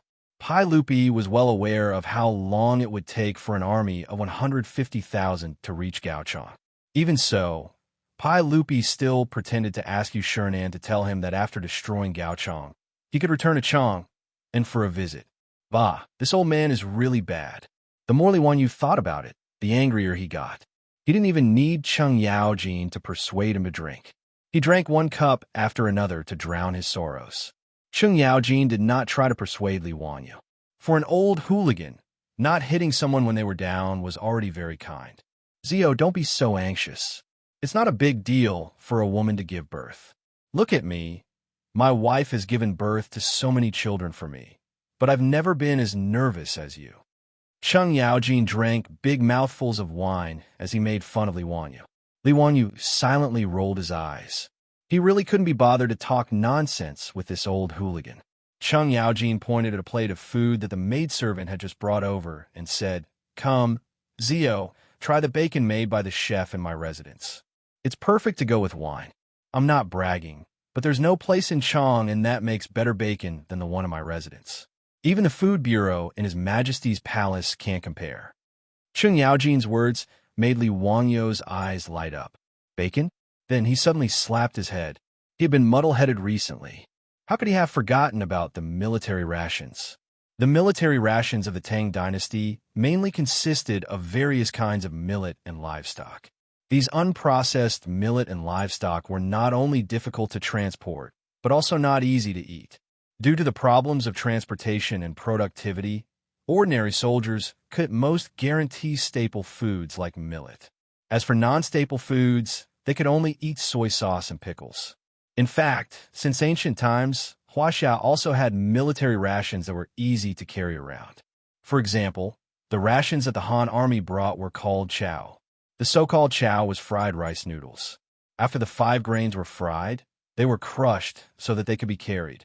It was equivalent to the fried rice and fried noodles of the modern era. When eating, one would grab a handful and put it into one's mouth and send it underwater. Soy sauce, salted fish, salted meat, and various kinds of pickles were the salt that the soldiers needed every day. There were also fast food such as rice balls and noodles. However, in most cases, the military still cooked millet into rice or porridge to eat. The range of military rations in the modern era was very wide. Li Wanyu had invented an air pump for his hemispherical experiment and could use vacuum packaging to preserve food. After cooking the food, it could be sealed in bamboo tubes or earthen jars to preserve it for a long time. In addition, foods such as luncheon meat and instant noodles were not difficult to make. Li Wanyu could even learn from Qi Jiguang's military rations, light biscuits. These military rations could not only be made in Chang'an, but they could also be made from local materials for the Western Expedition Army. Making millet and livestock directly into military rations that were easy to store and transport could greatly reduce the amount of grain transported. Thinking about this, Li Wanyu almost wanted to get up and leave. He wanted to return to Zhou village to discuss with Su Chongqing and immediately start the production of military rations. Anyways, no matter what, Li Wanyu needed to think of a way to reduce the pressure on the logistics of the army. Only then could he increase the speed of the army, so that he could rush back to Chang, and within 8 months. However, it was not enough to just make military rations that were easy to store. If the army wanted to pass through the Tengger Desert, they had to give up on the 4-wheeled carriages and change to camel teams and horses. From Dunhuang Prefecture to Gaochang Country, there were still 2,000 miles. If they only relied on camel teams, it would slow down the speed of the army. When Li Wanyu traveled in the modern era, he had also ridden camels in the desert. Although camels had good stamina, their speed was not much different from an adult walking. If they relied on camel teams to transport supplies and slowly walked 2,000 miles to Gaochang Country, it would be too late. Li Wanyu definitely could not rush back to Chang, and before his beautiful boss gave birth. Thinking about this, Li Wanyu felt even more anxious. He secretly wondered if there was a way to let 4-wheeled carriages pass through the desert. Li Wanyu naturally understood that 4-wheeled carriages could not pass through the desert because the wheels were too narrow and the pressure was too high. The solution was simple, and that was to widen the wheels to increase the surface area of the wheels and reduce the pressure. However, there was no rubber in the Tang dynasty, much less rubber tires. If he used wood to make such a wide wheel, just the weight alone would make it impossible for horses to drag it, let alone pass through the desert. As for tracks, that was even more out of the question. The technical difficulty was even more complicated than rubber tires, and it was not something Li Wanyu could do. Moreover, with the weight of iron tracks, even horses and camels would not be able to pull them. The Tung'er Desert had become a stumbling block. Chapter 994. Li Wanyu thought about it, but he could not think of a way to get the four-wheeled carriage through the desert. Actually, the best way was to get rubber out of it. However, rubber trees were far away in South America, so where would the Tang dynasty find them? Of course, apart from the rubber trees in South America, China also had a plant that could replace rubber, and that was rubber grass. The rubber grass that originated in Xinjiang could also be used to extract rubber. Li Wanyu remembered that the rubber grass in the future could be used to extract 70 kilograms of rubber per mu. On the other hand, the rubber trees could only extract 80 kilograms per mu. However, the rubber grass was far away in the western regions, and distant water could not quench the present thirst. Furthermore, Li Wanyu did not know how to extract rubber from the rubber grass. Now that the army was about to set off, where would he find the time to experiment? On the other hand, after he led the army to conquer the western regions and establish the Xianxia protectorate, he should order people to plant rubber grass. Even if the production was low, as long as he could get rubber out of it, it would be worth it. However, it was useless to talk about all this now. It would not be of any help to him in getting the four-wheeled carriage through the desert. Seeing Li Wanyu frown, Cheng Yaojin laughed even more happily. Zio, don't let your thoughts run wild.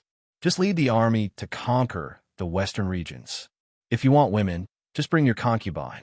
If not, there are plenty of beautiful women in the western regions. A real man shouldn't be so bashful over a woman. Li Wanyu was so angry that he had nothing to say. Cheng Yaojin, this old hooligan, should be caught and drowned in a pig cage. However, since things had already reached this point, even if he was unwilling, he had no other choice. Even after returning to Dingzhou village, Li Wanyu did not dare to tell Su Chongqing about his conversation with Cheng Yaojin. If Su Chongqing knew that he could not return to Chong, and in 8 months, how disappointed and upset would he be? Although his beautiful boss was only 2 months pregnant, Li Wanyu didn't dare to take the risk and make her sad because of him. Li Wanyu only had Niu Wu select a few quick-witted troops from the manor and teach them how to make vacuum-packed food, luncheon meat, instant noodles, and other things. He then had them set out in advance, bringing along the command of his military chief, and quickly rushing to Jingzhou. He had the Western Punitive Expedition Army immediately begin preparing military rations according to the methods he taught them. As for the subsequent production of military rations, Li Wanyu taught it to Yin Libin and asked him to pass it on to the Ministry of War. In the later stages of the Western expedition, all the rations and supplies needed to be replaced with these military rations. The reason why Li Wanyu didn't report such an important matter to Pai Lupi directly was because he was angry. He was angry that Pai Lupi had deliberately set him up. He was angry that Pai Lupi had caused him to not be able to accompany Su Chongqing. Therefore, Pai Lupi had deliberately ordered someone to pass on a message, but he had avoided meeting Pai Lupi. However, how could Pai Lupi not pay attention to such an important matter? After the Ministry of War produced a batch of military rations according to Li Wanyu's method, they immediately presented it to Pai Lupi. After tasting these delicacies, Pai Lupi was naturally overjoyed. On the same day, he led a group of dukes to Dingzhou village. Even though Li Wanyu felt uncomfortable with the arrival of Pai Lupi, he could only obediently go out of the manor to welcome him. Your subject Li Wanyu, Prefectural Duke of Fufeng, greets your majesty. This fellow was also angry and didn't even refer to himself as nephew. He followed the etiquette of a subject greeting the king and greeted Pai Lupi. Pai Lupi looked at him in surprise, but immediately understood Li Wanyu's intentions. Haha, are you angry with me? Your subject doesn't dare. Don't dare. Pai Lupi suddenly knocked Li Wangyou's head with a chestnut. I don't see how you don't dare. You still dare to give me that look. Do you believe that I will immediately order people to send you to Li Main Hall and let the Empress teach you a lesson? Li Wangyou's expression became even more bitter when he heard this, and he hurriedly begged for mercy. Your Majesty. Oh no, Uncle, I was wrong. I know I was wrong. A wise man submits to circumstances. When it's time to admit defeat, it's best to admit defeat for safety. If Emperor Zhongsun was long-winded, it would be quite torturous. Li Wanyu would rather go to the prison of the censorate than listen to Empress Zhongsun's long-winded nagging. If there's a next time, I won't let you off so easily. Lead the way to your castle's balcony. Today, I also want to eat skewers and drink iced beer. Li Wanyu was speechless. Damn, as expected, this group of foppish young masters had big mouths. He guessed that the whole Chang and city knew about eating skewers and drinking iced beer, right? In fact, his guess was not wrong at all. There were even some clever merchants in Chang and city who had already learned how to barbecue skewers, and many restaurants had launched barbecue dishes. Other than beer that no one knew how to brew and could not be supplied for a while, barbecue quickly became popular in Chang and city and had even begun to spread to the surrounding provinces and counties. Cheng Yaojin was even more big-mouthed. When he heard this, he immediately laughed and said proudly, Your Majesty, a few days ago, you came to my residence and brought me a few barrels of beer. Although the beer is bland, it's quite refreshing to drink after being chilled. Your Majesty and all the officials should drink a few more cups today. His words were full of smugness. Obviously, he was showing off that Pai Lupi, Yuqi Jingda, and the others didn't drink beer. Li Wanyu was so angry that he rolled his eyes. Damn, the beer that was sent to Duke Lu's residence should have been poured out and fed to the dogs. Wasn't this blatantly trying to make him look bad? As expected, when Pai Lupi heard Cheng Yaojin's words, his face immediately became unhappy. Ziyu, why didn't you send me some beer into the palace? Why? Don't you have any idea in your heart? If you didn't force me to eat sand in the western region, would I not send you beer? Li Wanyu was rolling his eyes in his heart, but he could only show an expression of fear and trepidation. Uncle, you've wronged me. This beer has just been brewed not long ago. I have to find someone to try it first and see if I'll have any hysteria after drinking it. Uncle's health is more important. How can I casually offer you beer? Ziyu's words are reasonable. Pai Lupi was very happy when he heard this. He turned his head and glanced at Cheng Yaojin, who was showing off. Some old man's skin is rough and his flesh is thick. It's best to use him to test the beer. The group of dukes who didn't get to drink the beer also laughed.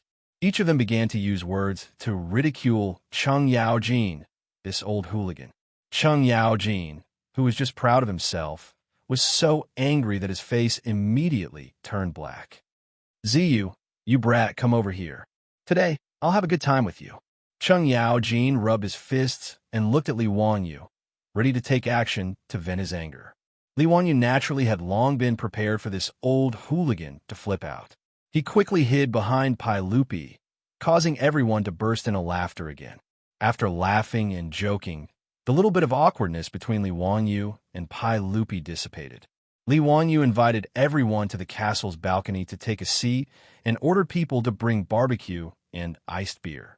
Everyone ate and drank until they were drunk. Only then did Pai Lupi bring up the matter of the army rations again. Chapter 995. Zio, I have personally tasted the military rations that you ordered your men to produce. If it can really be preserved for a long time like you said, the combat strength of the Tang dynasty's cavalry will increase by 30%. I will remember all of these merits. When the Western Expedition Army returns victorious, I will not be stingy with your rewards. Pai Lupi's words were not exaggerated at all. Whether or not the soldiers could eat well would actually affect their combat strength. There were many examples in history of winning wars because of improved food. It was not that Pai Lupi was unwilling to provide better rations for the army. It was just that he was limited by the transportation capacity and how to cook them on the battlefield. In fact, ever since Li Wanyu accidentally discovered the high-yield potato crop and popularized it throughout the Tang dynasty, Food was no longer the main factor that restricted the logistics of the Tang army. Transportation, storage, and cooking were the key factors. The production methods that Li Wanyu came up with perfectly solved the logistical problems of the army. For example, rice that was steamed with corn, potatoes, and bacon could be sealed in a clay jar and vacuumed. It could be easily stored for about a month. Luncheon meat was just a mixture of pork, seasoning, and starch, and then steaming it in a pot. After vacuuming it, it was quite convenient to eat it.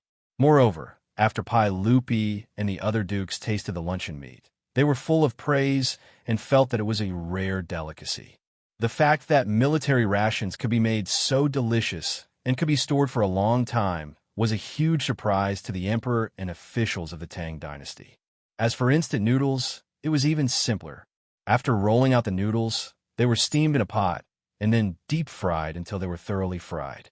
Although Li Wanyu could not come up with the various flavors of instant noodles, even the plain boiled noodles were enough for Pai Lupi and the other dukes to their heart's content.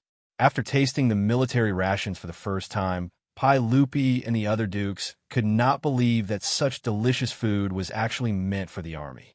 More importantly, the cost of producing these rations was not high. Pai Lupi had even ordered the officials of the Ministry of Civil Affairs to calculate that because the new military rations were easier to transport and store, if the loss of millet and livestock was included, after the army changed to the new military rations, the amount of food consumed would be even less than the original millet. Eating better and spending less money, Pai Lupi was naturally overjoyed. He immediately rushed to Dingzhou village and praised Li Wanyu. Li Wanyu secretly pursed his lips. In his opinion, no reward was as good as letting him go home and accompany his wife. Of course, Li Wanyu also knew that his words were useless. Now, Pai Lupi would definitely not let him go. Therefore, in response to Pai Lupi's words, Li Wanyu only smiled and did not say anything. Pai Lupi raised his beer cup and drank it in one gulp. He glanced at Li Wanyu and said, "Zio, are you complaining about me? I wouldn't dare. Umph. Even if you don't say it, I know. You bastard, you have no future at all. You only revolve around a woman every day." Pai Lupi glared at Li Wanyu angrily and continued, "Actually, I am not lying to you. It is not difficult for the army to reach Gaochang in 3 to 4 months." Pai Lupi's words stunned Li Wanyu. Then he was overjoyed and quickly asked, "Uncle, don't lie to me. I asked Uncle Chung if it is more than 2,000 li from Dunhuang County to Gaochang. The army relies on camel caravans to transport supplies, and it will take at least 2 to 3 months. Haha, Zio, you are really stupid. Let me ask you, can't you use 4-wheeled carriages to transport? It can travel 200 li in a day. In less than 10 days, the army can travel 2,000 li. What's so difficult about that?" Li Wanyu stammered, But 4-wheeled carriages can't pass through the desert." Pai Lupi laughed even more happily, but he purposely didn't answer to whet Li Wanyu's appetite. This time, not only was Li Wanyu dumbfounded, but the group of dukes and bigwigs, including Cheng Yaojin, were also dumbfounded. They didn't understand the meaning behind Pai Lupi's words. Yuqi Jingda and the others all thought that Cheng Yaojin's words were correct. From Jingzhou to Dunhuang County, the army could rely on 4-wheeled carriages to transport supplies and supplies. But after that, they could only rely on camel caravans. This was definitely not wrong. Why would Pai Lupi still vow to let Li Wanyu continue to use 4-wheeled carriages to transport supplies and supplies? Li Wanyu was even more anxious. He repeatedly bowed to Pai Lupi. "Uncle, I am wrong. I am stupid. Please enlighten me."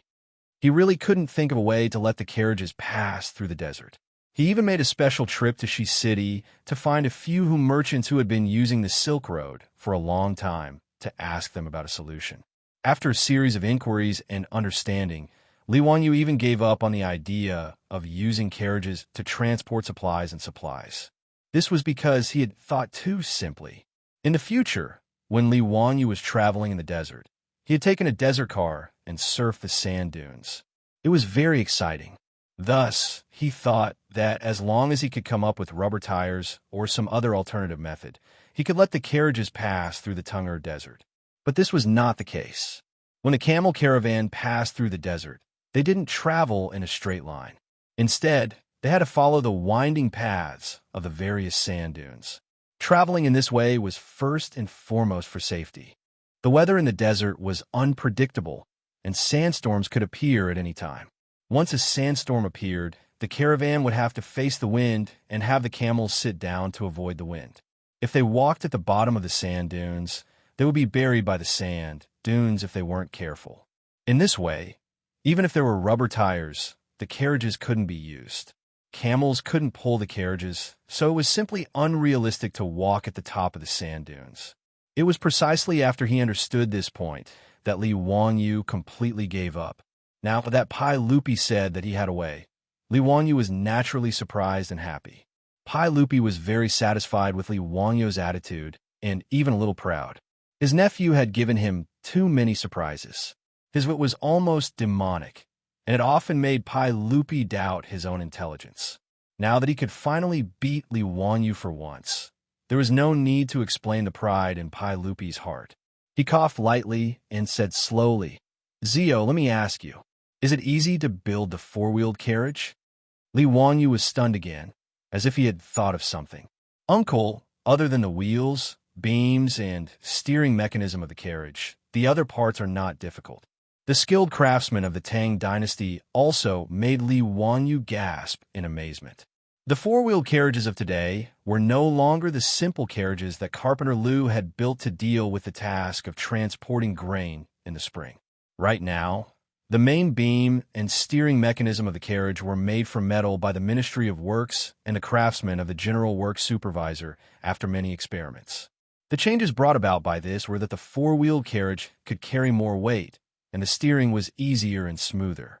As for the other parts of the carriage, a normal carriage used to transport goods was simple, and it was basically made of wood.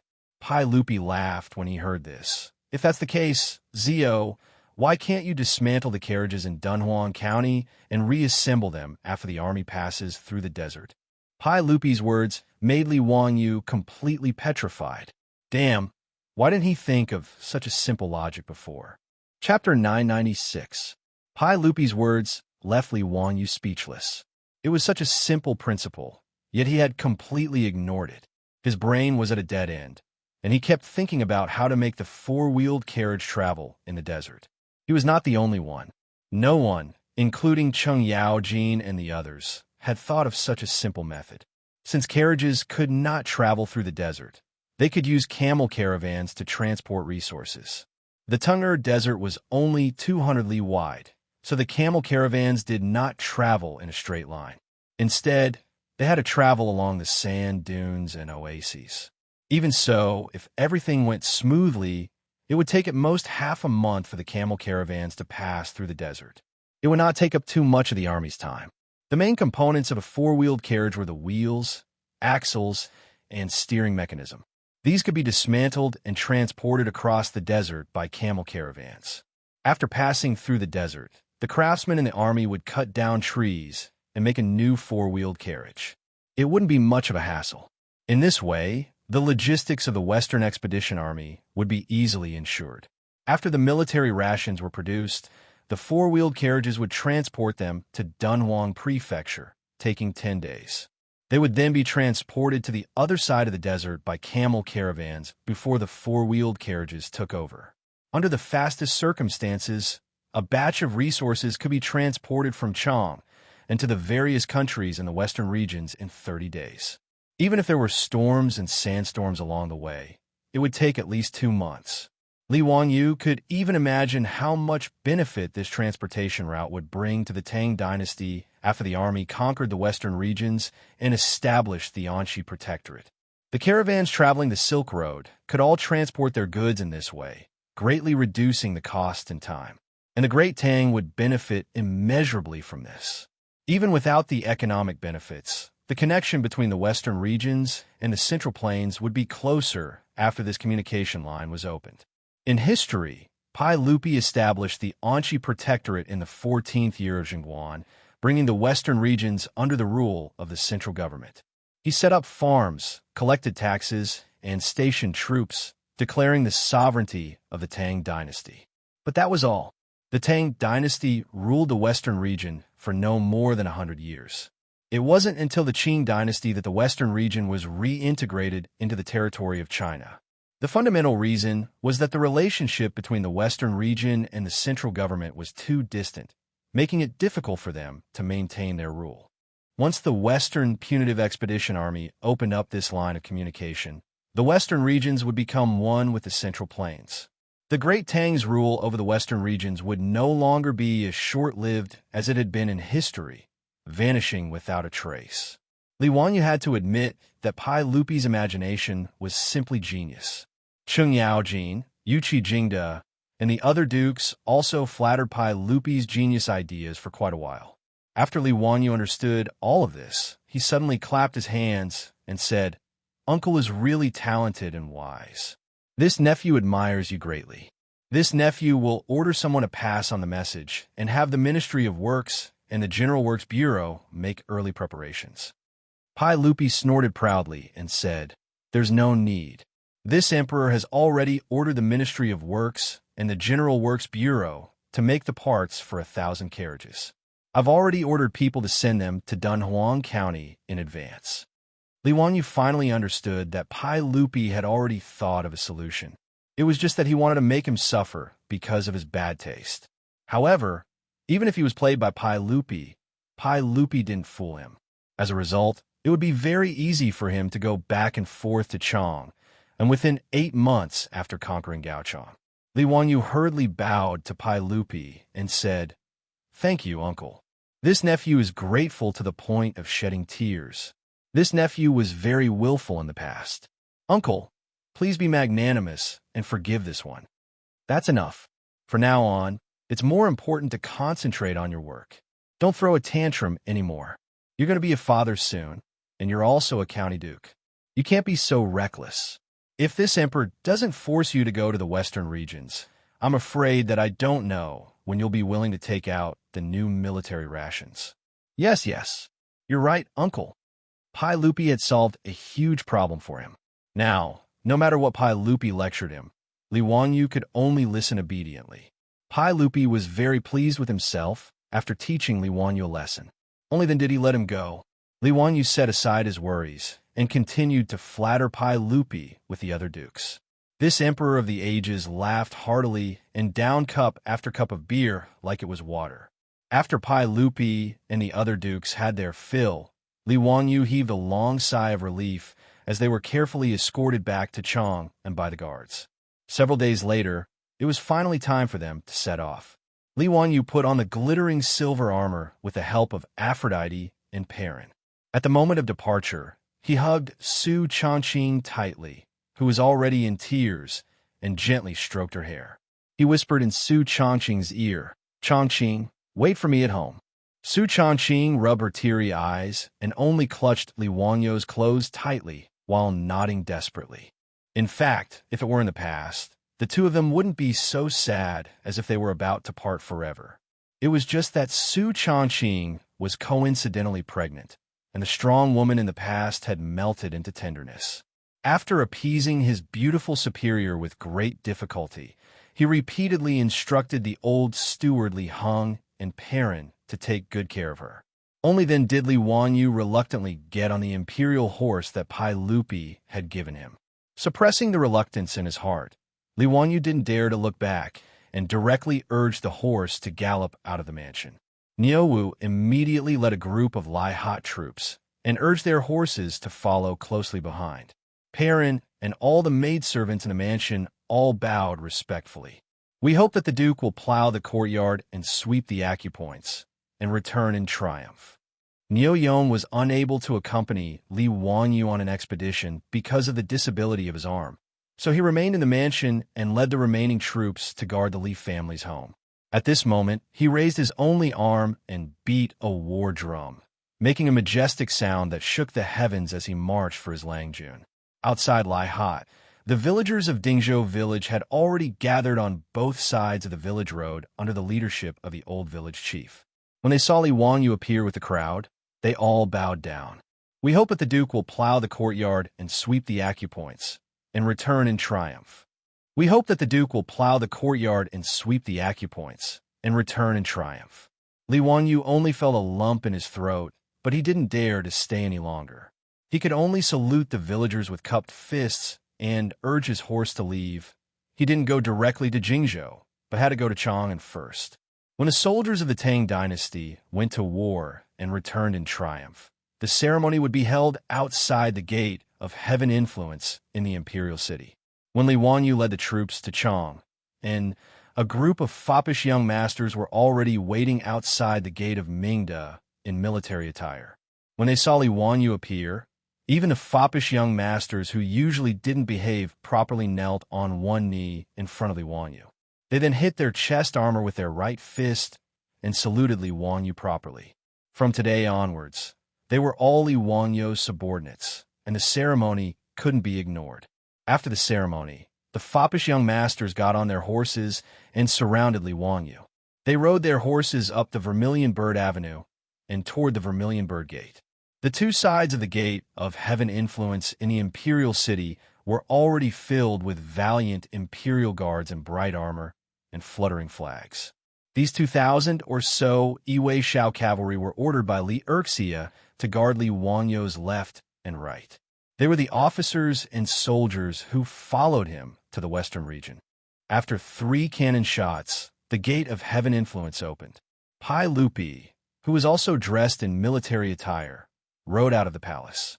Li Wanyu immediately got off his horse and led the foppish young masters and the soldiers to bow 3 times and kneel 9 times. When the army went to war, there was a strict ceremony. Worship the heavens, worship the earth, worship the temple, worship the god of war. Chapter 997. Even the officials of the aristocratic families who had always been at odds with Li Wanyu did not dare to neglect the ceremony of the army's departure. As the saying goes, the important affairs of the country were in the worship of the army. No one dared to joke about the departure of the army. Tai Changqing Wang Ying's expression was solemn as he prayed to the heavens. Sima, lead the people with the flag. Line up in the battle array, like Chun in battle. Chased by the field, there is Si Biao Luo, pledge to the people. Drum, encircle. Fire, sacrifice the birds. Pai Lupi solemnly handed the fish talisman to Li Wanyu in the music of the drums. Before the Jin dynasty, most of the talismans used to mobilize troops were tiger talismans, but the Sui dynasty changed to scale talismans. In the Tang dynasty, in order to avoid the name of Li Yuan's father, Li Hu, they changed the tiger talisman to fish talisman and rabbit talisman. Later, there was the turtle talisman, and even the Northern Song dynasty used the ox talisman as a talisman. It was not until the Southern Song dynasty that the tiger talisman was changed again in order to restore the prestige of the emperor. Li Wanyu knelt on one knee and took the golden fish talisman with both hands, but he felt that it was extremely heavy. From then on, the lives of hundreds of thousands of Tang dynasty soldiers were in his hands. Let's go. Li Wanyu bowed to Pai Lupi again, turned around and got on Sasha Luzi and led the way to the Vermilion Bird Gate. The foppish lords and 2,000 Iwei Shao cavalry also got on their horses and followed closely behind. When the rumbling of the horses' hooves resounded through the Vermilion Bird Avenue, the people cheered loudly. In the eyes of the Tangs, the cavalry of the Tang dynasty was invincible. The people cheered as if this was not an army going out to war, but a triumphant return. Zio, if we can't return with full strength, we won't have the face to come back and see our elders in Jiangdong. Cheng Chumo waved to the people on both sides of the Vermilion Bird Avenue in a showy manner, and urged his horse to go to Li Wanyu's side and whispered. Before Li Wanyu said anything, Fang Yai disdainfully replied, Brother Chumo, your worries are groundless. Those weaklings from the western regions could drown the 150,000-strong army with just a spit of saliva from each of them. Trying to resist the iron cavalry of the Tang dynasty is like a mantis trying to stop a chariot. You're overestimating yourself. That's right, that's the logic. What Yui said makes sense. The Silk Pants joined in the commotion. In their opinion, the expedition to the west was a bit bitter, but it was purely a gold-plated journey. There was no risk at all. Li Wanyu shook his head. Brothers, you must not underestimate the enemy. The military strength of the countries of the western regions is not worth mentioning. But brothers, don't forget why His Majesty sent out an army of 150,000 soldiers. Chai Lingwu thought for a moment and frowned. Zio, are you talking about the Turks? Li Wanyu nodded. That's right. The reason why His Majesty dispatched the 15 great armies to the western regions was to guard against the Turks. He wasn't exaggerating. In history, Pai Lupi sent Ho Junji to lead an army of 150,000 to attack Gaochang to intimidate the Turks. Although the Eastern Turks were destroyed by the Tang dynasty and Shili Khan was captured, the Western Turks were divided and their strength was greatly reduced. However, the Turks in the north were an enemy that the Tang dynasty had to guard against. At the end of the Tang dynasty, there were as many as 67 times when the Turks attacked the Central Plains. Under such circumstances, it wasn't surprising that Pai Lupi and the officials in the imperial court treated the Turks as their number one enemy. Even though Li Wanyu had given the map to Pai Lupi, the Turks were still the enemy that the Tang dynasty had to guard against. Li Wanyu was actually a little worried that the Turks would come to cause trouble when the Western Expedition Army attacked the western regions. Although in history, the 14th year of Xinguan's invasion of Gaochang went smoothly, it was now the 5th year of Xinguan's reign. Who could guarantee that the Turks wouldn't cause any trouble? Although he was anxious to flatten Gaochang and return to Chang and to accompany his wife, he couldn't be careless since he had taken on such a heavy responsibility. If the cavalry of the Tang dynasty were to suffer heavy casualties because of him, Li Wanyu wouldn't be able to rest easy for the rest of his life. After instructing the wastrels to not let down their guard, the 2,000 men galloped toward the northwest. The distance between Chang and Jingzhou was only 500 miles. Li Wanyu and the others also had the new military rations with them, so they didn't need any heavy supplies. Thus, they were able to travel at lightning speed and arrive at Jingzhou in just 3 days. Niu Jinda and Xue Wanjun had already received the news and left the city 30 miles early to welcome Li Wanyu and the others. Li Wanyu couldn't help but feel a little terrified. Although the two of them were now deputy chiefs in name, Niu Jinda and Xue Wanjun were both his elders. Niu Jinda, his legitimate son Niu Zhengping, Li Wanyu, and the other wastrels were all brothers. Niu Jinda only had one legitimate son, but because of his foot injury, there was basically no possibility for him to develop an official career. In the future, he could only inherit Niu Jinda's title and muddle along. Therefore, Niu Jinda could see very clearly that if his son wanted to live a good life after his death, the key would be Li Wanyu and the other wastrels. Since Li Wanyu had appeared out of nowhere, and in just a few years, he had risen from a commoner to a duke who had founded a country. Niu Jinda and those who knew Li Wanyu admired him even more. In Niu Jinda's opinion, if it weren't for Li Wanyu being so young, he should at least be the founding duke based on his achievements. Although Xue Wanjun wasn't familiar with Li Wanyu, he also understood Li Wanyu's ability and status. To Xue Wanjun, Li Wanyu was more important as the crown prince's teacher and the emperor's nephew. But no matter what, neither Niu Jinda nor Xue Wanjun put on the airs of an elder in front of Li Wanyu. Instead, they truly treated themselves as his subordinates. After seeing Li Wanyu, Niu Jinda and Xue Wanjun immediately bowed and cupped their fists in greeting. This startled Li Wanyu so much that he immediately jumped off his horse and supported the two. Uncle Niu, General Xue, please don't be so courteous. I really don't deserve this. Niu Jinda laughed loudly and said, "This is not like Chang and City. The army has its own rules. General Manager, please don't be so courteous. Just give us your orders." Uncle Niu, you are too courteous. You also know that I was forced by the emperor to be the marching general manager. I had no choice. But when it comes to marching and fighting, it is the first time for me to get involved. Therefore, if there is anything wrong with me, please feel free to point it out. Li Wanyu's attitude was very humble. He wasn't the kind of person who had his eyes on the top of his head. He knew what his strengths and weaknesses were. When it came to marching and fighting, he was a layman. Even if he was the marching general manager, it was better for him not to get involved. Professional matters should be left to the professionals. This was also the management method that his beautiful superior had taught him before he left. In Su Chongqing's opinion, managing the 150,000 people of the Western Expedition Army was no different from managing a large company. Even if Li Wanyu didn't understand anything as chairman, as long as he used the right person, there was nothing to worry about. For Li Wanyu, the simplest thing was to delegate power. He could leave all military matters to Niu Jinda and Xue Wanjun. Moreover, an army of 150,000 couldn't possibly march all at once. It had to be divided into the vanguard, the center, and the rear, all of them working together. When the time came, Xue Wanjun would lead the vanguard, Niu Jinda would oversee the center, and Li Wanyu would lead the rear to slowly hold the line. In history, before Hou Junji's army had even arrived, Xue Wanjun's vanguard had already scared King Gaochang to death and attacked Gaochang. After Li Wanyu's army arrived at Jing province and rested for a day, the army of 150,000 finally set out for the western regions. Chapter 998. The journey from Jingzhou to Dunhuang Prefecture was more than 3,000 miles.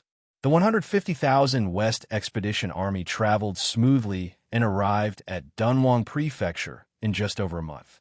The army traveled within the Tang dynasty and set up camp along the way. With the help of the various prefectures, there was naturally no trouble. However, after setting off from Dunhuang Prefecture and heading west, the army did not have any more convenience. This long journey had tormented Li Wanyu and the group of wastrels. Even though Li Wanyu was used to riding a horse, the bumpy ride on the back of a horse for over a month made him complain incessantly. Unlike him and Su Chongqing, who left home to travel to the center of Shu, they went sightseeing and did not rush. Naturally, it was not as tiring. As for the army, there was a fixed number of miles they traveled and how long they set up camp each day.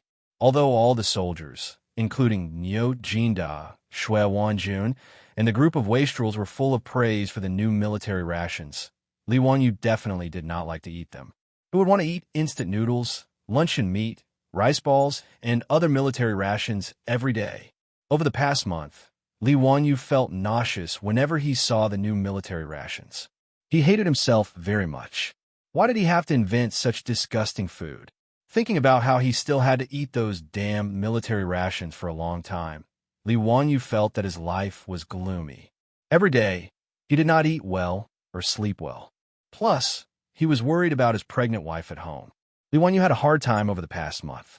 He even suspected that when he returned to Chang and from the western region, his legs would become bow-legged because of the long period of riding a horse. Niu had tried to persuade him to sit in the carriage many times, but Li Wanyu gritted his teeth and rejected Niu Wu's good intentions due to his identity as the general manager of the army. Actually, he was thinking too much. With his current status, not to mention sitting in a carriage, even if he had a few concubines by his side, no one would dare to say anything. This time, when Li Wanyu left for the western regions, Su Chongqing originally wanted Avro to follow Li Wanyu and take care of his daily needs. However, in the end, Li Wanyu still gritted his teeth and rejected this tempting proposal. After all, Huaxia's tradition since ancient times was that there were no women in the military. No matter if it was the women of the soldiers, concubines, or maidservants, they were all forbidden from entering the military. Li Wanyu didn't want to break this military discipline, so he could only politely decline Su Chongqing's good intentions. Of course, it was not absolute that there were no women in the army. There was a very special type of woman in the army, known as the camp prostitute. During the spring and autumn warring states period, the king of Yu, Go Jian, had to endure hardships. In order to raise the morale of the army, he found many young widows to comfort the soldiers and raise their morale. During the time of Emperor Wu of Han, the wars were long and drawn out. In order to stabilize the morale of the soldiers and raise their morale, they set up camp prostitutes to treat the soldiers who did not have a wife. During the Tang and Song dynasties, prostitutes were even more popular. Not only Huaxia, but many armies in the ancient world were also like this. The Holy Roman Empire, Napoleon's expeditionary army, etc., all had a certain number of prostitutes following them. These prostitutes were mostly pitiful people. When Li Wanyu found out about this, he was also furious. However, he was temporarily powerless to change this matter. He could only order the officers in charge of logistics to treat the prostitutes well and not let them be abused. When the army arrived in Dunhuang Prefecture, Li Wanyu heaved a sigh of relief. He eagerly ordered the army to rest for half a month in Dunhuang Prefecture. This was not only because Li Wanyu wanted to slack off, but it was also to let the West conquering army get used to the desert environment and climate. This was also the decision that Li Wanyu made after discussing with Niu Jinda and Shui Wanjun. Different from the future, with the current transportation conditions of the Tang dynasty, one's horizons and experiences were limited. Out of the 150,000 West conquering army, the number of people who had personally seen the desert could be counted on one hand. Even Niu Jinda and Shui Wanjun, these two old generals, had never come into contact with the desert before. To the West conquering army, the danger of attacking the countries of the western regions was not worth mentioning compared to the desert. Be it quicksand, sandstorms, disorientation, lack of water, to the army, they were all fatal threats. Furthermore, the sand dunes in the desert were not static. As such, even the most experienced guides did not dare to guarantee that the army could safely pass through the desert. Every year, there were many merchant groups that went missing in the desert. In the future, Li Wanyu had actually come to Dunhuang to travel. He had also ridden camels in the desert and played with desert cars. However, that was it. He had only been at the edge of the desert and experienced the charm of the desert. As for the desert, he was also unfamiliar with it. Even his experience and knowledge from the future could not provide much help for the West conquering army to pass through the desert. Without satellite navigation and communication equipment, if they wanted to pass through the desert, they could only rely on camels and guides that were familiar with the desert. Therefore, the two old generals, Niu Jinda and Shui Wanjun, in order to ensure that the army could pass through the desert smoothly, ordered the soldiers to enter the desert under the guidance of the guides every day and undergo training. The group of wastrels was even more unfamiliar with the desert. This was the first time they had seen such a boundless desert. All of them were like Granny Lu, who had just entered the Grandview Garden, making a fuss about nothing. "Zio, this is the desert? Damn it, I can't see the end of it. There is nothing but sand." Chung Chumo stood on the city wall of Dunhuang County and looked at the undulating sand dunes outside the city. He exclaimed in disbelief. Li Wanyu pushed the sunglasses on his nose and smiled. "Brothers, you may not know, but the desert in front of us is more than 300 miles wide. After passing through this desert, we will arrive at the western region." Hiss! The wastrels could not help but suck in a breath of cold air. Fang Yai looked up at the dazzling sun and murmured, "I heard that Chief Niu and Chief Shui have ordered the soldiers to enter the desert. They leave early and return late, so they can only travel 10 to 20 miles a day. Doesn't that mean that it will take at least half a month for the army to pass through the desert? There is not even a tree to be seen in the desert. If we walk 300 miles in the desert, won't we die from the sun?" Chung Chumo and the others nodded silently. When they looked at the desert in front of them again, they felt a little annoyed. The iron armor on their bodies was hot to the touch after being exposed to the sun for a while. Furthermore, the climate in Dunhuang County was dry, so the amount of water they drank every day was much more than usual. However, once the army entered the desert, they would be short of water and could only rely on the camel caravans to maintain their lives. Just thinking about it made these wastrels who had not suffered much feel uncomfortable. When Li Wanyu heard the complaints of the wastrels, he suddenly remembered something. Chapter 999. Just as Fang Yai had complained, the hot weather of the desert and the intense sunlight was a big problem, but it was not hard to solve. First was the glaring sunlight. Although Li Wanyu had invented glass, with the low efficiency of handmade glass, he did not have the ability to give sunglasses to the 150,000 Western Expedition soldiers. However, this was not difficult. He only needed to prepare black gauze and let the soldiers cover their eyes with a thin layer of gauze to effectively block the sunlight. As for the problem of sunscreen, he could only learn from the Arabs. Using white linen to make headscarves not only blocked the sun, but also the wind and sand. Li Wanyu noted down these two matters and prepared to look for Niu Jinda and Shui Wanjun, the two old generals, to prepare the black veils and headscarf for the soldiers. This would more or less solve some of the problems. However, the most important thing was the problem of the water that the army needed to enter the desert. Li Wanyu could not do anything about this. Other than letting the camel caravans bring more water, Li Wanyu could not do anything else to make water appear out of thin air. As a result, a very important problem became apparent. The number of camels that were prepared for the army was far from enough. In order to cooperate with the Western Expedition Army, Dunhuang Prefecture had already prepared 20 to 30,000 camels under the orders of Pai Lupi, as well as hundreds of experienced guides. One camel could carry 3 stones of goods. For the army to march for a day, they needed 1,000 camels to supply the supplies. 20,000 camels could only meet the food needs of the 150,000 soldiers for 20 days. However, as a result, Li Wanyu did some simple calculations and was shocked to find that if the camel caravans needed to carry the parts of the 4-wheeled carriages, as well as enough water, various supplies, and horse materials, it seemed that the remaining 10,000 camels were not enough to support the needs of the 150,000 soldiers. The only way was to reduce the amount of water they could carry. However, if the army were to lose their way and miss the few oases in the desert, it would be a disaster for them. After thinking about this point, Li Wanyu did not have the time to continue arguing with the rich kids. He hurriedly ran to find Niu Jinda to discuss this matter.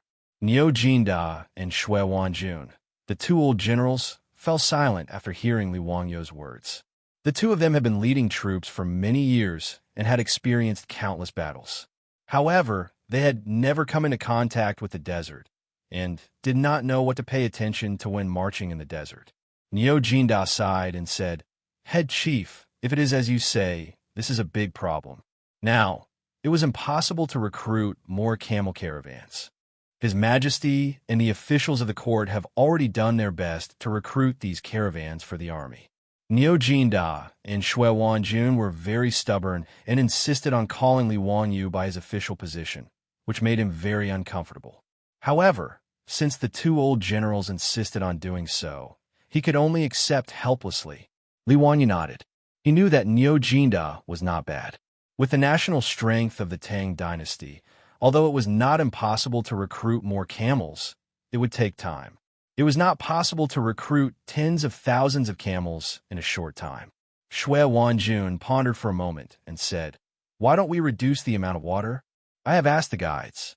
There are many oases in the desert with water sources that could supply the army." Li Wanyu shook his head and said, "I'm afraid that's not right.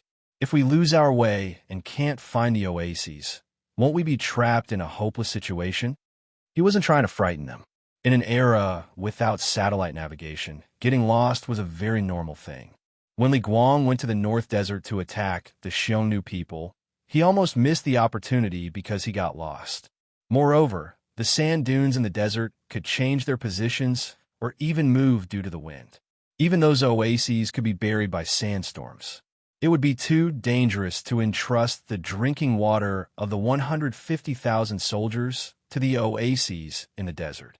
Moreover, even if the oases in the desert had water sources, the scale of the water source was limited. It would be very difficult to supply 150,000 people with drinking water. Shui Wanjun and Niu Jinda looked at each other and nodded silently. They knew that Li Wanyu was right. The three of them were silent for a while. Li Wanyu made up his mind and said, "Uncle Niu, Chief Manager Shui, it seems like we can only split up. Chief Manager Shui will lead 20,000 vanguard troops and 10,000 supply troops. I will lead 30,000 troops and another 20,000 supply troops. The remaining 30,000 troops and the supply troops will stay in Dunhuang County. After we cross the desert, the camel caravan will return. Uncle Niu will lead the rest of the army to cross the desert." The 150,000 Western Expedition Army only had 80,000 actual combat soldiers. The other 70,000 were supply troops, medical soldiers, and craftsmen in charge of logistics. He and Shui Wanjun only led 80,000 troops. The camel caravan would be enough to supply the army, and there would not be any problems. Niu Jinda nodded and then shook his head. Chief Manager's suggestion of splitting up makes sense. I also agree. However, Chief Manager, please stay in Dunhuang County and lead the rear army. Chief Manager, please be at ease. With Chief Manager Shui and me, there will not be any problems. Li Wanyu had to admit that Niu Jinda's suggestion was too tempting. If they could stay in Dunhuang County, it would naturally be better than going to the desert to eat sand. However, temptation was just temptation. Li Wanyu could only grit his teeth and reject Niu Jinda's good intentions. As the chief manager of the Western Expedition Army, if he stayed in Dunhuang County and did not advance, it would be too embarrassing. Li Wanyu shook his head and smiled. Uncle Niu, let me lead the army. With the strength of the Western region countries, by the time I cross the desert, Chief Manager Shui might have already flattened Gaochang. When Niu Jinda heard him say that, he felt that it made sense. Whether it was Li Wanyu, Niu Jinda, or Shui Wanjun, the Western region expedition was more like an armed march. With the strength of the Tang army, flattening the Western region was not difficult. Li Wanyu would not be so foolish to think that he could return to Chang and after taking down Gaochang. Attacking Gaochang was just an excuse for the Tang dynasty to conquer the Western region. After Gaochang was conquered by the army would definitely go around conquering Yutian, Xianxia, Wuxia, and the other countries until they established the Anqi Protectorate. As for the excuse of conquering the Western region countries, it was not a big deal. Just like the story of the big bad wolf and the little white rabbit, I told you not to wear a hat, was also a good excuse. In short, the weak were prey to the strong. Li Wanyu did not feel that there was anything wrong with using such a preposterous excuse to destroy the Western region countries. After all, from a certain point of view, bringing the Western region under the rule of the Tang dynasty was not necessarily a bad thing for the people of the Western region countries. Furthermore, Li Wanyu was not a saint, so he did not have any psychological burden. He only wanted the army to quickly pass through the Tung'er Desert and conquer Gaochang. With Gaochang as the center, he would take down a large enough piece of land and establish a perfect supply line before returning to Chang'an. After the three of them finished their discussion, Niu Jinda and Shui Wanjun went to make preparations.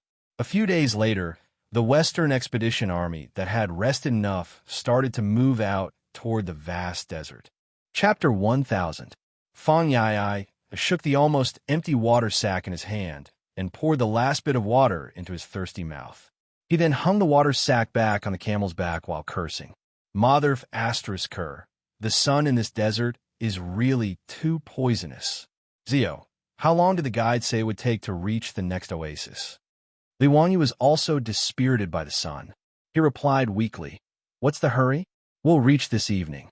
Brother Yai, just bear with it. There's a fixed amount of water. That's right. We can't spoil this bastard. He's already drunk 2 sacks of water today. Zio, don't give this bastard any more water. It'll be better if he dies of thirst. Ha! Chai Lingwu immediately added insult to injury. If it was in the past, Fang Yai would have pounced on Chai Lingwu and wrestled with him. However, at this moment, even someone as valiant as Fang Yai could only point his middle finger at Chai Lingwu to show his disdain. Li Wanyu looked back at the army that stretched for dozens of miles and then looked up at the scorching sun above his head. The weather in this desert was too hot. He and the group of wastrels were actually fine. After entering the desert, they had already changed their camels. However, the soldiers of the Tang dynasty could only dismount and walk. They pulled their beloved horses and trudged through the desert with great difficulty. There was nothing they could do about it. The feet of the horses were too small. Although they could barely walk in the desert, if they carried the soldiers on their backs, their stamina would be depleted too quickly. Therefore, in the desert, other than the flat areas or the edge of the desert, the horses of the army could not be ridden. Instead, the soldiers needed to take care of them. The journey of hundreds of miles in the desert almost required the soldiers to walk with their feet. One could imagine how hard it was. The only thing that made Li Wanyu feel fortunate was that they did not encounter any bad weather along the way. Although it was a bit tiring, there was no danger. The 30,000 vanguard led by Shui Wanjun had already set off 5 days in advance.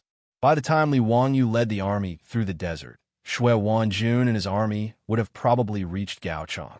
At present, the army had already traveled for 5 to 6 days in the desert. Both men and horses were exhausted and urgently needed to rest. Fortunately, the dozens of guides who cooperated with the army were very familiar with the Tang Desert. They were very sure that the army could reach a lake around evening today. They could rest there for a short while and replenish their fresh water.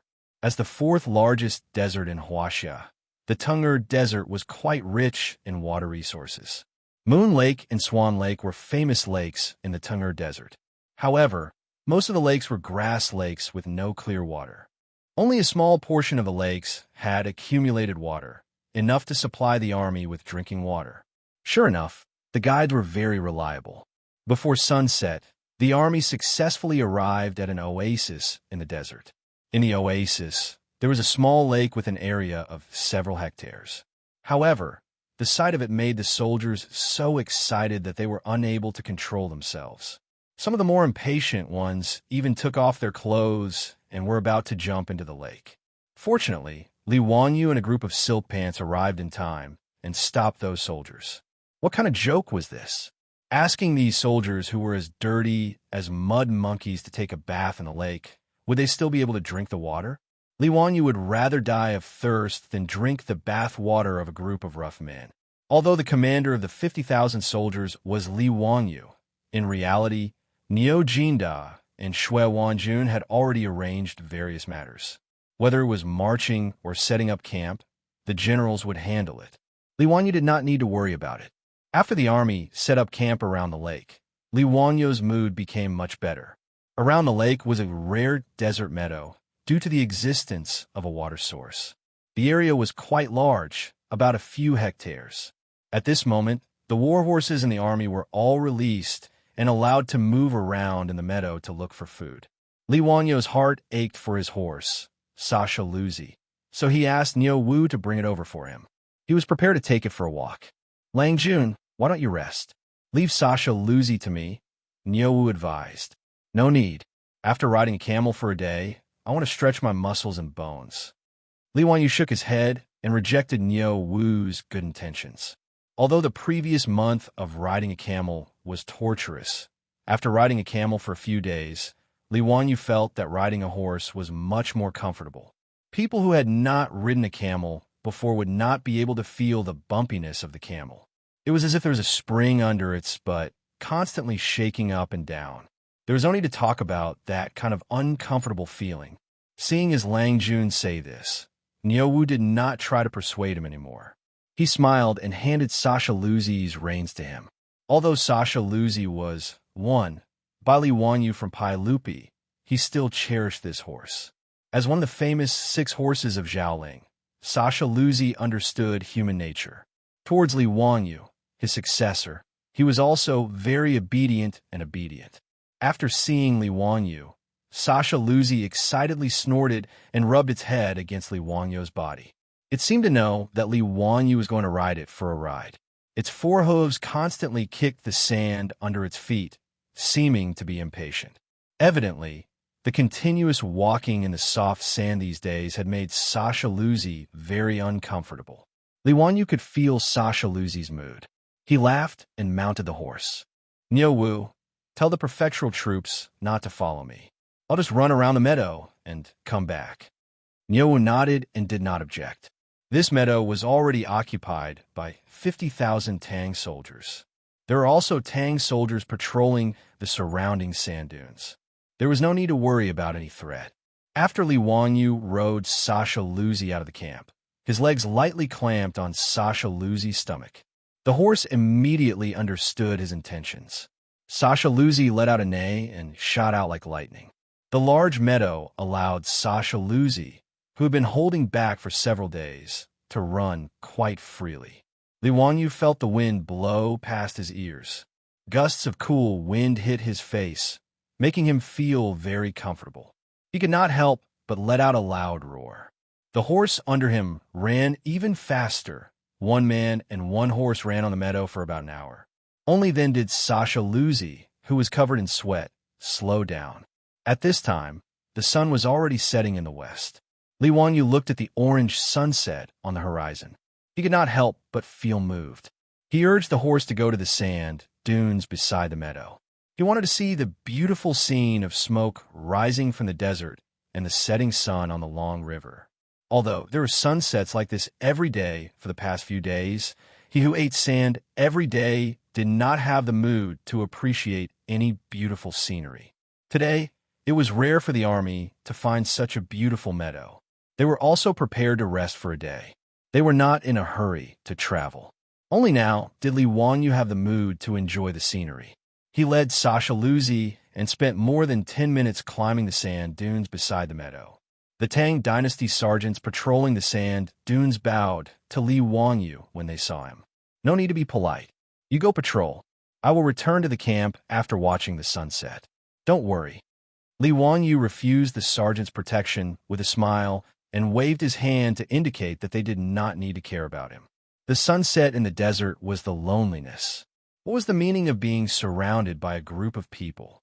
Li Wanyu, who looked slightly hipster, stood on the top of the sand dunes and gently stroked Xianxia's soft mane beside him.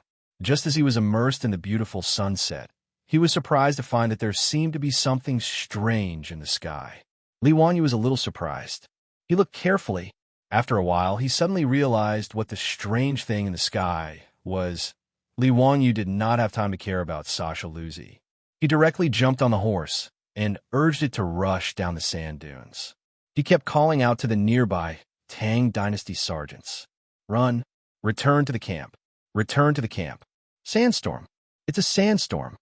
Unknowingly, 1,000 chapters have passed. Chapter 1001.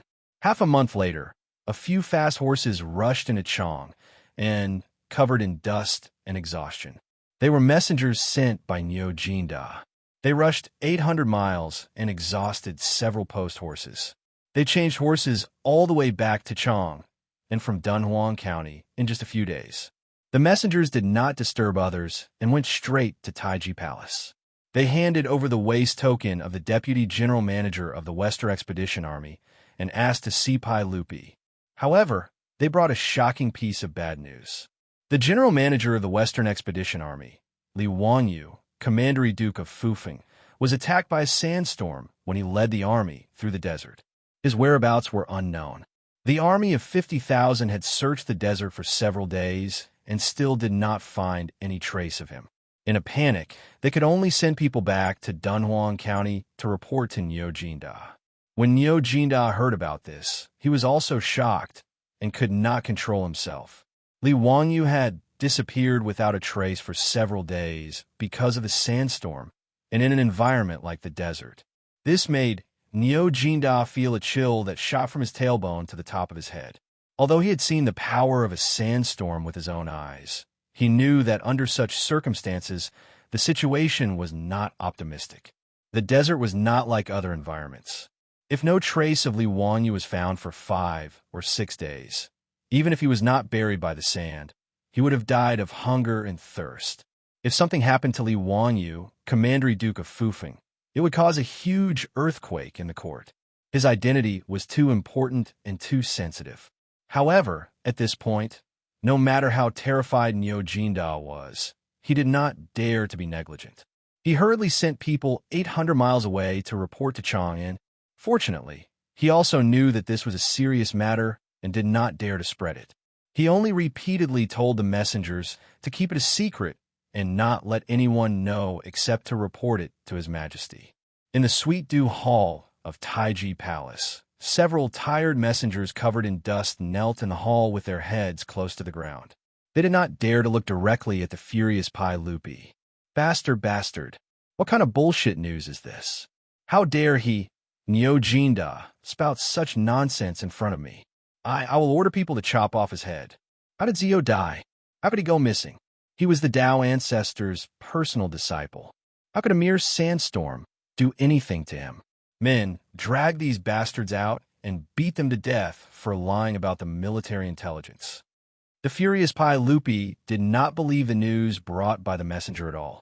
He immediately ordered his men to drag them out and beat them to death. Mita, who was serving beside Li Er, was also extremely shocked, but he still had some rationality and immediately advised, "Everyone, let's invite Minister Fong and the others into the palace to discuss." The County Duke of Langyi probably wouldn't. Shut up. Even you want to deceive the emperor? How could Pai Lupi listen to these words at this moment? In a fit of rage, he reached out and slapped Mi Tuo. "Get out, all of you. Get out. I don't want to see you." Mi Tuo covered his face and did not dare to say anything. He hurriedly ordered the palace maids and the trembling messengers to leave the Sweet Dew Hall. He hesitated for a moment, then stretched out his hand to summon a few eunuchs, asking them to immediately invite Fong, Xianling, Zhongsun Wuji, Gao Shilian, and the others into the palace. He also ordered people to arrange for the few messengers who were still in a state of panic to rest. If Li Wanyu really died in the desert, Chang and city would really be in chaos. Looking at the palace maids hurriedly leaving, Mi Tuo could not help but sigh. After Fong, Xianling, and the others entered the palace, they still did not know what had happened. After Mi Tuo whispered what had happened, the three leaders of the imperial court all trembled. "Mi Tuo, is this true? How could this be possible? Zio had 50,000 soldiers to protect him. How could this happen?" Fong Xianling was so agitated that even his beard was trembling. Mi Tuo heaved a long sigh as well. According to County Duke Langyi's message, the army had set up camp in an oasis in the desert that day. County Duke Fufeng was in a good mood, so he rode His Majesty's horse, Sasha Luzi, to walk it. However, a sandstorm suddenly came without warning. Before Commander Duke Fufeng could return to the camp, he was swallowed by the sandstorm and disappeared. The 50,000 soldiers have been camping in the oasis and searching for Commander Duke Fufeng. However, after searching for 5 or 6 days, they still could not find him. "I'm afraid that Commander Duke Fufeng." He did not finish his words, but everyone immediately understood what he meant. Everything pointed to disaster. Gao Shilian was also shocked. How could this happen? What is His Majesty's attitude now? Mi Tuo smiled bitterly. His Majesty does not want to believe this and is furious. Just now, he almost ordered the messengers to be beaten to death. "I took the initiative to invite the 3 ministers here so that you can comfort His Majesty. After all of you know the relationship between His Majesty and Commander Duke Fufeng." Sigh. 2 days ago, I heard His Majesty saying that when Commander Duke Fufeng wins and returns to the court, he will let him marry Princess Royal. Zhongsun Wuji nodded. His Majesty and Zio have a deep relationship. This will be hard to accept. Minister Fong, Minister Gao, I think we should go and see His Majesty first. Fong Xianling and Gao Shilian looked at each other and nodded silently. They asked Mi Tuo to go into the hall and report. Mi Tuo left in a hurry. Fong Xianling and Gao Shilian looked at each other speechlessly. No one noticed that Zhongsun Wuji's eyes revealed a subtle smile. Not long later, Fong Xianling and the other 2 who were waiting outside the Sweet Dew Hall heard Pai Lupi's angry roar from inside the hall. "Let them go back. I will not see anyone." Mi Tuo, order the cavalry division to go to Dunhuang County and find out the truth. Find out who is behind this. Whoever dares to spread lies, I will not let them go easily. Fong Xianling smiled bitterly and turned to look at Gao Shilian and Zhongsun Wuji. He stepped forward and knocked on the door. "Your Majesty, please calm down. We know that Your Majesty is worried about Zio's safety. In my opinion, Zio is not an unlucky person. Moreover, he is the direct disciple of Dao Zhu. How could an accident happen to him? Perhaps Zio has already been rescued by Dao Zhu. However, I heard that a day in heaven is a year on earth. If Zio is summoned by Dao Zhu, I am afraid it will be difficult for him to return in time. Now that the 150,000 troops are leaderless, Your Majesty should make plans early." Fong Xianling was indeed the big shot who understood Pai Lupi the most. After he finished speaking, the Sweet Dew Hall suddenly became quiet. After a long while, Pai Lupi's voice came from inside the hall. "Mi Tuo, invite Minister Fong and the others in." Fong Xianling and the other 2 were led in the hall by Mi Tuo. After they greeted Pai Lupi, They noticed that the hall was in a mess. Obviously, when Pai Lupi was angry, he vented his anger on the furnishings in the hall. Fang Xianling pretended not to see this and bowed to Pai Lupi. Your Majesty, please take care of your body. Zio should be fine. Yuan Tiangang is good at reading faces. He is also familiar with Zio. Your Majesty, why don't you summon Yuan Tiangang and ask him about Zio's situation? Pai Lupi was overjoyed. Minister Fang is right. How could I forget about Yuan Tiangang? Mi Tuo immediately summoned Yuan Tiangang into the palace. Mi Tuo did not dare to delay. He ran out of the suite du hall and asked the servants to pass on the order. I need 30 chapters of water to cross the desert and 300 chapters of water to conquer the West. Waha, you are dumbfounded. How can I let you guess my thoughts? Chapter 1002. After the heavenly grand ritual, Yuan Tiangang was left by Pai Lupi in Chang, in city, and became Pai Lupi's think tank for consultation. Informed by the chamberlain that Pai Lupi summoned him, Yuan Tiangang didn't dare to delay and immediately went to Taiji Palace. When he heard that Li Wanyu was missing in the desert and his life was unknown, he was also shocked. Yuan Tiangang, tell me, how is Zio's life? Pai Lupi couldn't wait to ask. Fang Xianling, who was beside him, secretly winked at Yuan Tiangang when Pai Lupi didn't notice, indicating that he should say something nice and not let Pai Lupi worry too much. Fang Xuanling's previous words were just to comfort Pai Lupi. In Fang Xuanling's opinion, she also felt that Li Wangyu's life was unpredictable. Yuan Tiangang hesitated for a moment and replied, Your Majesty, I have indeed seen Commander Duke Fufeng's face. Judging from his face, Commander Duke Fufeng is a man of great fortune, and he doesn't look like he will die young. I'm absolutely sure about this. Pai Lupi was overjoyed. Yuan Tiangang, you mean that Zio is fine? Well, Yuan Tiangang couldn't guarantee Pai Lupi. Although he was good at reading faces, he was only a man, not a god. He didn't dare to say anything about Li Wangyu's current situation. Your Majesty, I dare not say anything about Commander Duke Fufeng's current situation. But in my opinion, Commander Duke Fufeng should be a good man, and he should be fine. Yuan Tiangang could only answer ambiguously. However, Li Er believed his words and nodded. That's right. I also think that Zio should be fine. This scoundrel brat might be the same as last time, using an excuse to slack off. Mi Tuo, you personally lead the cavalry department to Dunhuang Commandery and find out for me. If that scoundrel Ziyu is really slacking off and finds an excuse to run away again, then capture him and bring him back for us. If you can't find him this time, you don't have to go back to Chang'an City. Do you hear me? Mi Tuo groaned inwardly, but he could only obediently kneel down and accept the order.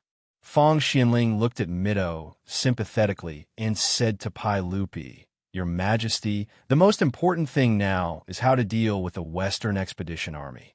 If Ziyu is not found in a short time, the 150,000 troops will be like a group of dragons without a leader.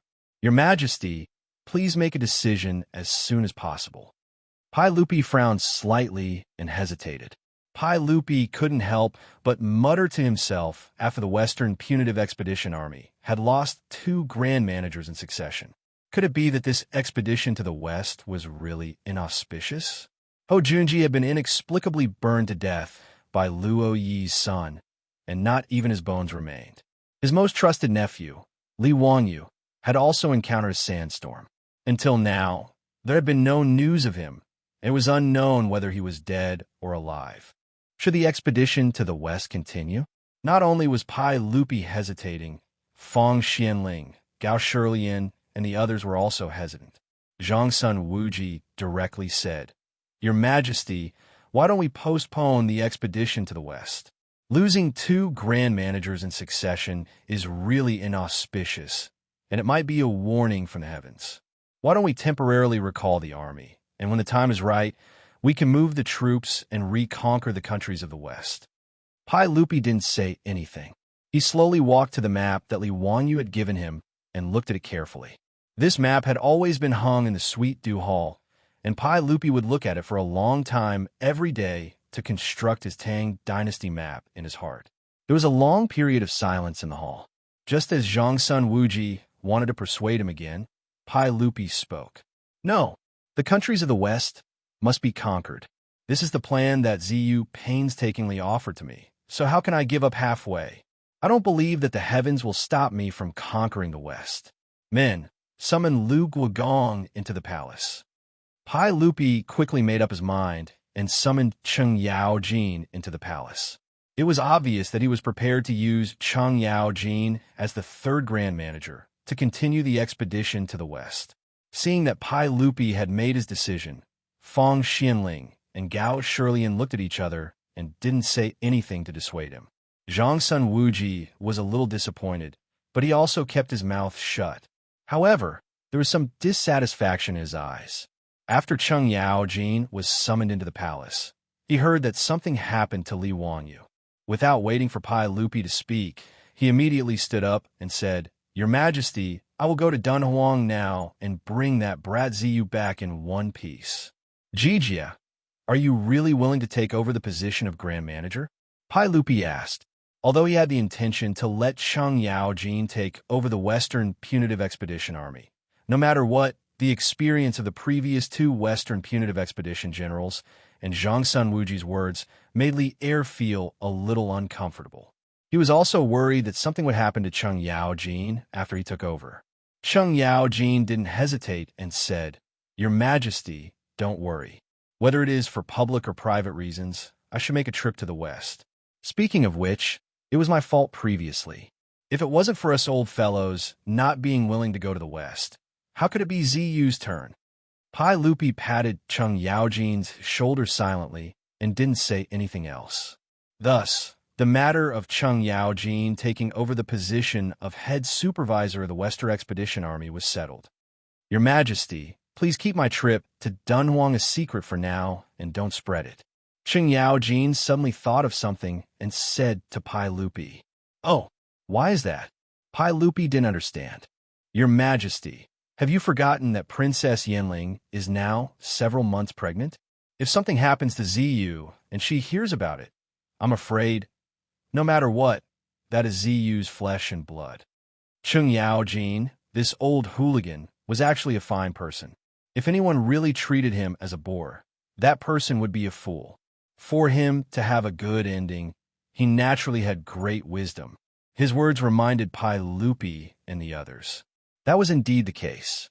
If something happened to Li Wanyu, the child in Su Chongqing's stomach would be Li Wanyu's bloodline. If Su Chongqing was too emotional and hurt the child in her stomach, that would be a huge sin. Pai Lupi, Fang Xianling, and the others exchanged glances and nodded their heads silently. Xianxia's words make sense. We have to hide this matter from Yanling. At least before Ziyu's Qilin's son is born, we can't let him know about this. Xianxia Wuji and the others nodded their heads in agreement. Everyone discussed the matter of the Western expedition before Cheng Yaojin left the palace and returned to his residence. He packed his bags and prepared a rush to Dunhuang Prefecture.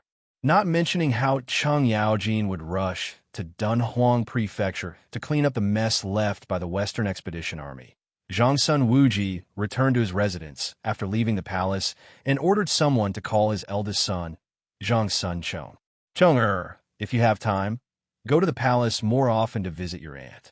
Also, get closer to Chang'e. Xianxia Chong didn't understand and asked, Father, why do you say so? It's natural for me to visit my aunt, but Chang'e has already been betrothed to Li Ziyu. Even if I'm her cousin, it's still inconvenient, right? Xianxia Wuji twirled his beard and smiled. That was then, and this is now. You just have to listen to me. Xianxia Chong asked, Father, did something happen?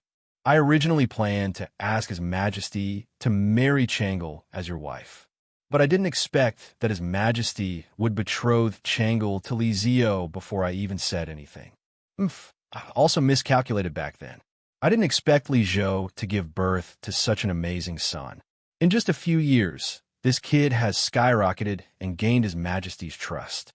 In the long run, I'm afraid our Zhongsun clan will really be suppressed by others. Fortunately, Li Ziyo is like his father, a short-lived ghost. Haha. Zhangsun Wuji couldn't help but twirl his beard and laugh. Zhangsun Chong was stunned and quickly asked, "Father, why you say so? Did something happen to Li Ziyo?" "Yes." Zhangsun Wuji nodded his head proudly. Obviously, he had already treated Li Wanyu as a dead man. Chapter 1003. Zhangsun Wuji had always been a person with strong ambitions. However, he also understood that he did not have the ability to shake Li Tang's empire. Therefore, Zhangsun Wuji had always been very careful in hiding his intentions in front of Pai Lupi. Pai Lupi indeed regarded Zhangsun Wuji highly. Zhangsun Wuji was ranked first among the 24 meritorious officials of the Lingyan Pavilion. In history, Pai Lupi had even married his eldest daughter, Princess Changle, to Zhangsun Wuji's eldest son, Zhangsun Chong.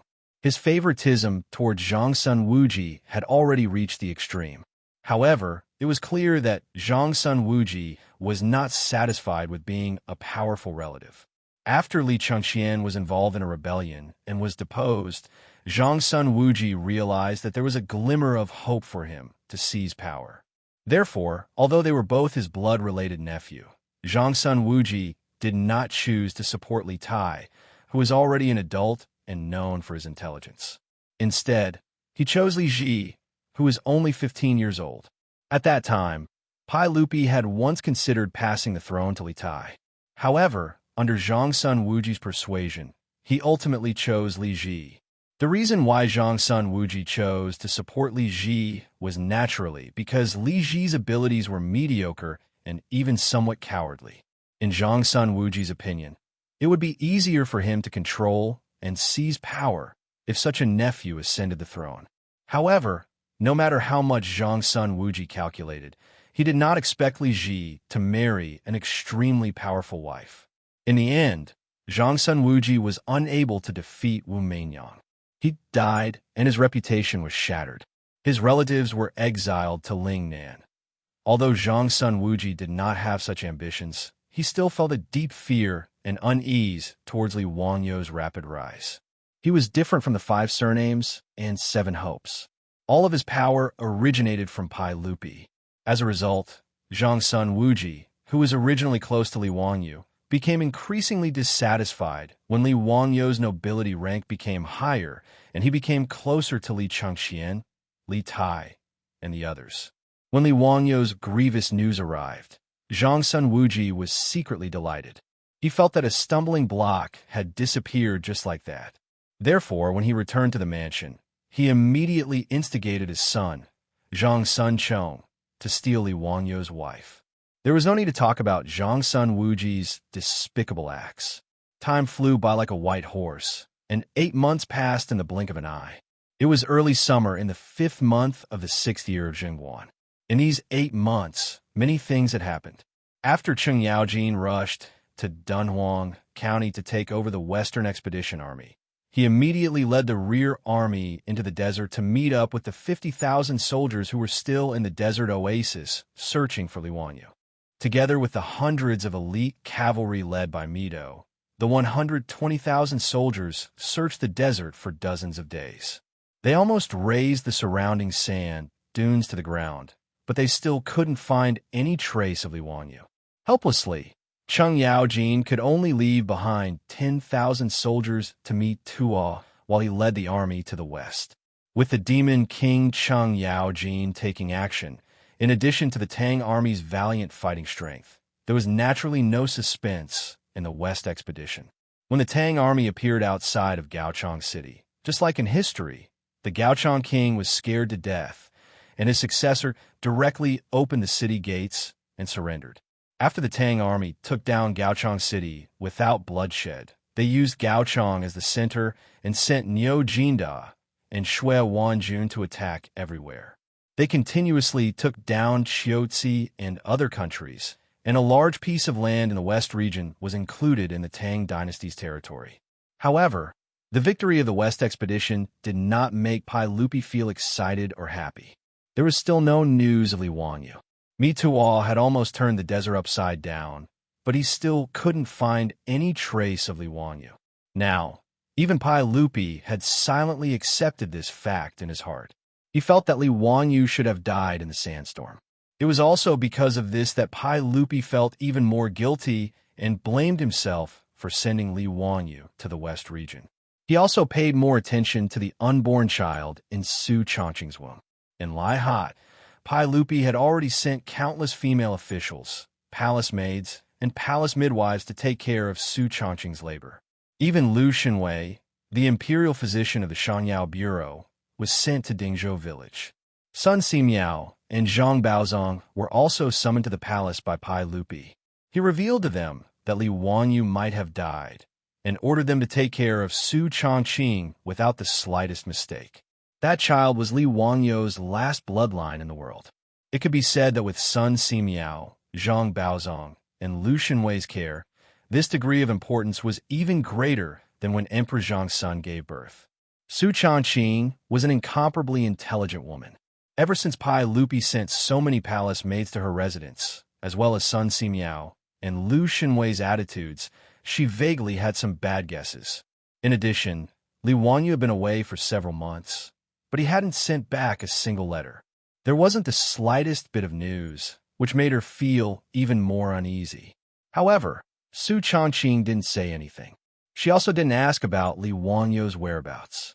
She only stood on the castle's balcony every day, gazing into the distance with a sorrowful expression. Today, Su Changqing once again came to the balcony. Her hands gently stroked her swollen belly as she softly muttered to herself, "Darling, your father might have returned to that world." He actually didn't bring Mommy and Darling. Next time you see Daddy, Darling, you must teach him a lesson from Mommy. Elder sister, why did you come out again? Old Immortal Son already said that Elder Sister will give birth in these 2 days. Why are you still running around? What if the injured person has a child? Aphrodite and Perrin's figures appeared behind Su Changqing as 2 beautiful figures appeared behind him. Su Changqing reluctantly revealed a smile. Don't worry, I'm fine. Old Immortal Son also said that appropriate exercise is good for the child. Elder sister Mrs. Lang Jun again, doesn't she? Perrin gently supported Su Changqing and pouted. Lang Jun is really too much. He's been in the Western regions for 8 months and didn't even send a letter back. He even said that he would definitely return within 8 months. Su Changqing reached out to stroke Perrin's hair and smiled. All right, don't blame him. Well, he might be entangled with something. Avro also held Su Changqing's arm and smiled. That's right. The Western regions is so far away from Chang. It took me an entire year to come to Chang, and with a caravan. Perrin, don't blame Lang Jun. Both of you are speaking up for Lang Jun. I can't argue with you. Perrin smiled and stuck out her tongue. Elder sister, let's go back. Su Changqing nodded and looked up at the Western regions again. Just as she was about to turn and leave, she suddenly clutched her belly and let out a soft cry. Avro and Perrin were startled. Elder sister, what's wrong? But the child kicked you again. A few drops of sweat rolled down Su Changqing's pretty face. She slowly shook her head. The amniotic fluid seems to have broken. Maybe the child is about to be born. These words shocked the 2 girls. After a long while, they let out a cry of surprise and hurriedly called for the palace maids. They carefully helped Su Changqing back to her room and ordered someone to immediately invite Sun Simiao and the others over. Sun Simiao and the others hurried over. After a round of diagnosis, the midwife in the palace also checked Su Changqing's body. Quick! Immediately report to the palace that Princess Yanling is about to give birth. The news was immediately sent back to Taiji Palace. Pai Lupi and Emperor Zhangxuan's imperial carriage, under the protection of a large group of imperial guards, quickly brought Chang'e, Li Chengxian, Li Tai, and the others to Dingzhou village Lai Hat. Is it a boy or a girl? Chapter 1004. The news that Su Changqing was about to give birth to a child soon spread throughout half of Chang'an, including Yu Shinan, Gao Shilian, and Fang Xianling, who were all Li Wangyu's close elders, Ma Zhou, Yin Libin, these Li Wangyu's disciples, as well as Yuqi Jingde. These dukes and big shots who had always been on good terms with Li Wanyu. They also quickly set out, spurring their horses to follow behind Li Heir's imperial carriages, rushing towards Dingzhou village. Li Wanyo's possible and death could be hidden from the people in Laihat, but it could not be hidden from the officials and generals in the court. Almost everyone knew that the child who was about to be born today might be Li Wanyo's posthumous child and would inherit Li Wanyo's title in the future. When Pai Lupi and Empress Xianxia led everyone to Laihat, Su Changqing had already been sent to the delivery room by the midwives. The palace maids kept sending towels, hot water, and other utensils into the delivery room. The old butler Li Heng and Yo Yong were anxiously pacing back and forth outside. Seeing Pai Lupi and the others appear, Li Heng and Yo Yong were about to go forward and greet Pai Lupi, but Pai Lupi waved his hand and said, "Don't be so formal. Li Heng, how is Yanling now?" "Your Majesty, old immortal son and Lu Fengyu have already diagnosed that the wife's body is fine and should be able to give birth smoothly. The midwives in the palace are assisting the wife. In the Tang mansions, the mistress and the young lady were all called wife by the servants." This form of address made Li Wanyu feel like he was being taken advantage of. Empress Xianxia immediately said, "I'll go and see Changqing." Changle also pulled her mother's sleeve and said, "Mother, I also want to see sister." When Changle first met Li Wanyu, she was only a 7 or 8-year-old little girl. Now, 5 or 6 years had passed, and the little girl had grown into a young and beautiful girl. Li Wanyu traveled to the Tang dynasty and had a good appearance. He was very handsome and was not inferior to those young men in the later world. In addition, he shamelessly copied a lot of works, which made him even more charming. Even if Li Wanyu was not the Duke of Fufeng, he could still be called the national idol in the Tang dynasty and was the dream lover of countless girls. Changle was at the age of love. How could she not be attracted to Li Wanyu? As a result, her feelings for Li Wanyu had long changed from respect and worship to love and longing. She also avoided seeing Li Wanyu, her teacher and Changle's side, till he wifes to be a wife. The little girl became shy and avoided to be a teacher. But in Changle's heart, she had already regarded Li Wanyu as her future husband. Back then, Li Wanyu had refused the marriage and even went as far as to be punished by Li Er. He had gone to Huayin County to become the county magistrate. This had made Changle depressed for a long time. She often hid in the palace and cried secretly. This was also the reason why Pai Lupi was so angry with Li Wanyu. His precious little cotton-padded jacket was actually crying because of this bastard Li Wanyu. He really deserved to die. Pai Lupi was an emperor, but first of all, he was a father. His good cabbage was despised by a pig. It was really annoying. Fortunately, in order to marry Su Changqing, Li Wanyu finally agreed to marry Changle, which satisfied Pai Lupi a lot. Changle was looking forward to Li Wanyu's grand wedding and joining the Laihat after he returned victorious from the western regions. Therefore, Changle had already changed her way of addressing Su Changqing as sister. She had already regarded herself as a member of the Laihat. But who would have thought that the heavens didn't fulfill people's wishes? Li Wanyu actually died in the desert. This made Pai Lupi feel sad. He also felt that he couldn't face his eldest daughter. Pai Lupi and Empress Xianxia still didn't know about Li Wanyu's accident from Changle. They didn't know how to tell her this cruel truth. Changle's words made Empress Xianxia hesitate for a moment, but she still nodded and agreed. She took her daughter's hand and went to the delivery room. In the delivery room, Su Changqing had already turned pale because of the prenatal pain. Her forehead was full of bean-sized sweat. Her long hair was wet and scattered on her forehead. Seeing her like this, Changle hurriedly went up. She carefully took the warm towel from Perrin's hand and carefully wiped Su Changqing. "Sister, is it hard to give birth? Is it very painful? Just bear with it. I heard from my mother that it will be fine after the baby is born." Su Changqing reluctantly gave Changle a smile. "Changle, I'm fine." Changle slightly twisted the corner of her clothes. But Changle is a little afraid of pain. Will Changle be like this in the future? Without waiting for others to speak, Changle seemed to have made up her mind. "But if it's for my husband, Changle is not afraid of pain." Her words made Su Changqing and Empress Xiangxuan's faces turn dark at the same time. Neither of them spoke, nor were they in the mood to make fun of the little girl. Empress Xianxia hesitated for a moment. After comforting Su Changqing with a few words, she took Changle out of the delivery room. Her eldest daughter was still looking forward to the future. As a mother, she felt more and more uncomfortable and didn't know what to do. Empress Xianxia couldn't help thinking of what her brother said to her in the palace these days. Perhaps, for Changle's good, it was time to arrange a new marriage for her. Zhang Sunchong, as her nephew, seemed to be a good choice. While Empress Xianxia was thinking absent-mindedly, Su Changqing's painful cry came from the delivery room, interrupting her thoughts. Pai Lupi and others also became nervous at this time. In the Tang dynasty, women giving birth was really like breaking through the gates of hell, and they couldn't be careless. Even Sun Simiao, just in case, had prepared an operating room in Lai Hot early. If Su Changqing had a difficult birth, they might have to do another cesarean section. Ma Zhou, Yin Libin, and other disciples, as well as Li Heng, Niu Yong, and others, were so nervous that they almost held their breaths.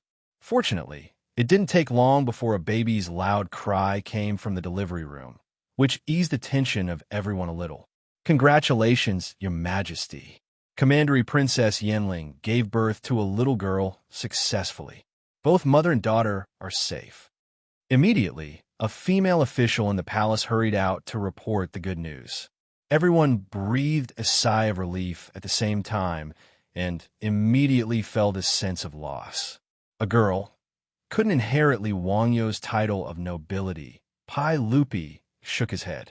When he was about to let the chamberlain read the decree, he heard a baby's cry again from the delivery room. 2 babies? Twins? Immediately, a female official rushed out again. "Congratulations, Your Majesty." Commandery Princess Yanling gave birth to another Prince Xiaolang. They are twins of a dragon and a phoenix. Both mother and child are safe. This news shocked everyone. Old butler Li Heng's knees went soft, and he knelt on the ground. "Li family ancestors bless us. Old master bless us. Lang Jun has a descendant. Lang Jun has a descendant." Ma Zhou and the rest of the disciples were overjoyed. Their master's lineage wouldn't be broken. This was almost the best news they had heard in 8 months. Good. Yanling has worked hard. Pass my decree. Commandery Princess Fufeng, Li Wanyu, has worked hard and made great contributions to the country. He should return to the imperial family. Pai Lupi was so happy that he didn't even bother to let the chamberlain read the decree. He directly announced it in front of everyone. When old butler Li Heng heard that his Lang Jun could return to the imperial family, he was so excited that he almost had a stroke. He immediately knelt down again and kowtowed to Pai Lupi 3 times and 9 times. "Old slave, thanks Your Majesty on behalf of Lang Jun." Before Li Heng could finish, Pai Lupi's next sentence almost made the old man faint. "Commandery Princess Fufeng, Li Wanyu, will be conferred the title of Prince of Qin. His eldest son will be conferred the title of Commandery Prince of Fufeng, and his eldest daughter will be conferred the title of Commandery Princess of Fufeng." Once this was said, everyone was shocked. What a genius! Not only did he guess that they are twins, but he also guessed that they are siblings. Amazing!